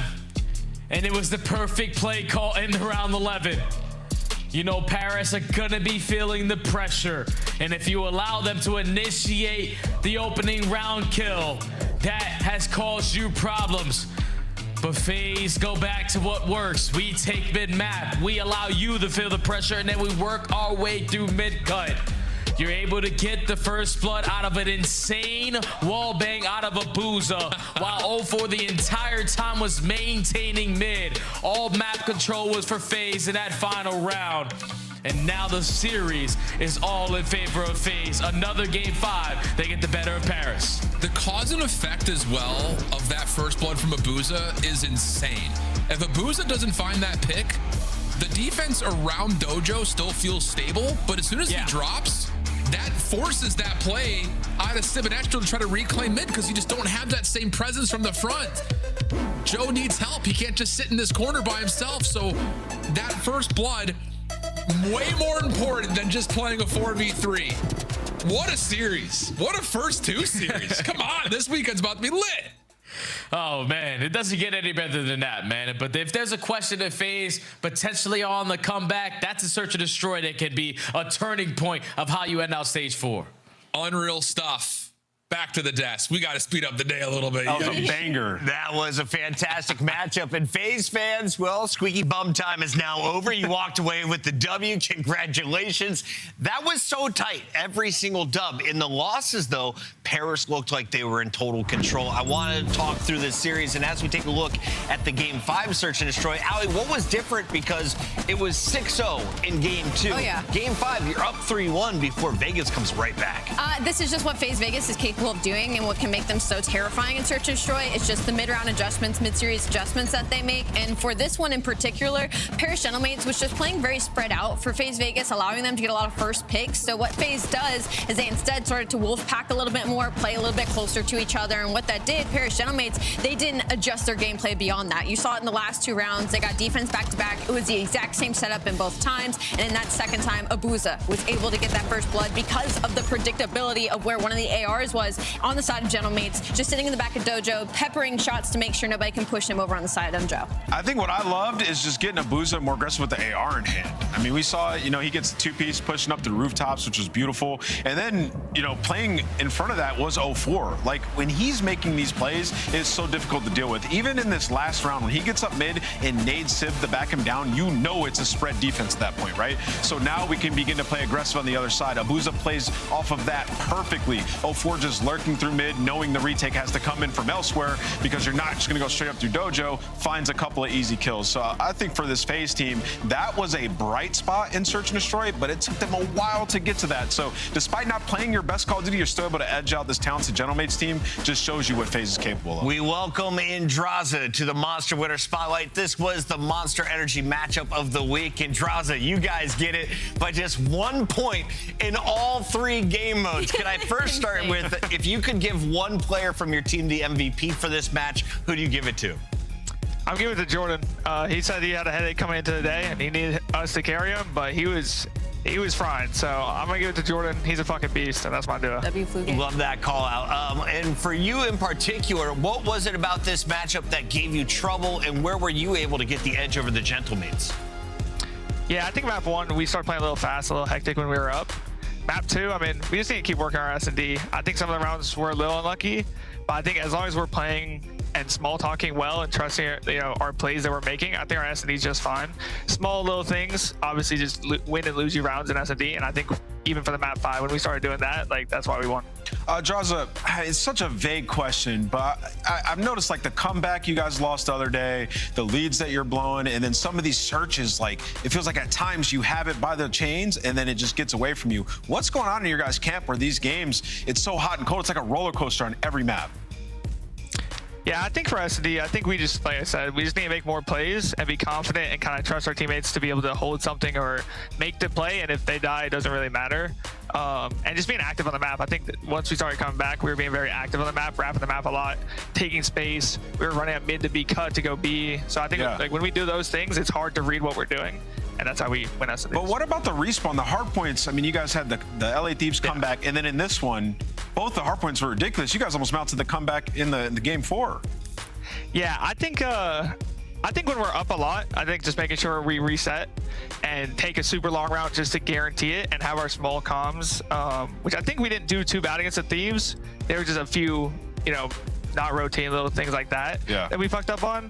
But I just think as long as we're talking like we do in scrims in these matches, like, we're not gonna get came back on. Okay, so comms, fair enough. I think going off of that, a really good point to make is just, I think in the past few weeks, we've seen you guys just do incredible stuff at the tail end of these series and like of these maps. Like, you guys are extremely icy, and when the pressure's on, that's when we see the best version of FaZe Vegas. So what steps are you guys kind of taking on the back end to get that to start the series, to start the map, you know, instead of putting yourself in so many precarious situations where Simp has to kill 3 people and then kill 4, you know, or Abuza has to get an insane wall bang first blood. Like, how do we start stronger?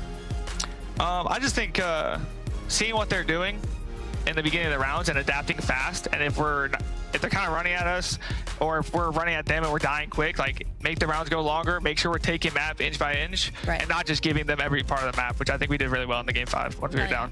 Congrats on the win today. It was a nail-biter game 5. Appreciate it. That is Draza, and that is FaZe. That makes us all look intelligent with our correct pick. Almost. We'll be back with the final match of the night after this. Sorry, Al, had to do it to you.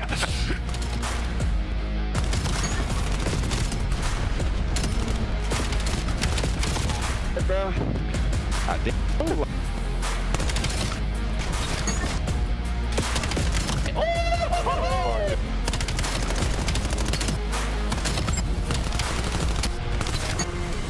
Oh, wait, one more.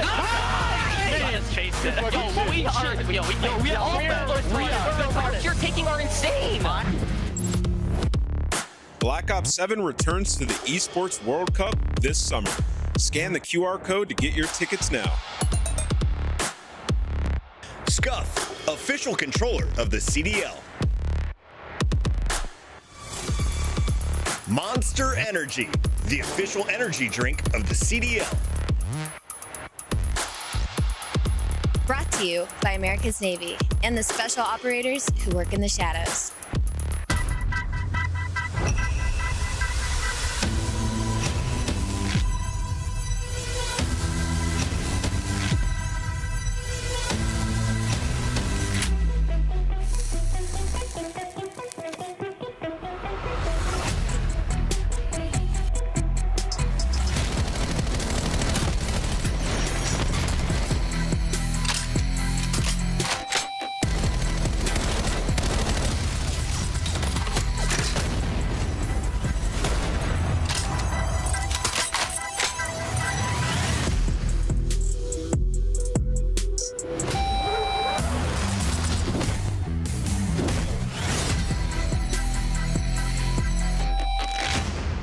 The 420 is broken. Holy Tom, you are no longer. Tom, you are no longer. You're free. You're free, Tom. It's over, bro. Sorry, one of the finest hard points. Tom, you're free. I am free, guys. Good run in the first set. You gotta delete the emote, Tom. You gotta delete the emote. Legs. The 423 is no longer mine. Yeah, You gotta delete the emote, Easy bro. up the It's no longer yours. in Texas, they found a lot. Thanks now, Tom.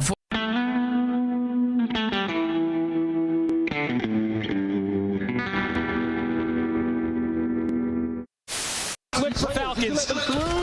Mason again on a 5, 31 and 21. Good Lord. We're gonna have to break this one down. Make it 6 in a row. He's doing Hercules. We're flying, folks. And we're 10 seconds away from a map 1 green wall victory. The kills are flying. The boys are firing. Shotzi top main. Can he fire 3? He can. Exclamation point. As Optic will take man number 1 here in Dallas. Come on. Come on. That's good fun. That's outrageous fun. What a way to start the major for the boys.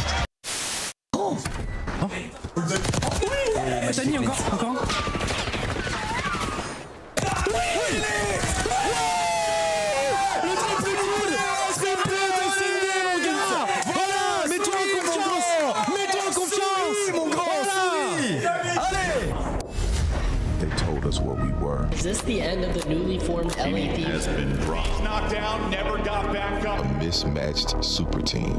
Then we picked it up. The LA Thieves are your minor 1 champions. Neon fit. A easy answer. Hydra stayed Hydra. Scrap kept scrapping. Verdicts in. LA Thieves never left. One behind us, Mitch. Watch out.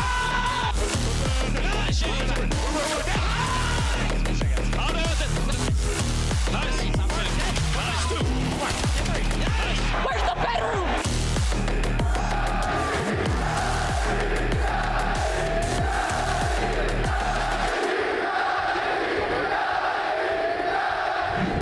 Welcome back, everybody, to the final fight of the night. We open up with 2 Game 5s. Do we get another one? Well, Boston is 2-0. They're playing who we just put as the number 1 team in the game. LA Thieves beat Optic in that best of 7 during the minor final, and they have, of course, raised the most recent trophy. So let's start with this squad. What do you like about the Thieves, Allie? I mean, what isn't there to like? At this point, I feel like in the game, the meta fits them incredibly well. You're getting participation out of everybody. Hydra and Abizi have been unbelievable in search and destroy. Scrap is still putting up MVP high-octane AR numbers on the side of Neum. He's been basically the rookie of the year. I mean, there's nothing but you can do but sing praises. 13-1 in S&D and Overload during Stage 4. And what's most terrifying about this is an LA Thieves team where Hardpoint's going to come naturally with all this teamwork and the way that they're playing right now. So if they've already locked away S&D and Overload, that's over half the series. How does Neum lose Rookie of the Year? No way. I don't know if he can. Impossible at this point. I mean, Unless somebody would Pitts have and to. Toronto Koi go on to win. Yeah, and Worlds. he'd have to be MVP, absolutely dropping bombs to join the team. But yeah, Neem's pretty much got that locked up, especially what they asked from him. You know, he came in, he was immediately a star in Overload, and you know, in S&D, he picked up the sniper, made some huge plays, and now they are the best search team that we have in the game. I think where Thieves have really separated themselves is just the new maps that have been added, right? Like you look at them and their map pool across the board, like Gridlock and Sake Search and Destroy, undefeated on both of those. Same thing when you look at the Hardpoint. The Sake Hardpoint, 8-0. So like the new maps that got added, they locked them down, and in Vetoes, they have a massive advantage versus everybody. Let's take a look at their opponent tonight. Boston has a surprise bounce back 2-0 start. They have also had the easiest schedule of all the teams, but let's take a look. They deserved at what Purge and crew have accomplished, because going into the last major, you nailed it. Hardest strength of schedule of all of the teams. Now they are reaping the rewards of the opposite going into Major 4. And you have to think, if you get 3 wins, you're starting in the winner's bracket. Yeah. This is a huge boon. Do you think LA Thieves takes their foot off the gas? Is this a team that kind of drops off after a big major win? You know, ain't no way. And you know why? You remember last year, there was on land, they lost to a Boston team, right? So you got the scar tissue from there if you're scrapping Hydra. But yeah, with this Boston team, you know, when we have these 5-match splits, these types of situations are going to happen. They played C9 Vancouver 2-0, and now they're 1 match away. I don't know if it'll be this one, but they have some winnable games going forward, which would be ridiculous for our bracket. My dog really wants to lick Maven.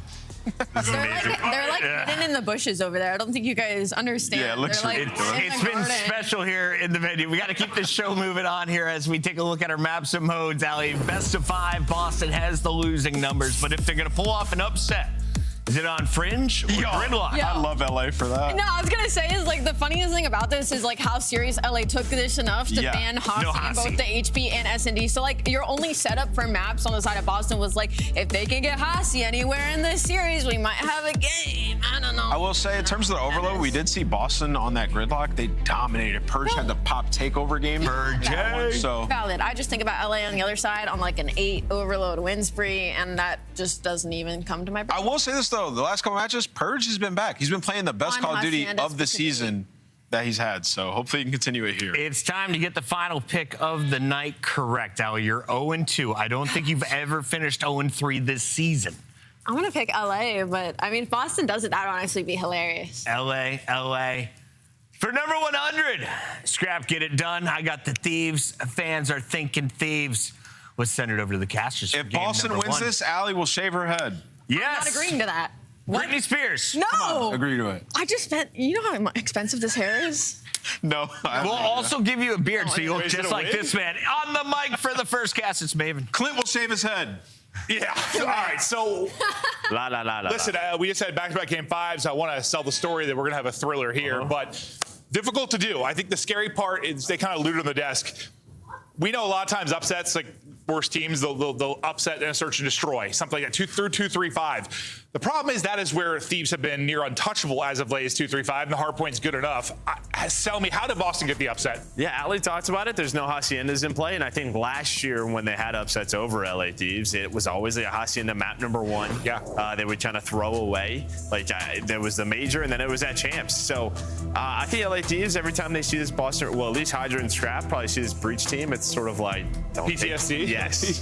Don't take these guys lightly. No, they can't do it. They need to keep rolling. Listen, they got hot in the middle part of the season. I think they want to stay hot at the end of the season. Think about last year. You know, you win Major 4, right? You win Major 3. Then you fall apart when it comes to the 2 big ones at Champs EWC. For me and Scrap and Hydra, it's keep the foot on the gas, constantly improving.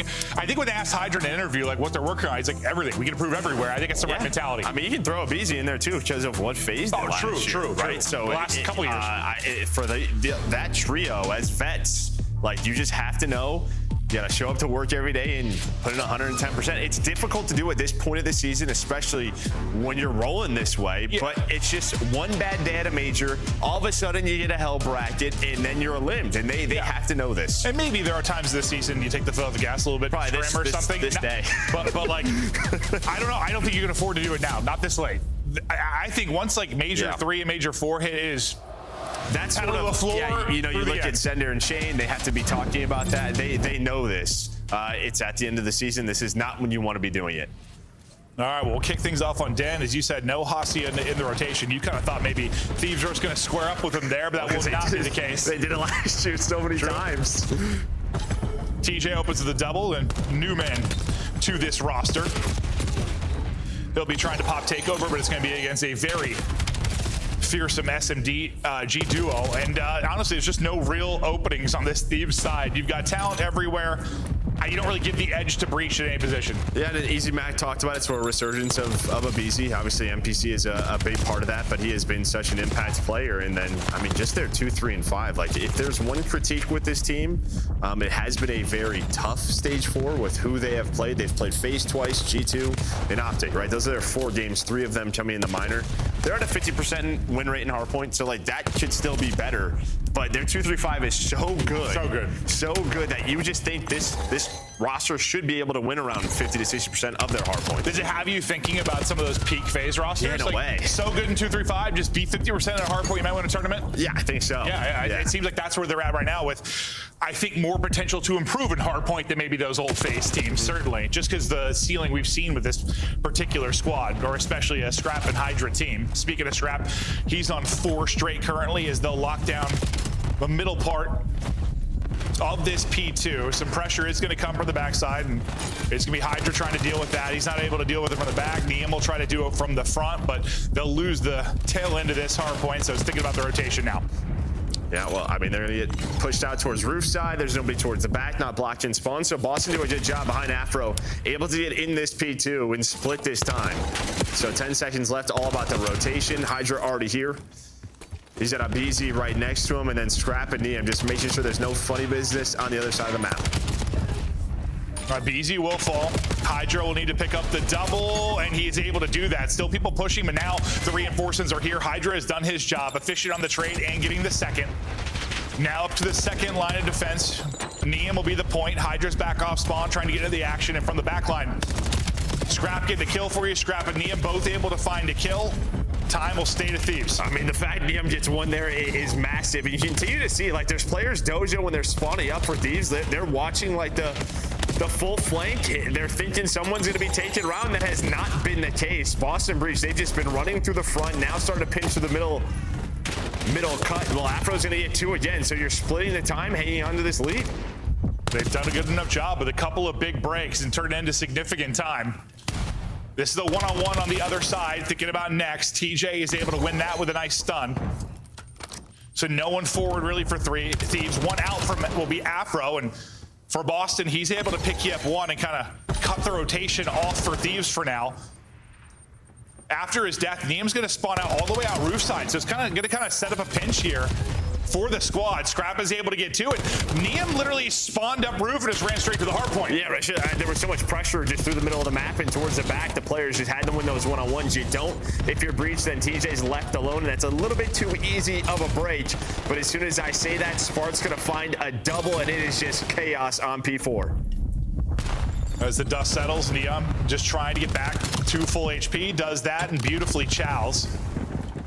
Thieves just looking for their first kind of consistent hold. It's been broken up for the most part by Breach breaks. Yeah, I mean, Breach have actually played this like pretty well. Like, they're kind of catching them off guard a bit, just even at that last P3, just hitting the front over and over again until TJ takes a route to flip the spawns. But in the end, after this first set, it's still going to be Thieves in the lead. Looking at their biggest lead, they'll try to turn it into more. A big second P1 about to pop, or in Abizi's POV as he takes the route. And, well, he's got a chance to maybe flip out spawns, especially if he can win another fight, but he's not able to do it. Afro, a good job just making sure Abizi doesn't get lost behind enemy lines, doesn't end up flipping out spawns. Yeah, I like that from Afro, right? Because he puts a couple of shots in, and you saw what Abizi was trying to do, just sort of, all right, did he go all the way through? Right, just trying to waste time, maybe have a spawner looked at him, and Afro's just like, I'm going to take the fight to him. He's on 16, leading the lobby right now, so that just lets them know, all right, everything is in front of us. But that is still tough to deal with, as Thieves now on the hill. And you kind of said it seemed like Breach were, maybe not unorthodox, just kind of flood heavy, maybe doing what Thieves didn't expect. I'm curious now, this second set of rotations important, if Thieves maybe make adjustments to deal with that. Yeah, well, a big part of that's going to be getting spawns, and right now they don't have that, so Breach, they're able to find 4 kills in a row, get to Scrap time, about to have another lead change. But now you got to deal with this rotation. And, well, it's going to be 3 dead. You push through the back, and, well, those spawns are going to flip 7 all the way out. Beautifully done. Easy after his first kill.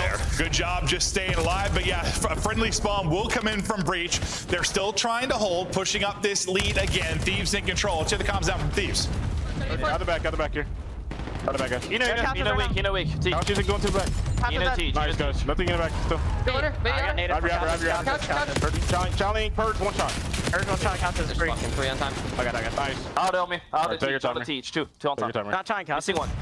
Yeah, I got stun in the back. Mid, Take your time. front couches. Afro. Take your time here, Ernie. Just sitting front couches. One time weak. 1 hour weak. There's 2 on top. 1 in broken. Yo, 1 hour. Nice. 1's in couch. Nice. 1 front now. 1 more on the field. Wait, far down. Nice. I'm blocking front. No cams fast. Yeah, I'm going fast. They don't spawn gold. I think They're gonna be here. Nothing shot me off. I'm watching here, Outer. He's outer. Nice, guys. Outer again, weak. Outer, heady dead. Nice, guys. There's nothing mid. Yo, Mika. 1 shot P1 on me. Got him. We're missing. That's it. They're gonna be dope side. I'm trying. He could have spawned the patio. Are they? Oh yeah, I spawned on maps. Both sides. No. Okay, bet. I'm watching the side. Watch the side. Watch out. Nice, guys. I can block. I'll get native. Going outer right now. Watch out. Two outer. Nice. I'm blocking. Yeah, I have it. There's nothing that side. Nothing that side. Give me Mika. That's fine. Nothing that side. Are you at maps? Fucking leave him. Afro from maps. He's What's your side? You have time or no? Watch out my door, pinch. I didn't mind Mika. I spawn here. Nothing. Mika. Cams 2. Two cams.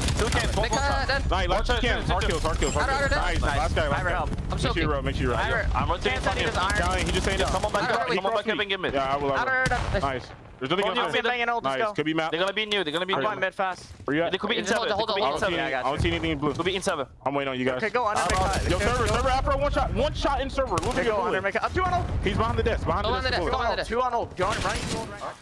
I like the comms a lot of good small talk, a lot of good call out with spawns, and this is the biggest lead they've enjoyed. Finally got that stronghold they were looking for. Yeah, I mean, again, at that P3, Boston just kept trying to just go to the front. You watch the mini map, and there was always somebody from Thieves like watching the pinch through dojo. It just never happened. They finally, when the fights from the power positions with the spawns, are able to turn into time. But Boston, I mean, you see where they have them spawning with this setup, so a chance to get right back to the game. And Spark has a double. That was so funny when, like, after we watched that for so long, even Neem the one time after 2 died, he's like, they're gonna be dojo. I'm looking at the map, I'm like, they're not. They're not, yeah. Like, somebody else was like, no, they are not. Yeah, we're good. I think it was Scrap as he cleared it. It's like, no. Whatever they were expecting was not the case. But the fact is, they got a big stronghold there, and that's what pushed up this lead. There was a decent chunk there for Breach with the tail end of time, seemingly going the way of the Thieves with a couple of gunfight wins. When we were on board with Spartan, you're fighting and he's finding kills. P2 just feels like you have to be able to convert that into more time. Like, with that setup, it just has to be better for Breach. That was their chance to get back into the game. Not back in it, but not quite out of it yet. Scrap is doing 360s and picking up kills mid-map, this time early. The way of Thieves, only good thing for Breach, yes, you do have those left side spawns, but the fact is, you can't allow Thieves to get 20, 30 points here. Right. Or the comeback's gonna be so difficult. I think they might with this setup, and we've seen teams sort of turn P1 into a money hill. I think it was Optic in the last major when you and I were casting that. I think we saw them do like 3 different like full 60s on this P1. I was like, oh. Yeah, and I think teams like some of the spawns, some of these hills, it's just like they are easier to break or at least make, I don't know, messy, where if you get into a good P1 setup, it just feels you have lockdown spots. There's so many headies behind. You have these guys with M15s, and this has been perfection. Yeah, it's like step 1 is getting to that heady as the team trying to break. But yeah, if you've got someone pushed up to that and hardpoint time, yeah, it's not fun. It's not fun at all. Window, then cut. It's just, you're hoping to nade. You gotta win like 3 layers, it feels like, to get out to the point. But the Thieves hold gets them within a point from the dub, up nearly 100. 1 more break, and this one is done. Hasn't happened quite yet, though. Sparta will be the last one standing for now, and it's off to the races for people to get back to this in battle. Thieves grouping up for one last hit. They're trying to call ball game. The nade's gonna slow it down from Spart. The gunny's gonna slow it down from Spart. Breach looking at one of their better holds early in a hard point. The unfortunate part is that they're gonna have to do this a whole hell of a lot longer. And well, I think, Abizi's going to fall off the map. And this always is what happens. You need like 1 point. You slow things down. You try to take routes. But I don't know if you're going to read this. Neum spawns behind enemy lines. And TJ's thinking, I have this blocked. So Neum might call a game here. Yeah, it's just going to be a one-on-one. They're going to have no idea. He gets this kill. Game is over. And, well, Spark's going to win it, though. Hydra's there for the trade. And it is all good. Bree's going to have no idea. I didn't realize they sent a second player. I thought it was just Neum at first. I was like, uh-oh, hold up. But yeah, the spawn in from Neum, enough to let him try and be, well, a thief for the thieves and steal that final point. What is Scry? Is this guy headying his cam right now? Is he talking about his positioning, not only in-game, but out of game? Yeah, he might be. The guy's a freak, but I love it. Absolute freak. A loss for this Boston Breach team in the map one again. Yeah, they start out 2-0. Great start. They have an easier qualifier based on what they looked at last qualifier. But it's gotten harder than the beginning. They had their 2 easy matches. Now they face the Titans and aren't able to do it in the opener. The SMGs, what do you know? They lead the way. Hydra and Abizi. It seems like ever since they have started to click. And I think why they're ahead too. Like, Ant kind of said the new maps have gone well for them. But like, I also think in general, their teamwork kind of got down at the same time, and it's just like this perfect storm of like the new maps are working, their teamwork's finally on point, and they just seem to. Oh yeah, well yeah. And the SMG change. Yeah. So like honestly, like a perfect storm of like 3 things that have worked out great for them. Yeah, Hydra talked about it though during the minor in an interview, right, with the desk, and he just kind of said we're all vets. We all had a different way of sort of looking at the game, how we wanted to play the game. We just had to get on the same page. Well, especially search and destroy. And you and I talked about this like at the beginning of the year when Hydra and Abizi weren't finding first bloods really, and well, you and I kind of thought like this has to be weird for them because we know Scrap wants to square up and take an opening gunfight and get first bloods. We know how Hydra and Abizi want to play aggressive and find first bloods. You can't have like 3 hunters on the map at the beginning of a search and destroy round. So I kind of like I've always heard Hydra is just, he's got that right mentality. He's a guy that wants to win. Somebody. Listen, we've seen it in something like the NBA, right? Like you have almost too many superstars on a team and someone has to sort of take on a role, or I can't really be that stud to chuck it up 20 shots. Like he's still going to have his games, but it seems like he's sort of been the one that knows he needed to make some adjustments to his game. Yeah, and then you watch the Mono 1 or Mono 2 final, and he turned into the absolute stud that we know he is. He still can't do that. Yes, he still can't do that. But yeah, I think it's just figuring things out. There's only so many kills on the map, but as we talked about, I think maps make sense now. Their search is incredible, and I don't know the fact. How much did Abizi have an M15 out? And I don't think Hydra's all of a sudden like a role player. Don't get me wrong. Like, he's still a beast. But like I think for a long time, he has always had to be just one thing, the sledgehammer. Like when he was playing alongside like Kismet, he had to be the sledgehammer. He had to hit in the face and drop a billion kills. Now, then maybe there's more times where he is like, okay, I'll take a route, or I'll play this a little bit slower than maybe he did in the past. At least that's kind of the vibe I got in the interview from him. Yeah, I think even like the last Thieves team, right, with Josie and Envoy, it's just based off of like what he's sort of used to. He would take those routes where he would lurk, but it's just sort of like wait for me, and these just aren't guys that are gonna do that. Yeah, they just aren't. Scrap's like, I'm already fighting 3 people. Yeah, like I would tell you. Yeah, but listen, fact is, we knew it was a work in progress. We just knew this time would come, I think. Just with the personnel, there was no way it didn't. Hell, props to Neum and all, but I truthfully still think even if Kenny was there, they would have eventually figured it out. If you broke his left stitch, yeah, probably.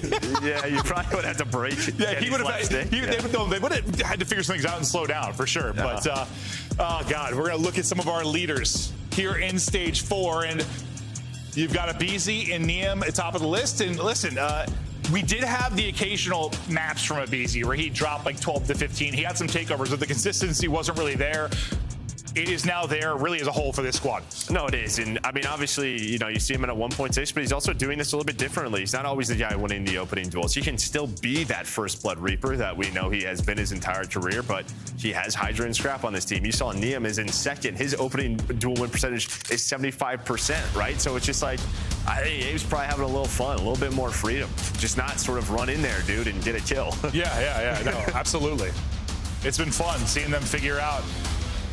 The question is just, can they keep this up? Can they maintain this level? And I think the scarier question for the rest of the league is, can they improve on this level? Because they won a tournament with their hard point being okay. And in a way, the way we're sort of talking about them right now is the way we've talked about Optic all year and how good they have been. Yeah. And sometimes it just comes down to the day. That Sunday, Well, can you get there and can you execute on that day? Listen, I don't think the expectation needs to be the win every tournament, but they should be a team that's getting into the top 3.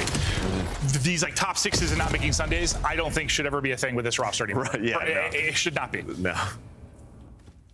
But it was last year, so that's why we'll see. TJ gets cut down. That puts us into the 2 versus 2. I mean, this is a 4-on-2. You got the opening first 2 kills. I mean, there was a trade in there from Scrap, but these are the rounds that Breach you just have to win. And you might not. 1 versus 1 now. Purge not able to snap. He'll get caught and dropped, and Thieves bring it back in 2v4/2v3. But it's a clean snipe. Like you have so much time, and then Scrap just finds his individual gunfights. Well, I think we had several like come from behind rounds in our last search and destroy as well. Well, actually in the first series as well, there were a ton of like clutch type rounds. But I think with a team like this, with a bunch of playmakers, you're going to have some where you bring it back in like 2v4 and 3v4s. There's also a lot of new rosters, right? So even the first match, there's going to be some changes. The Paris roster, still a lot of changes.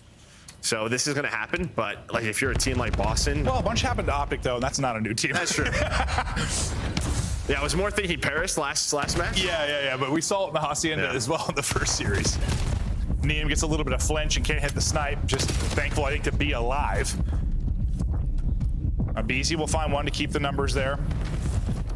As Neum hits the snipe. You get another clean first blood though from Spart. He's already got 2, and then. No, honestly, you're down a man. I didn't realize he hit the snipe, and I was like, wait, how are they advantage? Yeah.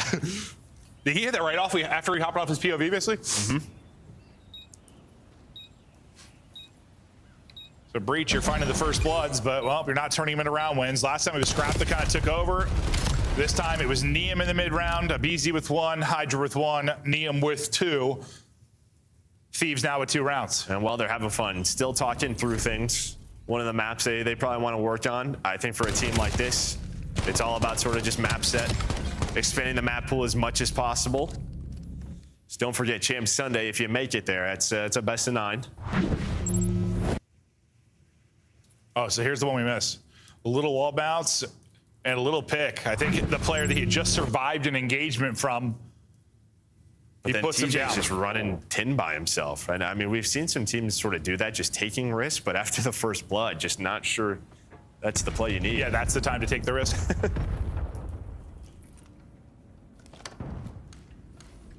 Spart will swap off the snipe. TJ, just a little kangaroo here, peeking track side. He's probably got a pretty insane vertical. TJ. Yeah. I bet, yeah. I doubt that guy could jump onto his couch. Into the 3v3. Afro timing not terrific. May set up TJ for a double, but TJ can't get the double, so numbers stay with Thieves on Purge to try and make a play, and doesn't look like he's going to get any opportunity. Oh, okay, I was going to say any opportunity to do so, and then nearly the impossible happened, but he'll get dropped. Well, BZ yet to die, now up to 5-0. So he finds 3 in the round. Him and Neum, nice little 2-man game to retake this site. And I mean, he's weak. Some damage in there from Purge, but not enough. Runs out of bullets. Yeah, no, it just almost turned into a sequence where, like, when Purge got tagged up, I thought it was done, but it was almost a sequence where he like had to keep shooting. He didn't have to recenter to the second, and well, with the NPC, people be getting melted. Mm-hmm. Tossed straight in the microwave. This thing's insane. I swear it's getting stronger. Did they buff it? I swear it's getting better. Yeah. Or people are getting better with it. Yeah, they're with it. Neum looking for the angle, not finding anything early. The rest of his squad pushing out B fast. I was gonna say Afro in a position where he'll likely get caught. That's exactly the case. Sometimes you just play deep and safe from this site. If you get pushed up, who is it? Was it Drakes that we were commentating? This got caught there like so many times. If you want to be aggressive, you might get dropped. Streak is just going now for a BZ up to 8-0. Hellstorm in his back pocket, and Boston getting clapped. I mean, it's just so isolated. I mean, I don't know how many years of Fringe we've had, but it just feels like it's always been about retakes, right? Just going around, the map's small. It's easy to rotate from bomb site to bomb site, and you can have some lurk plays, some individual plays, of course, but there's just so many, like, just look how spread you are if you are Breach. You're nowhere near this where Thieves, they're on top of each other, they're trading effectively, and that's the difference. Yeah, when it kind of feels like Jetpack COD to a degree. If you aren't grouped up enough to deal with the death ball, you're just dead. Just feels like on this map, you have to give up a site. I mean, look at this sort of default strat here from Thieves. You're giving up A. You're just saying, all right, we're going to retake it's like this. the spread and play for a pick, like, I guess works if your sniper finds one early, but if you don't find something right away, chances are you're getting a 3v2 type scenario sooner than later, or like a 3-on-1. Like Afro found himself in. A much needed first blood for Boston Breach. They haven't led to round wins, though. The last two they got, and well, if it may not here as well. I thought he had both. Abizi was a bullet short, but it does get traded out. Scrap by himself. Trolling. Spinning, trolling, damage in, and trying to hunt him down. He's an idiot. Just cooking in the kitchen with his grenades. He's a clown. I mean, Abizi's had his fair share of freaks at main AR. Cell was a freak, too. Yeah. I don't know if Cell's ever doing this, though. No, different types of freak, but I know some of the stuff Cell would say in in-game chat, and he was a freak. Well, Abizi was right there with him. Yeah, that's true. Yeah. Character's gonna be dizzy going into the round. Well, if we had the realism IW one, it probably would be. Changing. That's true. Changing. That's a good point, y'all. Streak invested. Want to make sure B is wide open. The only person there I think in top barn is Smart. Not sure if he has mute field or if he's about to be swung. I did not think a streak kill was going to happen, but Abizi ends up getting a kill with it. Just gets it into 10, so finds the kill, and then, yeah, Spart was like the lone guy. I thought they were just going to hunt him down. But with the kills, there you go. Maybe that player in 10 was like, did the missile already land? Probably. I mean, it was in the air for a while. Yeah, like we don't usually see a kill in that scenario. No, right? no. Like everyone just gets to somewhere quote unquote safe. He didn't. No. Well, I guess you're taking the 50-50. Which door is it on? Yeah, TJ's just like, there's no. Well, it even hit on the outside. Yeah. Wait, that's. I assumed he wrapped it in the window. But okay. Large missile goes boom. Sorry about that, TJ. Yeah. And TJ is probably frustrated with that death.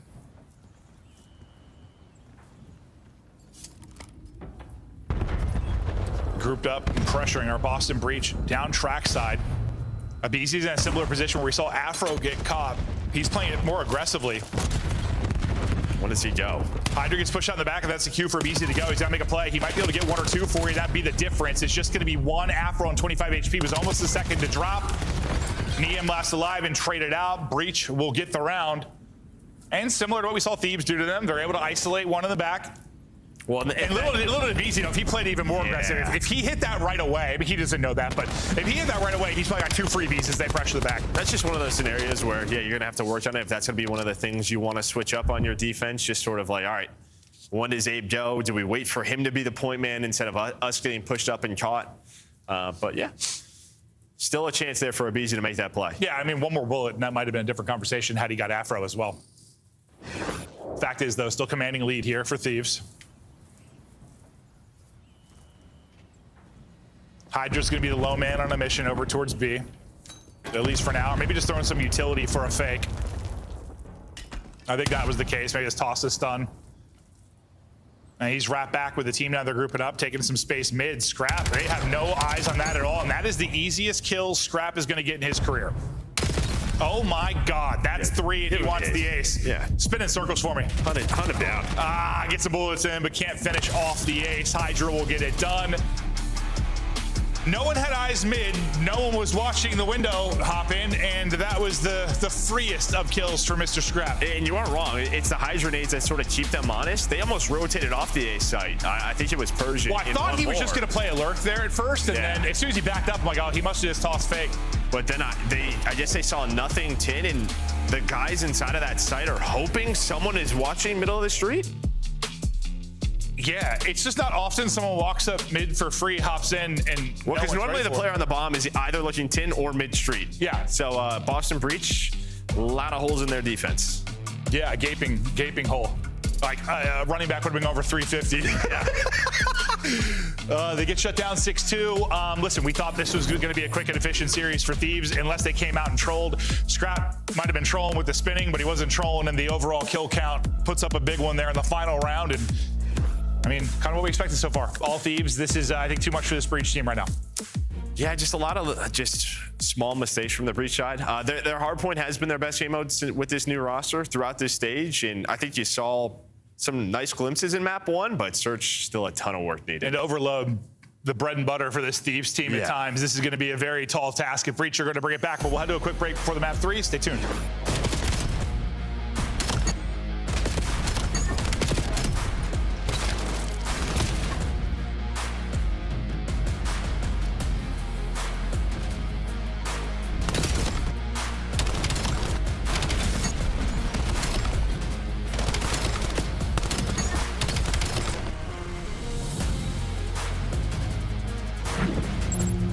Champs tickets are on sale now. Come see the best teams lock in for this season's grand finale in fabulous Las Vegas.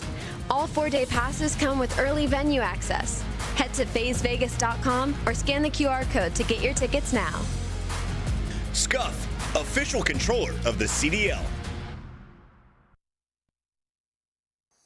Monster Energy, the official energy drink of the CDL. Brought to you by America's Navy and the special operators who work in the shadows.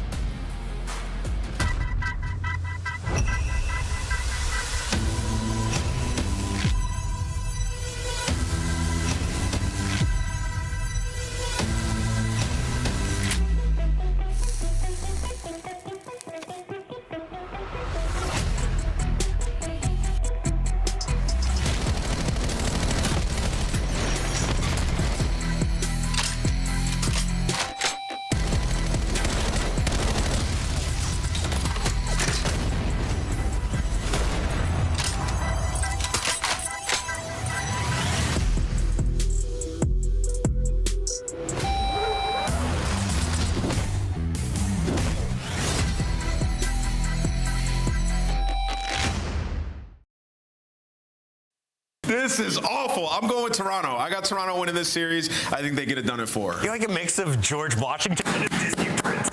What does that do? LAG! Oh, okay. Production, this is a sick, weird joke. Give me my pick back now, bro. Flipping this. I'm going LA Thieves. Got him. I got Shotzi. I got Texas, baby. Wait, did you just baby into swapping it? Trap, bro. Where did you pull that out from? Right. What the hell is going on in Columbus? Oh no! Oh no! Oh no! No! No! I'm dead. I'm dead. No way. By self revive? Nope. Honestly, it works out. I'm starving.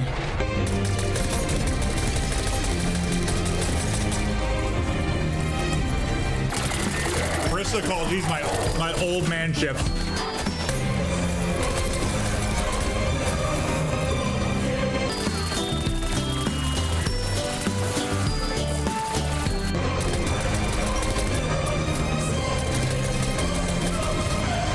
We're watching Joe while I eat a bunch of tacos.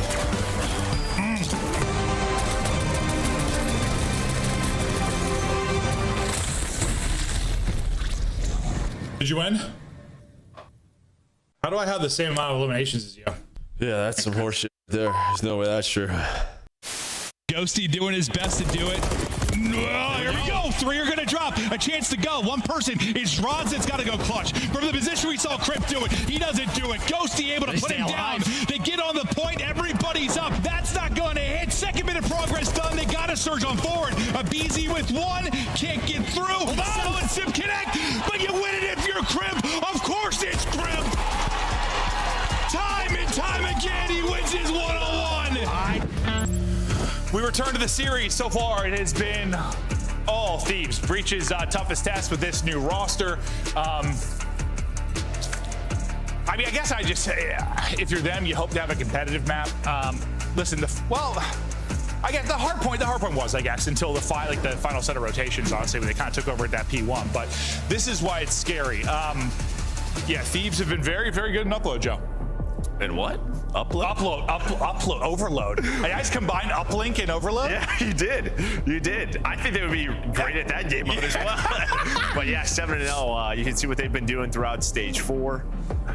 I mean, they're doing everything. And I think the big difference, honestly, is their defense. Like, when I watched that minor final, they had so many clutch moments versus Optic. Clutch on both ends. And looking to finish this series efficiently in 3. It's been a longer day due to the first 2 series going 5, but some solid series on a Friday. Yeah, honestly, when I looked at it, I was surprised. I feel like typically our matches kind of ramp up over the weekend. Usually, like Fridays are not often our best matches, but we had some really good ones. Excited to see more of that. I want to say Rocker G2 team after getting the big win. I mean, you and I got joked after the trade happened. I was like, what I say right away, I'm like, what if G2 ended up better? Yeah, I don't know if they're better than Paris. I don't know if Paris could scrim this week, so that may not have helped. I don't really know all the logistics behind that. Yeah. I just let Zuma and those guys handle that. Yeah. You're dishing out red cards. It's definitely not what they wanted, making a roster change and not practicing over the week. Joe Seeves like, oh, I forgot I'm joining a team where I don't get to scrim ever. Cool. He still dropped 126 kills for the loss. He holds the 2 highest kill counts in series loss on the year, 129 and 126. He fries, but the team unfortunately comes up short. Opening break off, though, will go the way of Breach. So coming out on a strong foot here, at least in the opening moments. Now, can you turn this into an opening objective score? Hydra can't win his fight. All the fights going the way of Breach. They've gotten to the courtyard. Usually you get here and it turns into the score. Hasn't yet. Neum got one. Neum can't get the last one. It's been scooped and the score is in. I wondered if that you just talked about their defense. I thought it was literally going to be a clutch defensive stop because you said many times you get to that courtyard, it's almost a score like all the time. Yeah, and well, that's why, right? Just come off spawn and you just don't really have an angle to shoot, right? I just got to run through the door and you already crossed that line. So you're able to go up 1-0 just right off that breakoff. So nice start here from Boston Breach. We had that theme, I swear. It was like through Major 2 qualifiers and Major 3 qualifiers where I kept saying to you, I was like, Joe, why do the worst teams win overload constantly in these 3-1 losses? Let's see if that's the case here. There was a stretch. It hasn't really been the case as much lately, but I swear to God, every other series, it was a 3-1. And that's why everybody was playing Den. Like, Den, yeah. It's got weird. But Boston, they just run up the street. I mean, nobody really has the info. You're worried about the pinches if you are Thieves, and Afro's just like free. It's like the hard point. The P3. Worried about the pinches that never actually happened. Yeah, no, they're just playing them straight up. So an early deficit. Thieves will be tested in this map. They're just not winning many gunfights right now. You just look at the top left. I mean, Neum's even, but outside of that, you're floating around double negative. And Purge is killing you like that. This is going to be a 3-0 advantage. This is just incredible from Boston Breach in the opening 2 minutes this first half. And this is one of those maps, just sort of talk about map wolf, where, I mean, listen, you have to give props to Boston. The way they are shooting right now, especially Spartan, you have them in a trap. You're about to win this one in 2 minutes, but I'm not sure how much LA Thieves are going to continue to play this map. Yeah. Listen, their overload's been great, but that wasn't great. I mean, the good thing is, you were in hell for only 2 minutes. Right. And not 5. Not 5. I don't know if they won a gunfight, like, and this is honestly on Breach's half. The harder side, right? Normally when you're scoring top B, like on the side LA Thieves was, that's when you're putting up the most points. So, well, just I think Thieves went like 3 dead. Yeah, basically every single team fight. And this is just a map you can't really, it can't happen. Like right there, the kill feed lit up white so many times. Oh, what's the streak in the top right? What, it's 10, 12 in a row? Yeah, I didn't realize that. 10 and a half. Well, that was not great for Thieves. Fantastic for Breach. Okay. Into the second half with the fastest, maybe the fastest we've been to a second half. The streak still alive and well for all Breach. The break off went their way and they never really looked back. I mean, Thieves just need a better break and they're getting it right now. 2 will drop. I thought the players lined up for a second there, but you get an answering score in the opening 20 seconds. Well, that's the same thing. You had 2 guys from Breach like top overpass, like in middle of the street when the EMP's already on its way to A. 3 guys are there. You had one person pretty much playing defense. Just worried about that pinch player again. Yeah. That pinch player doesn't exist. Or they're going to wrap back to B. Yeah. And then you just kind of blink. And yeah, I mean, the portals are pushed up. A timing here, I think, for TJ, maybe to help him behind enemy lines. Yes, it will be. So TJ gets in behind. We'll see if that's enough to stop the score. Scrap nearly up over the truck and through, but he gets shut down. He was putting his head in the screen. Hopefully, like, let his character get in there. Hydra, I thought about turned on, but he gets one before he drops. Breach, it feels like, have dealt with the opening pressure, at least just giving up one. So Thieves couldn't do what Breach did, and they would say basically maintaining control for 2 minutes straight. If it's not for Abizi, that might have been another Breach score, but Abizi gets 3 for you defensively. Yeah, that's that defense we're trying to talk about, just those clutch plays, but they had none of those in the first half. Because there was no defense, yeah. There was 0, okay. Well, Abizi just jumps out the window, gets that trade, and I think Abizi wants to get to Scrap. Scrap's probably saying, yo, I am all the way up through B. There is nobody here. You will have to get your own mid-cut. Boston, they know something is up, and well, they got to deal with this guy, but he puts the damage in, so it's all down to 1. Enough damage that Abizi needs 1 less bullet there for the pistol kill. Back within 2 now. Abizi's streak really from the defense forward. He got 3 defensively, got 3 as he pushed up with the pistol. He's on 7 straight. He went on 8 spree in the search and destroy. And this lead for Breach, nearly a distant memory. The 3rd bucket about to go through. Back within 1, go Thieves. Yeah, well, maybe what this is a strong side. Yeah, maybe it's not anymore. I have no idea. Well, I just sometimes I think when we casting and we're really like locked in, like, yeah, I felt like most of the scores came in kind of pushing the right side of the map, but teams are getting better and better.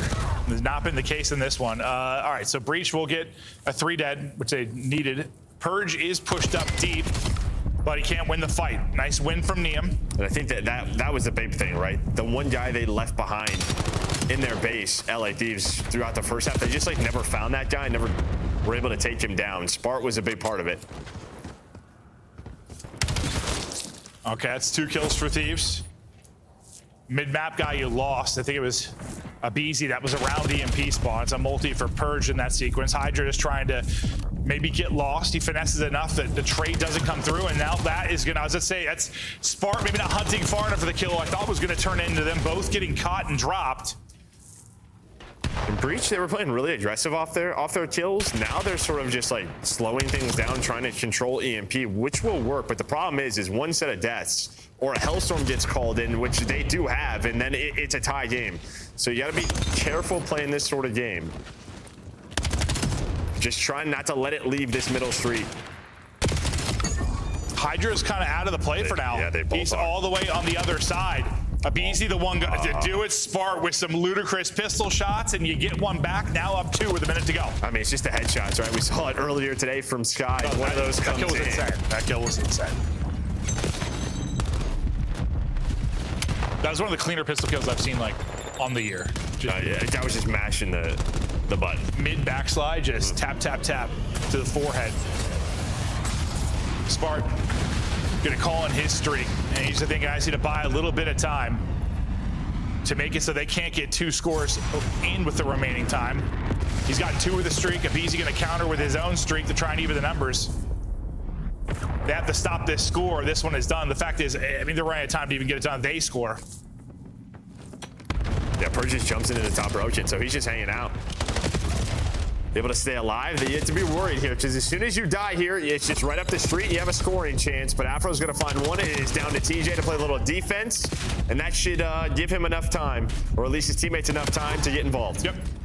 They'll hold the line. Breach staying alive with the series, and really, I mean, for them, it's all just 2 minutes in that first half. 2 minutes, they put through 4.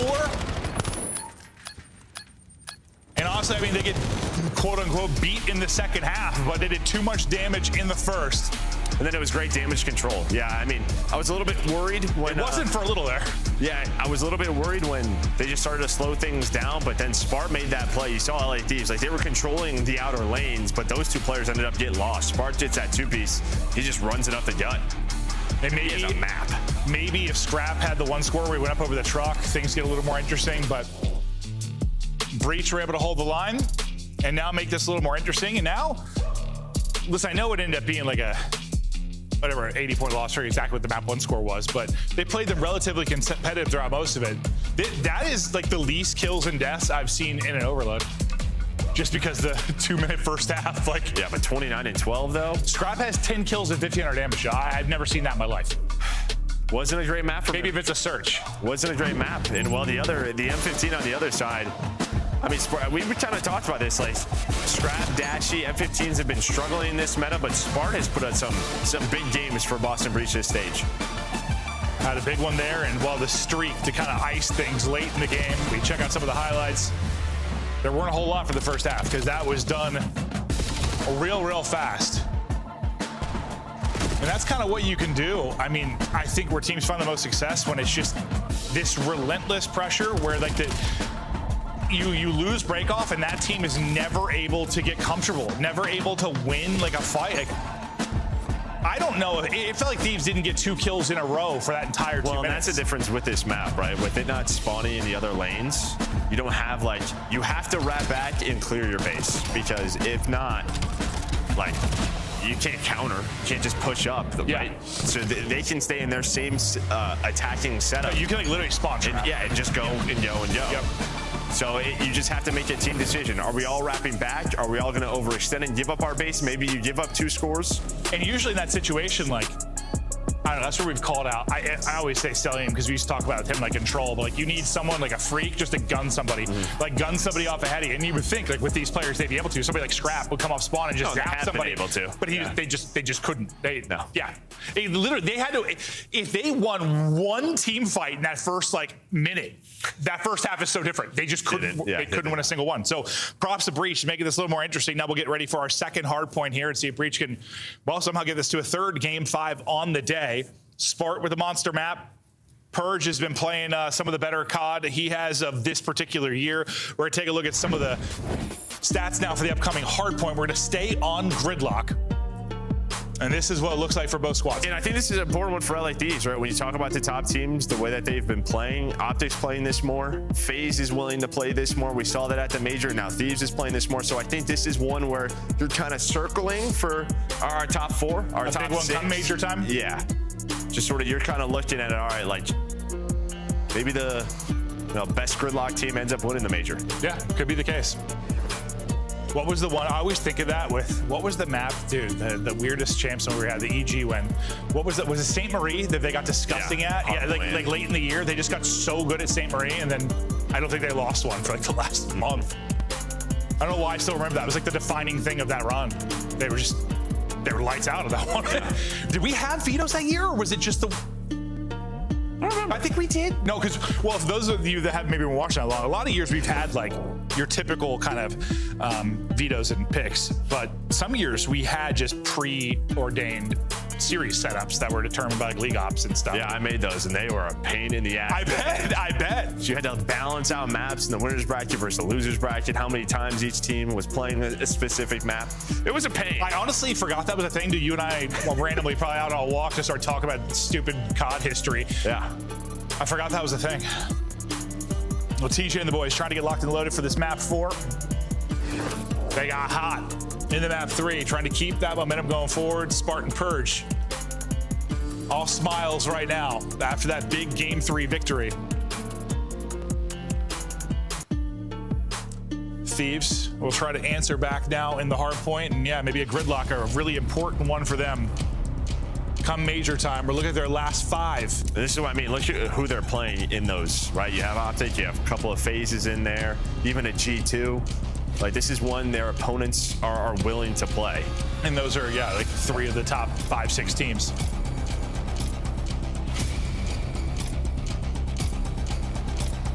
As Hydra said in an interview, there's nowhere they don't need improvements. I think it's the right mentality to have. They're trying to find improvements everywhere. You know, like, counter that. I mean, their auto veto last stage was Scar, and then they played map 1 Scar versus Optic and slammed it. Yeah, that's when Hydra was going crazy. So yeah, who knows? But I'm sure it's a constant discussion in that camp of what they want to play and what they're able to play. Sometimes when you're a team at a tournament, like, sometimes there's a map that like you're not very good at. It just clicks on that weekend. Yeah. I think COD's always been. I don't know if day to day is the right phrase, but it seems that way. Like something just clicks. You get hot, and you're like, oh, I don't care. We'll play that. Yeah, we'll play it. Screw the coaches. Scrims have been awful, but it's working now. Yeah.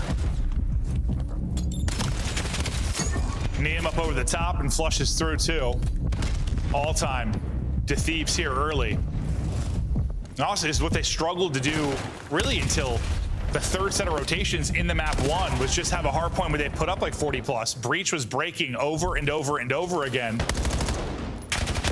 Well, Thieves set the tempo here early. And I can't believe Liam stays alive there. Impressive two-piece, able to dodge all the nades, and now he's probably pretty close to a Hellstorm already. And I think Breach is just a different map. You kind of know P2 is a big money hill, so you slow things down. You try to lock down the spawns. You don't let Thieves flip the map and let this get ugly. You have to hold, and so far you are. But Hydra is still alive in the back. They got 44 seconds on this P1 without trophies.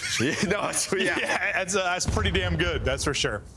Second break chance for Thieves coming in. Abizi finds a pick. Hydra finds a pick. It's ARs out for everybody on these long-range street fights. I mean, TJ's on 5 in a row, but like those 5 were just to like sort of hold the line and hold the spawns. But now you can see he's on 6, and well, they do a darn good job recovering. Great job staying alive. Great job waiting for the help. And yeah, you're going to turn this into a little over 40 points with the rest of it.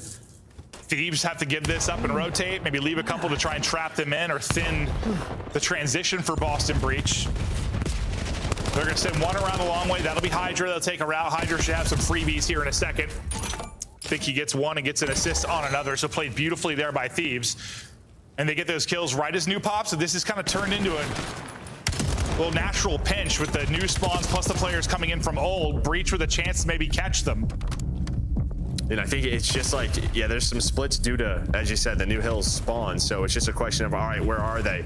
If you get to all those kills with like 3 to 5 seconds left, you know they're spawning out at old, you can get into your setup, but you just kind of know it is tough to block both sides on this hill. So things are going to get messy. Yeah, like 1 spawn with old and 2 spawned out. Yeah. And that's just, I don't know, it's just the timing of it. It can get real awkward. And it kind of leads to Breach getting a break, because even after that, like, first sequence, I think the 2 Thieves players, instead of spawning out like left side, spawned all the way out P4, and then you got the close like shower spawn for Boston. So like those 2 like team spawns were absolutely ass for Thieves. Honestly, that could not have worked out worse. But they're up 20. Early P4 to Breach. Well, and you saw it. I mean, Abizi was shooting 2 in the back. Those were the 2 players that were rotating for Breach, and you're trying to transition that into a nice setup there at P4 for LA Thieves, but instead it is Boston with early control.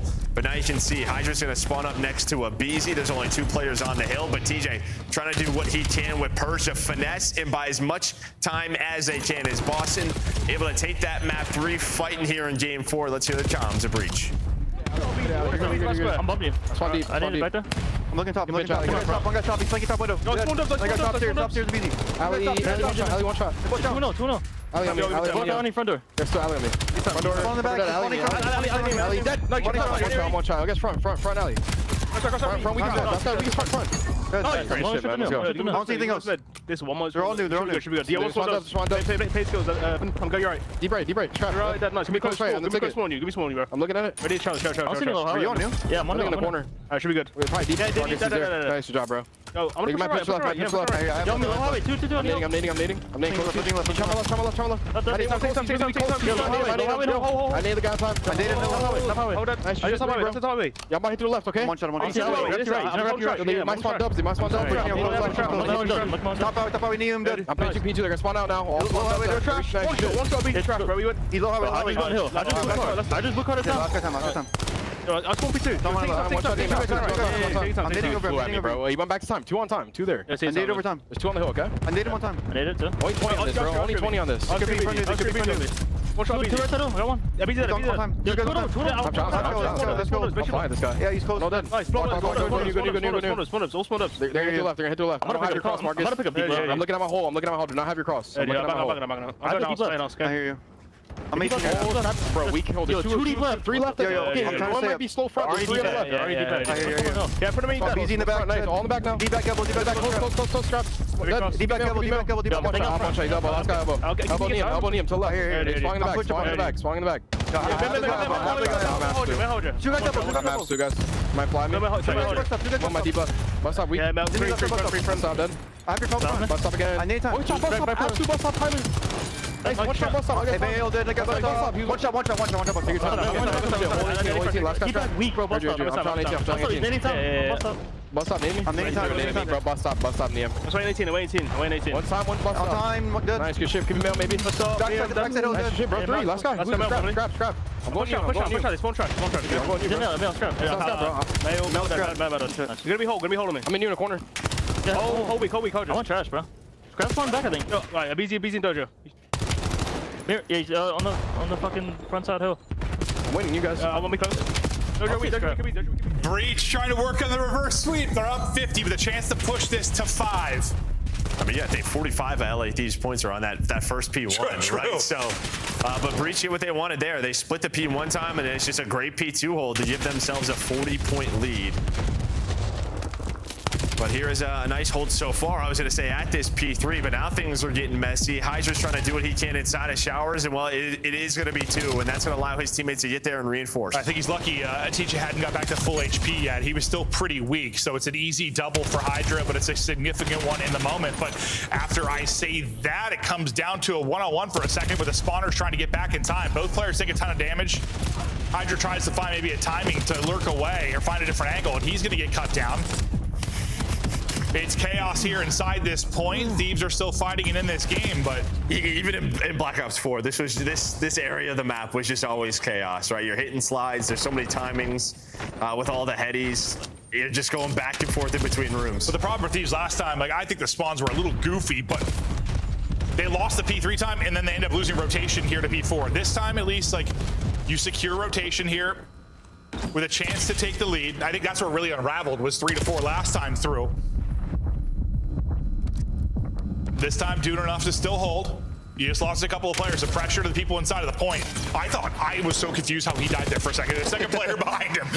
Scrap got one before he dropped. Yeah, you've just been holding though from the hill. And I mean, Scrap was doing a good job just staying alive, but you just didn't have spawns. And was thinking about pushing through, but you had top control. So Breach, they've been very patient on this break, and they would love to split this time. But Scrap right back to it, NPC in hand. He's able to find 2.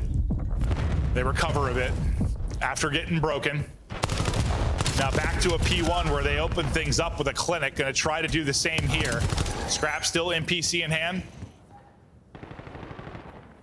I was saying, they're both looking the opposite way. I'll be worried about the pressure coming the other way. Purge is gonna pick both heads. A nice double from him to get onto the point here early. 45 for the double. That's another hill where like you did 99% of it, and then one player just pops a 2-piece. But as soon as I say that, it's a 2-piece from Neum, and now it's TJ and Afro is... Yeah, some chaotic hardpoint here today. They sure have. TJ's had a bunch of clutch doubles, I feel like, leading to his team, getting a whole bunch of time. Same with Purge, really. The SMGs, well, basically everyone's got an SMG, but they've been turning up. But the key for Breach is, again, you have the P2 spawns. They've done this every single time, making sure they have the left side locked down. You see TJ making sure nobody is working that street. 18 seconds left. I thought he was going to win that. He did not. And now you're going to spawn out. That was the kill you needed. It's going to get interesting now. One more guy in the back. Spart is going massive for you again. 6 HP in a dream. He got you 2, though. Finally traded out, but the fact is now you're going to have numbers towards rotation because the first guy to come help will be a BZ from Thieves. He's not going to get there in time. That is, it's another just ginormous double from Boston Breach. Yeah, now you have P2 spawns. This is the difference throughout this map is they have locked down this hill, controlled it from the get-go. As well, Thieves, it's desperation time. You're just running up this street, and as dominant as maps 1 and 2 were, we might be headed to a game 5. Something with this Breach team versus the LA Thieves name, I don't know what is happening. Well, it just feels like, you know, we're Breach, Thieves have been a good team about just like trading efficiently. Like that just didn't happen here. The multi-kills just were so insane from Boston Breach. And I mean, Neum, he's got 2 minutes and 40 seconds on the hill. The guy's trying to do what he can, but it doesn't matter. There we go. Game 5. all day. Yeah, that's what we should have expected with this one, obviously. We're going the whole way to a map 5. So map 5's all day long on this delightful, beautiful Friday. Hope you're enjoying some great Call of Duty action. And while Thieves might be a little shell-shocked right now, they thought they had this one in the bag. And honestly, I thought they had it in the bag until the first 2 minutes of that overload. It's like one team went into the search and destroy, another team came into the map 3. I don't know. Yeah, they look great on Gridlock. This Breach team, maybe now it's not Hacienda, maybe it's Gridlock. It might be Hacienda and Gridlock. Yeah, okay. Yeah. A little 1-2 punch for this team.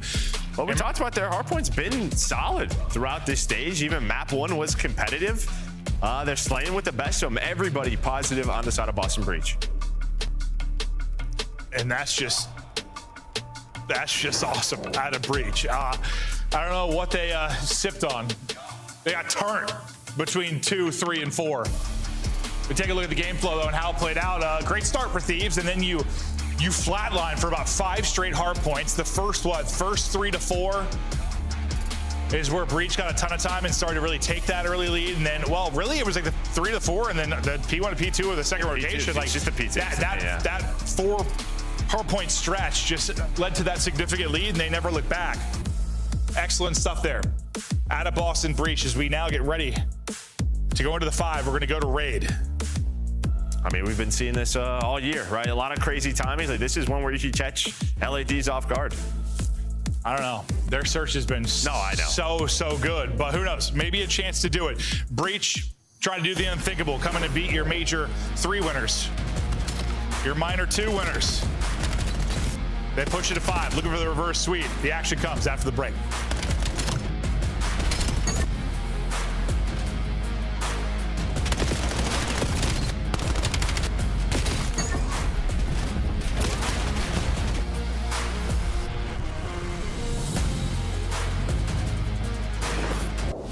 Champs tickets are on sale now. Come see the best teams lock in for this season's grand finale in fabulous Las Vegas. All 4-day passes come with early venue access. Head to phasevegas.com or scan the QR code to get your tickets now. Go pick up the 2026 Call of Duty League Championship Tracer Pack. You can support all 12 Call of Duty League teams. Scuff, official controller of the CDL.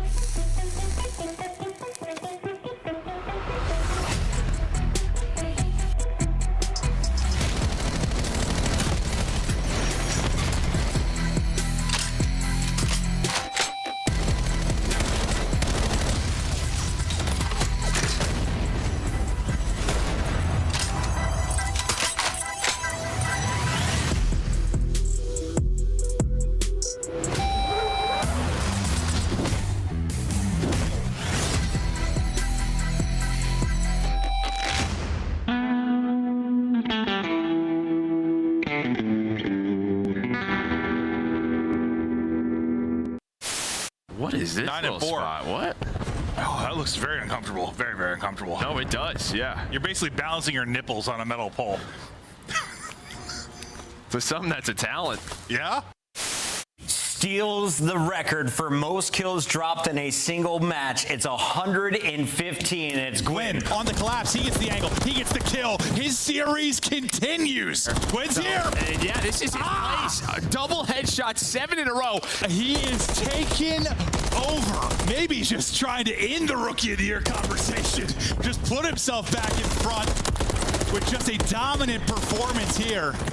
Time to go. TJ gonna drop. 1 is fallen. 2nd will drop as well. They collapse. Oh, on Gwyn! Of course it's on Gwyn! 1 player left. Hudson finds it! Gwyn seals the deal with a record-setting series for Gwyn. Gwyn is different. Dashie, oh my God, what a play. Coming in from old time, and I love this. Well, now shots. Can't read this. Yeah, what a play. He should let one walk past. Yep. Here comes the first. Free 2-piece. Great play. That is free. Gorgeous. And we get is that gonna flip spawns? Yo, that was beautiful by the Falcons, and Optic are starting to figure it out. And you know what? That ain't gonna show up on the scoreboard. But what a play. You stay L triggered. Merc's there for just 2. Broke the hill basically there for the by himself. Kill. This is perfect. Just funnel them green. We have this grandma rotation. 10 seconds left. I think it's certainly right now. One time. Dead. One more behind me. Time. Dead side time. You said nice.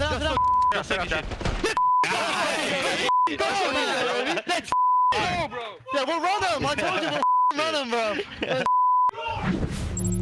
From Boston. Throwing shoulders on the lair, bro. That's why he can't go on the lair, bro. This is one of those days, bro. It's just one of those days, dude. Dude. What the f is going on?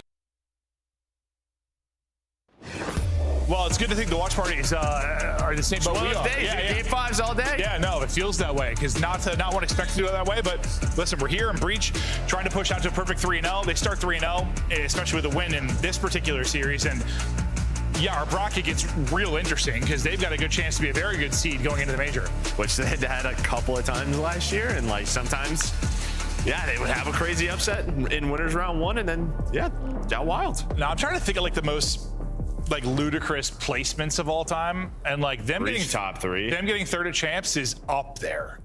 No, it is. It's like real high on my list of what the like type of finishes. And listen, different roster, obviously, but the organization with a couple of the same faces have done I mean, Purge at least, something crazy to this Thieves team. Some crazy runs looking to pull off a crazy one here. And you were looking at the stats before this, and it's not a great one. Well, yeah, when we saw Raid, I was like, I don't think Thieves have played a lot of this recently. And yeah, they're 3-6 on the year. So again, this is the time of the year, LA Thieves, they're winning everything. We even saw at the end of... I wonder how much have they played of this since they got good at Search. Yeah. Well, we even saw this at the end of Major 3 qualifiers where like they were looking really good and then they had like 2 bad losses the last weekend. That's right. A lot of So I went from like them being unlocked to be in the final for me that I wasn't sure. And then they got to the major and we're fine. But they definitely have their maps where there's still work to do.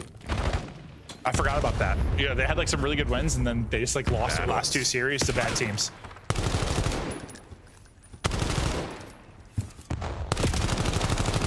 Three as a couple gunfights continue here in Zig.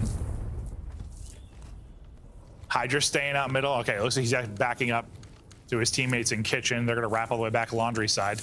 Bomb has moved up into ring, and well, all 6 players are about to meet and greet. DJ's already pushed up to the window. I was just saying, I don't know. Hydra saw that he was spotted because you're going to see, I mean, Breach haven't even planted the bomb, and they're just like holding laundry. They knew that push was coming in. And if he doesn't see that player, LA Thieves are probably thinking, all right, let's catch them on the bomb. Maybe we get a good timing. And it's the exact opposite. You think I was just seeing Hydra on the wrap out? Hydra tries to catch timing with the player on bomb. Enough of a timing where he made it a little interesting, but not able to walk away with the kill or much of anything. All smiles for Breach after that round 1 win. Yeah, they got the info and no hesitation, took space. Yeah, Purge with 3 in the round. Yeah, when they pushed up, like whoever went to like laundry first, I was like, there's no way they think Teej is here on the heady already. No. Like,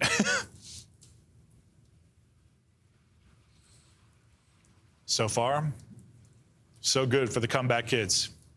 And that is Raid. As soon as you see one, the team is probably behind that player. Yeah. And they were playing a little too spread, we thought, maybe in the French. A little tighter there in that round. Pretty spread here on the opening defensively. And that's Purge that's got to be safe, and he does exactly that. He gets the hell out of harm's way and groups up with his teammates mid. Yeah, gets info, backs it up, and you see the rest of the guys just clearing out the other side. They are quickly working up the middle of the map and through B. And for Thieves, it's just trying to find the timing to get the plant down. Scrapping up damage that TJ's out of there. And behind that damage, I think they opt to get the plant down. Now here comes a retake, and one just like walks right underneath Scrap, so that's gonna be a freebie. A BC now, looking to get involved. He'll get traded out. Beautiful trade. Last person is Hydra. And I'd have to watch that back, but some angle was missed there with their setup that he literally walked right past Scrap. Slid through. Hydra left in a 1 versus 3. Retakes on point. Whoever was the first to die there is like, what the hell, man? Like, what just happened? Because that must have been a pixel off of Scrap's like screen. And I mean, sometimes that happens where those slides like into ring, they get behind cover, you don't spot them. Maybe you reposition for half a second. Not usually that where you can just chest bump the person though. awkward there for Thieves. Brilliant for Breach. Is they've already this should make the major crazy already, just bracket-wise. Yeah, Boston be sit at 3-0. Well, yeah, we already thought it would be a little more interesting because they had a pretty easy schedule and they already started 2-0. But 3-0, you're in. Yeah. 3-0. You're good. You're sitting in winner's bracket in a good position. Spartan Purge going to work early. I mean, ever since Overload, Spart's just been frying. Purge finds the blood. Scrap ripped out of it. Afro timing through the smoke. Can't quite connect to finish the kill. Spart's got to finish it. And he does. What? This guy have X-ray vision. Okay. Saw a name? I don't know. And now he's just trying to buy time for his teammates to get there. And, well, I thought he did. And it's just going to jump down to a 1v1. I was about to say, like, Spart would have the trade, but the smoke's there. Mm-hmm. And then he made that look so casual. So easy. So casual. Oh, yeah, I know where he's laying. It was like he had Amos. It just flicked right to him. Why are pro players so good in smokes? Spart. 4 straight, and he had a bunch of clutch multi-kills in that. Map 3 and 4. Look at the clutch up here. Hydra spots him, and we'll finish the kill. A much-needed round for Thieves. They're able to close it out. And while you recover, because Scrap has been known to do this on this map where sometimes he just runs out and takes a gunfight and there's nobody really behind him, so he gets blooded. More often than not, he wins that fight. No, the first one he did throws his life away with the second one. But yeah, he gets caught as... Hello. He's just relaxing at the pool. Yeah, and then he gets shot in his not-so-fun bits. Hello, mustaches. Whoa, it's a mustache battle right here.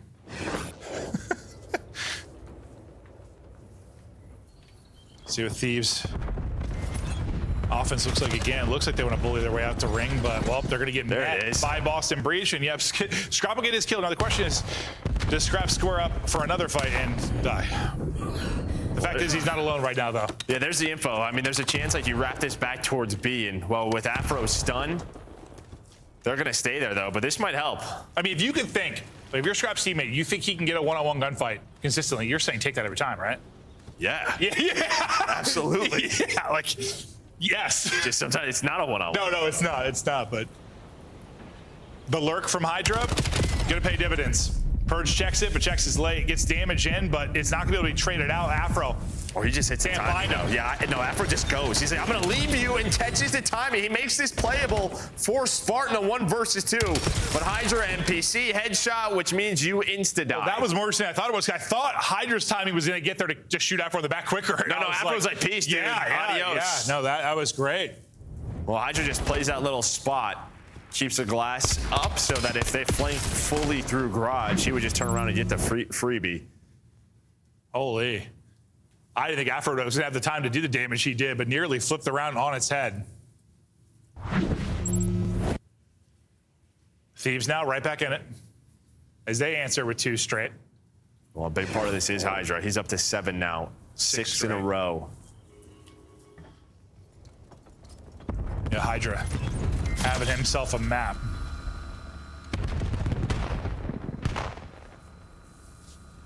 Again, you are here early if you're Thieves. Not the entire squad. Well, now it will be. But you can already see Scrap and Abizi locking this down. An efficient trade so far. Scrap gets you the first again. Nice little snap from Spart, but can't finish it. Purge and Spart try to bring this back into 2 versus 3. Hydra is taking her out and behind on his streak, trying to maybe set up some freebies when his teammates engage on the other side. Yeah, it's just tough for him because he has an NPC, and the last 2 players both have the M15, so he's waiting for his teammates to get there, and that's exactly what I was talking about. Well, there goes the streak. Yeah, BZ's got him, though. There goes the streak. It's like, yeah, you want to hit that flank, you want to go, but he just kind of knows if there's an M15 on a ring heady, I'm going to die. Oh, yeah, no, we've seen, like, you know, we've been talking about the NPC. Like, I feel like people are getting kills at longer and longer ranges with it, but there's a fine line to where you've got no shot in the M15s putting you to bed. That was an example of it. If you win that with the NPC, there'd be concerns. That'd be my line. I'd be like, no, okay, get it out. 3 straight now for Thieves. Abizi and Hydra. Well, Two search and destroy superstars, and they're putting on right now. You got a Hellstorm as well on the side of Hydra, so he was able to earn that before he got taken down. Bless you. Thank you. My sneezes are loud enough. They come through your mic for sure. I'm sure they do. Scrap's only got 2, but they are 2 first bloods. Hydra right back to the lab. Out of my sneeze and into the action. Triple positive. Just moving and grooving. And where Breach found success in the opening 2 rounds, there has been nothing for them here. Outside the 1 versus 1 between Hydra and Spar, like, this hasn't really been that I feel close. like the last, like, I don't know, a month or 2, the way this map is developed, you just have to have eyes on pool or just know that someone could just jump out and kind of flank you outside of Tiki, but Boston just, nobody was looking at it, and that's just way too easy for Hydra. Honestly, that's what like surprised me on the Hacienda we watched earlier. I was like, a team just didn't watch a water route at all. Yeah, like, you have to. You have to. It's a little different on Hostage because there's so many routes where like this map, especially on that bomb site, you just gotta look at it.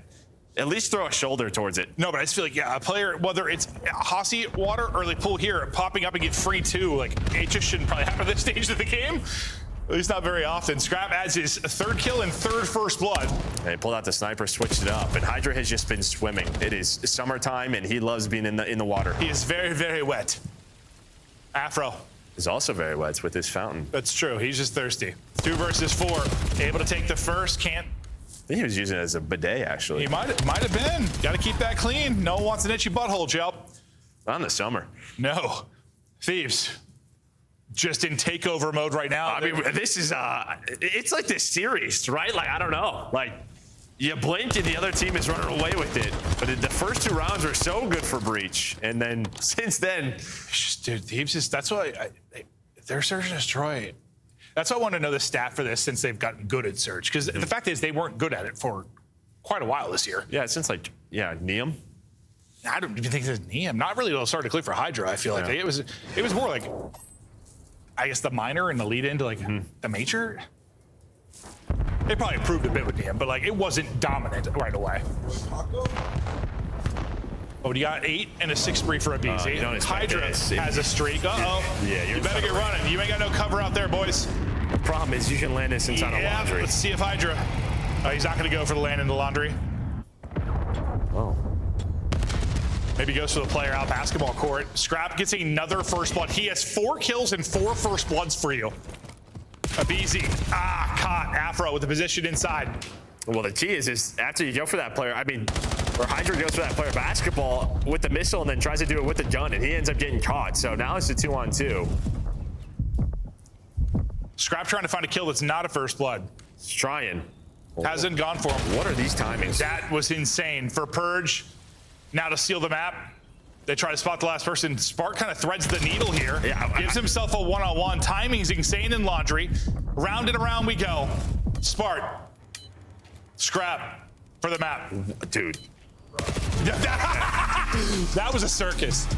That was a circus. Yeah, a couple of rounds. Play a ring around the rosy there at laundry. Or Boston just sort of thread the needle, make it interesting. They get the first 2 rounds, but that's all they get. Listen, it was a thrilling series. There were some great maps, but the search and destroys were one-sided. Thieves have been on a tear the last couple of months in search. They are setting the mark for every other team, and I don't think it's like a simple strategy thing. I think it's just a combination of strategy, adjustments, talent. Like they have all the pieces, and you have 2 of the better search players ever, really. And Hydra and Abizi, and then Scrap. Like, oh, he got that last kill, but every kill before that was the first blood. If he's gonna square up and get first bloods consistently, and you've got Abizi and Hydra in your back pocket, I mean, good luck. And that's not to like discredit Neum. He's just like the new guy who he doesn't have a legacy yet. The others certainly do in the mode. Yeah, well, they stopped. Well, Scar's out, right? I mean, so Neum's like impact was like sniper early, but since then, all the different maps, he's all over the place. But yeah, it's just all about the subs right now. I'm just curious. This is one of those things. Sometimes we see teams a little ahead in search. Everyone else can kind of take notes, and if people can make adjustments to deal with them later in the year. They're just doing it everywhere. That's the problem. Yeah, it's everywhere. That was kind of my point. Like, I don't think it's like a simple do what they're doing type thing. I don't know if teams can replicate what they're doing. They're gonna try. They sure are, but it's a 3-2 victory for Thieves. It was a day of game 5s. Des, break down the last one for us. Merc, before you go, Yes. do you think Neum could have a better career than Octane? I mean, that's a tough one to do. That's a tough one to do. Yeah, tough one to do. Sorry there, Jim. One to do. Yeah, we asked that earlier at the major, and Octane was not happy, but Niam has been on fire ever since. He's won a minor. He picks up another Game 5 victory over Boston, and I have to start the question, though, Allie. Are you proud of Boston for going to a Game 5, or are you worried for Thieves for being taken to a Game 5? I'm proud of Boston for going to a Game 5, I think. LA Thieves, I think, have proven themselves enough at this point where, like, a match or a series like this, yeah, there's a lot they could take away from it for sure. There was definitely a couple of mistakes throughout, but at the end of the day, you close it out, you come up with the win. And, I mean, the funny thing on the side of Boston is it's almost weird that they didn't close it out on Raid S&D because we're looking back at their map pool right now. Hacienda has to get banned out. We saw that from the Respect side of LA Thieves. And then they go and win the back-to-back gridlock. So maybe some old-school maps favoring the side of Boston Breach. Yeah, just like good Call of Duty maps. You're pushing this prop. Just good Call of Duty. Yeah. If you're Purge and you're Teej, that's the prop I'm pushing. But talking about LA Thieves here for a second, because Clinton Joe just talked about it. Like getting through based on your search and destroy in a series like this is just awesome, right? Because you think about this LA team and how bad they struggled in that majority of the season. Well, they figured it out. Everybody's fears coming true with Hydra and Abizi being demons in SD. Hydra was taking routes, playing his life in garage, letting people get past. It's what you want to see.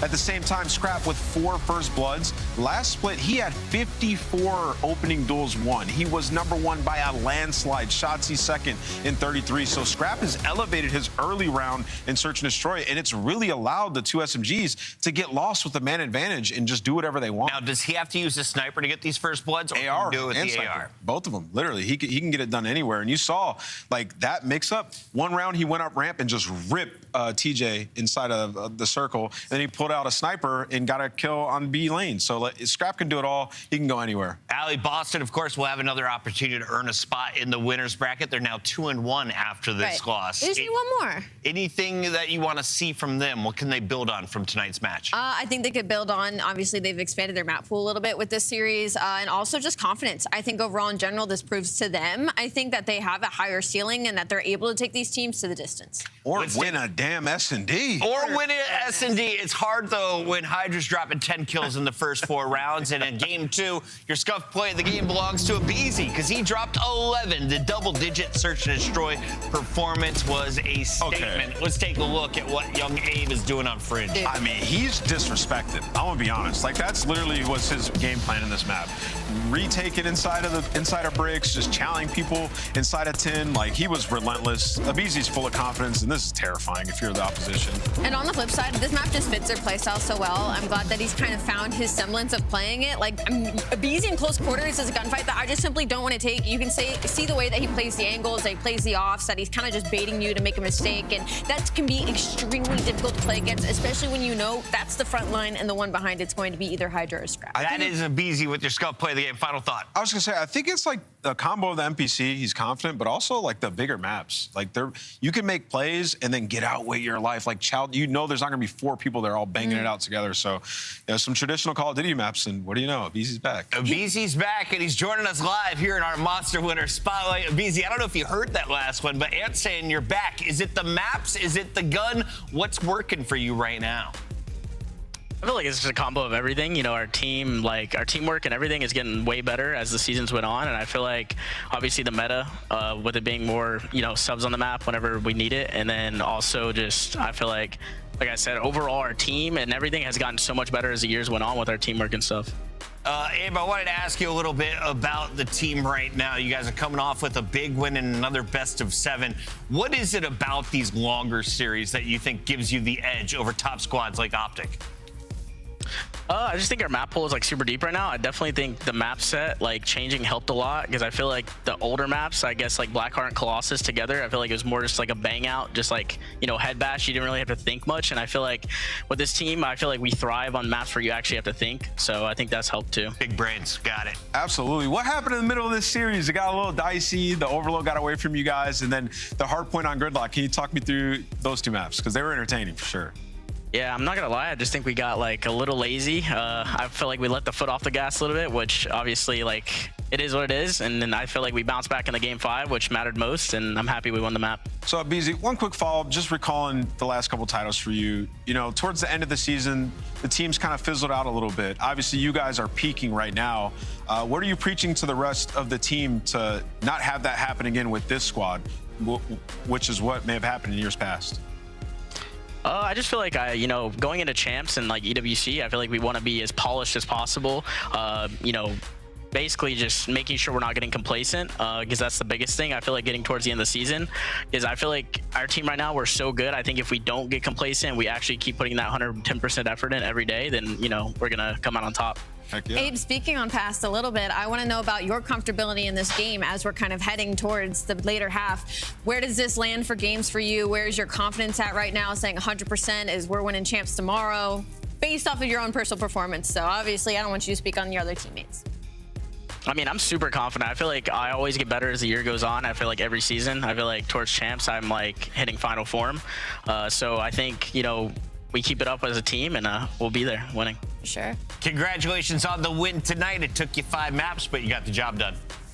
Thank you. Appreciate it. That's Abeezy, and that's LA Thieves staying perfect, looking clean. And we got to wrap up today's show by reminding you that one team that we expected to go clean has now got a blemish. Optic was handed a haymaker to start the day. Let's take a look back at some of the footage here from G2, because if it comes to search and destroy, it may be a 2-team race for best in the game. And you said this team could be challenging Thieves in the search mode. Yeah, I think with G2, the makeup of this roster, it's going to allow them to be able to push a lot of these series the distance. And for example, you look at this last series out of LA Thieves, was it their best work? No, but they got it done through both the S&Ds. And if you're a team like G2, if you're structurally sound in respawn, you take your map and you contend in S&D, you can close out a game 5 with Thieves playing like that. So I think G2 has a lot of promise, and this guy Crimp is unreal. He's got to be top 10 right now, right? Yeah. And going off of that, I think on the side for G2, I mean, they're in a position where they can be the dark horse, right? And I feel like this franchise in general has kind of always been in that position that you could never truly count them out of a series. But this was something else. I mean, the performances that we got out of Skies today, obviously Crump with 1.67. I mean, just unbelievable in map 5. And then there is no way you just 6-7 me. He 6-7 you so hard. It was amazing. Let's take a look at another squad that clutched up. Allie, you started the day 0-2 in pickups because the Gentlemates got edged out by FaZe Vegas. We have to revisit the fact, though, FaZe has played together all season. This is just week 2 with Joey D. I like this propaganda that you guys are pushing. And also on this side of things, like, I think a lot of us would go back and watch the series. Gentlemates could have won like 5. They should have won the hard point. I mean, should have won the overload. Slam the S&D. So I don't think this is necessarily a bad sign for Paris Gentlemates. I mean, it's pretty obvious to look back and be like, he's back. Kicked ourselves in the foot a couple of times, and Snip just had some insane clutches throughout the entirety of this series. But if I learned anything, this is just going to be a banger matchup going forward. But I don't think I'm off of either of these teams. And what was more impressive, Simp getting 7 straight kills to clutch the overload, or his 11-kill performance in Search and Destroy Game 5? I feel like this 11-kill performance was so silent because I was looking at a Booza in 0-4 the whole time Game 5. So I'll go with the 7-piece and overload at the end to give them the 2-1 lead. Definitely the highlight of the day. If you guys missed it, go back and watch that Game 2 overload with FaZe clutching up behind Simp. If you're looking at the top performers on the day, though, Crimp from G2 was on top of his game in Search. He drops 20. Draza in Hardpoint puts up 73 kills, and Abeezy just posted up 19 of his own. Hydra's going to finish the day with a 2.5 KD in a Game 5. Not bad. Is Hydra in the conversation for MVP, or is Scrap still the front runner in LA? Ooh. Scrap. I don't know. That's a good angle. I think if Hydra continues to play the way that he's playing, there could definitely be a conversation. Abeezy's been on a tear, too. That's the man I'm looking out for, and you have to deal with all 3 of them when you play LA. Does LA play tomorrow? Yes, they do. And who do they face off against? A G2 squad that is playing for the left side of our leaderboard. Remember, they got 10 points for the win over Optic today. They could jump another squad tomorrow, Ant. What's the best match of the day, guys? Royal Ravens Optic. Nah. Come on. Breaching Koi. Low key. Low key. That breach we just got, if they beat the Koi without Joe, that's a lock for winners bracket. G2 could possibly jump them because... And of course, shout out to my eldest daughter, Olive, for joining us on set today. She is beat 15 of a possible 15 maps are in the books for an opening Friday. We got 4 more matches coming your way, starting at 2:45 Eastern. We'll see you then. Good job, girl. And the beat goes on and on and on and on and on. On and on and on. And the beat goes on and on and on and on and on. Made for millennium.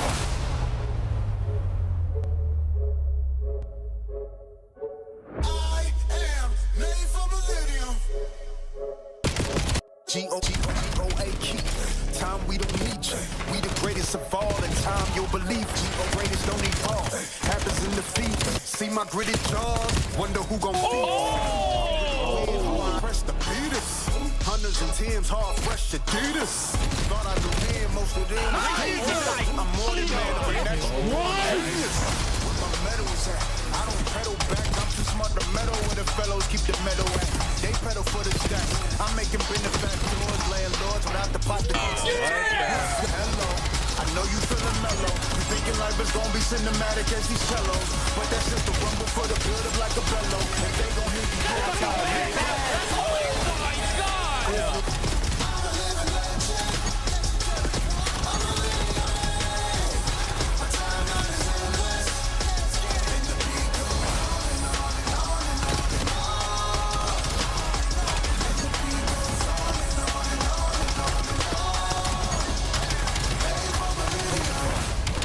Nice. Maybe not the ace. Bro, these guys might be the worst. I was literally trying to play.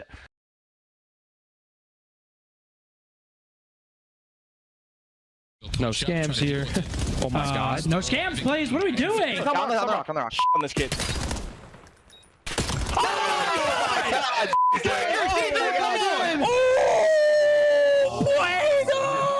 What the What the Time bomb heading in, Rock.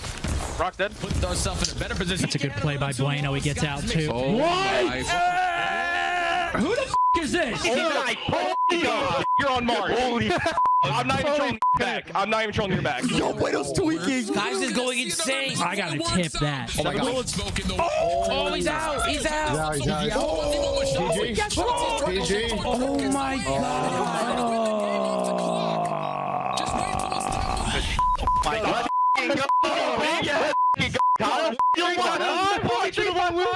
Someone called. It was game. What the f? Jesus Christ.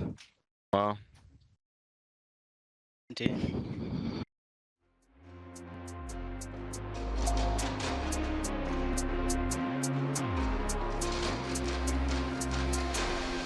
My price went up. You can't afford me. I'm everywhere. I know you can't ignore me. I cost too much, yeah. Pay just to see me. They're taking notes, so yeah, I know they wanna be me. Money makes a girl act different. All couture, yeah, I made it out the kitchen. I don't wanna listen. Took to a boy with a severe lack in vision. I'm on a mission, yeah. I don't get stuck in traditions, nah. I'm on my business, y'all are my witness. Fill my cup with a splash of citrus. Make lemonade, that's what gets me paid, yeah, yeah. Turn a sour day into a power play, yeah, yeah. Superpower, babe, let me light the way. Give me space now, you should know your place, yeah, yeah, yeah. That money comes easy, no risk, no tax, no forcing it. Big stacks to the answer, I'm sourcing it. First class, I can sell a whole course in it. That money comes easy, I'm the one with the cash influx, yeah. I'm the one they trust with the big bucks, yeah, I bring good luck. My price went up.